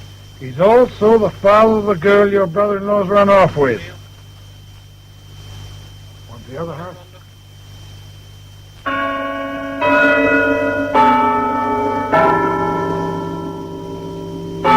You ask me what I think, sir. It's this. She's a fool. And he's a bigger one. But have you any idea where they might have gone, Mr. Brendan? No, sir. How long has she been missing? Not been seen round here since last Thursday. Neither has he. Have you tried looking for them? Don't have to. They'll be coming back. How do you know? He's left a very expensive gadget behind. Oh? It's in the vestry. That's it over there. His tape recorder. The church organ's Father Smith, very old. Your brother-in-law spent hours recording himself playing on it. Expensive machine like this, you'd expect him to look after it, not leave it lying around in a vestry. He didn't. I found it out there in the church and still plugged in. As if he just walked out and forgotten it. So, I brought it in here. Very thoughtful of you. If he wants the key to the vestry, he'll need to see me. Was there a tape attached to the machine? No, sir. You're quite sure? Certainly. Well, as you say, it looks as if he's coming back. So do I wait or carry on to sort them? Is there anyone in the village who can put me up for the night? The season's over. Where did Henry stay? Thornton Cottage. Mrs. Hamlin runs the place. But I doubt she'll help you. I can still ask. You can ask. I'll show you where it is. Thank you.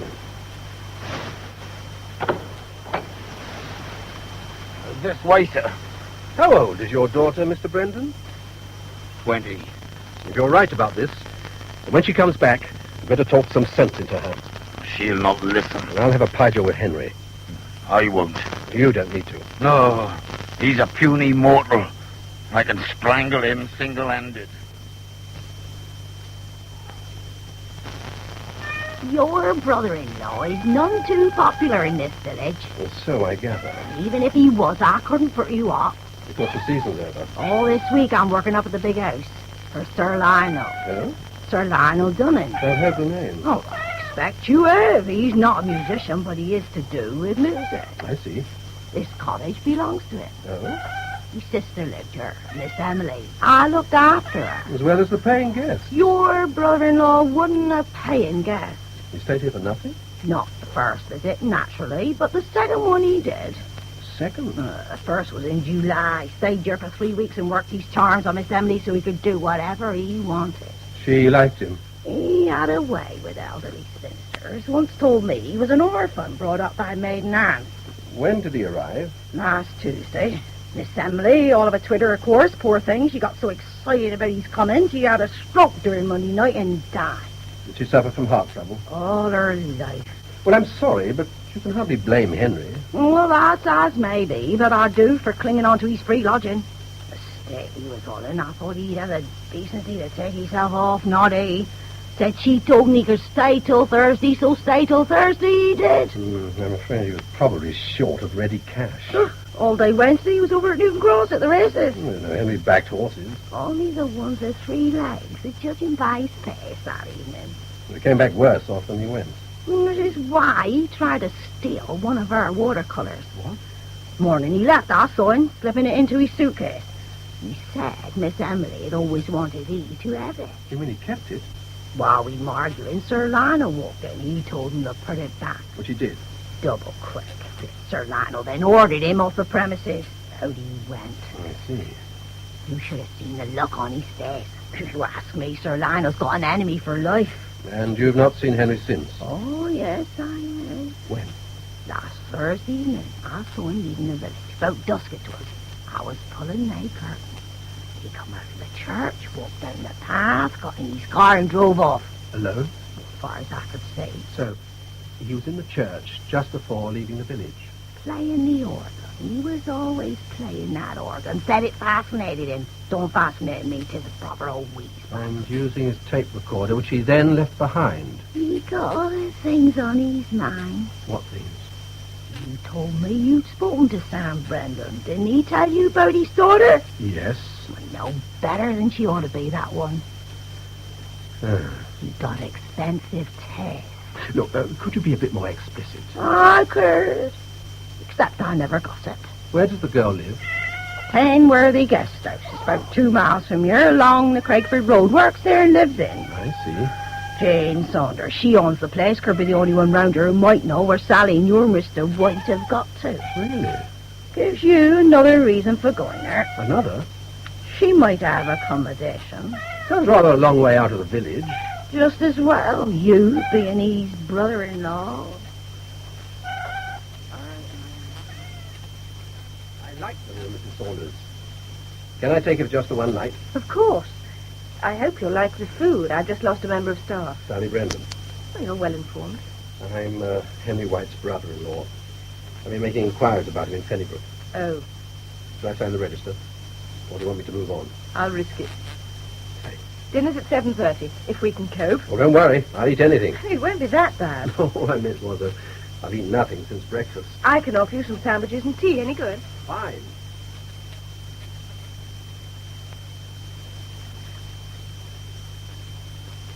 Sandwich is all right. Excellent. Your tea. Oh, thanks. So you've been talking to some of the villagers? Yes, including an old crone with a cat who'd like me to stay well away from the place. Mrs. Hamlin. Yes.